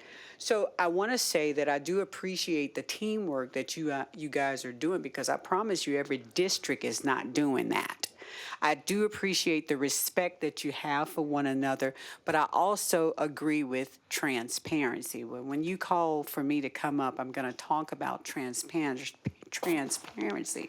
I believe that transparency is a must, and you must give an account to what you've done and what you failed to do, because that way you can come up with a result so that we all can move forward. I love Palmdale. You guys are amazing. And what I see and the results that I see and the work that I could do if I decide to come out of retirement, it would top national news, just like in the early 90s when I competed with Wendy Williams. And my show was #1. That's all I have to say. Okay. Anyone else wish to speak on the closed session? Okay, I'm closing public comment. Can I just, real quick, because ahead. I didn't get a chance for 12 for council announcements. I'll be brief. I just wanted to thank everyone for coming out, those of you who are still here at 10:15, but everyone who attended. We heard from a lot of members of the public. I think we made some good progress tonight. I want to thank the staff for all the hard work they do. The 4th of July celebration, and even the one we just had outside was very well put together. It shows the quality of the events that our Parks and Recs team and the rest of our staff are doing. They truly are stepping up to the plate. I want to praise Mayor Olson tonight. What was a very difficult meeting. You did a good job keeping the decorum in this room, one of the best. You did a great job. It was a tough meeting, but I don't feel that in the moment, so it's thank you okay. for saying that. You'll feel better tomorrow, hopefully. But it was a tough night. This truly is a thankless job. We're all putting ourselves out there before the community, and it's very difficult because I think it was Councilmember Betancourt says they either love us or they hate us. And it's tough when you've got the room divided into 2 parts, and sometimes there just is no winning. This is a very difficult job in public service. We all take very difficult hits. Rumors fly around. We're all accused of things. We're all taking hits in our private and personal lives and our public lives. It truly is a thankless job, and I hope people see that. But it is rewarding to be able to have an ability to make a difference in the city. I truly appreciate it. Definitely one of the most difficult things I've ever done with my life, but I feel very grateful to even have the opportunity to be here and to serve with my fellow council members. And we've all had our good days, we've all had our bad days, but I just appreciate to have the ability to work with such a great staff and a community that's willing to come out and voice their opinion. So, very difficult. I think all of our family members ask us, what are we doing? Why are we doing this?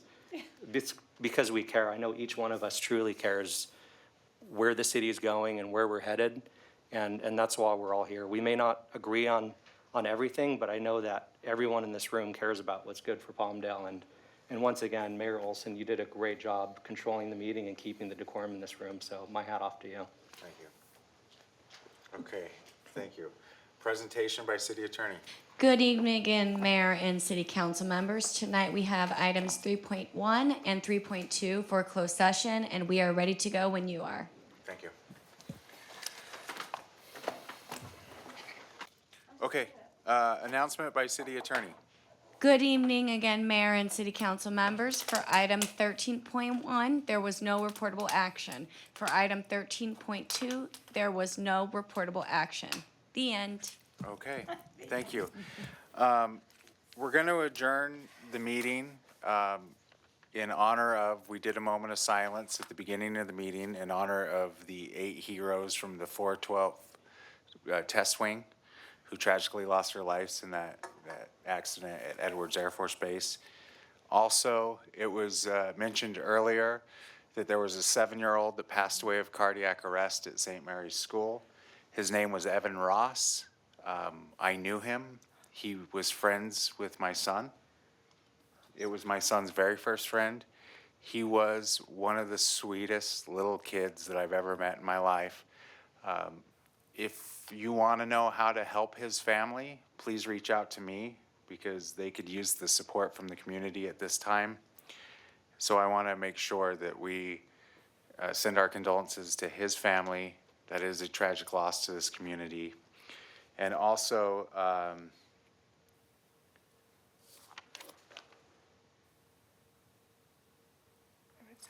Maritza Alvarez, the sister of Marcos Alvarez, passed away very recently.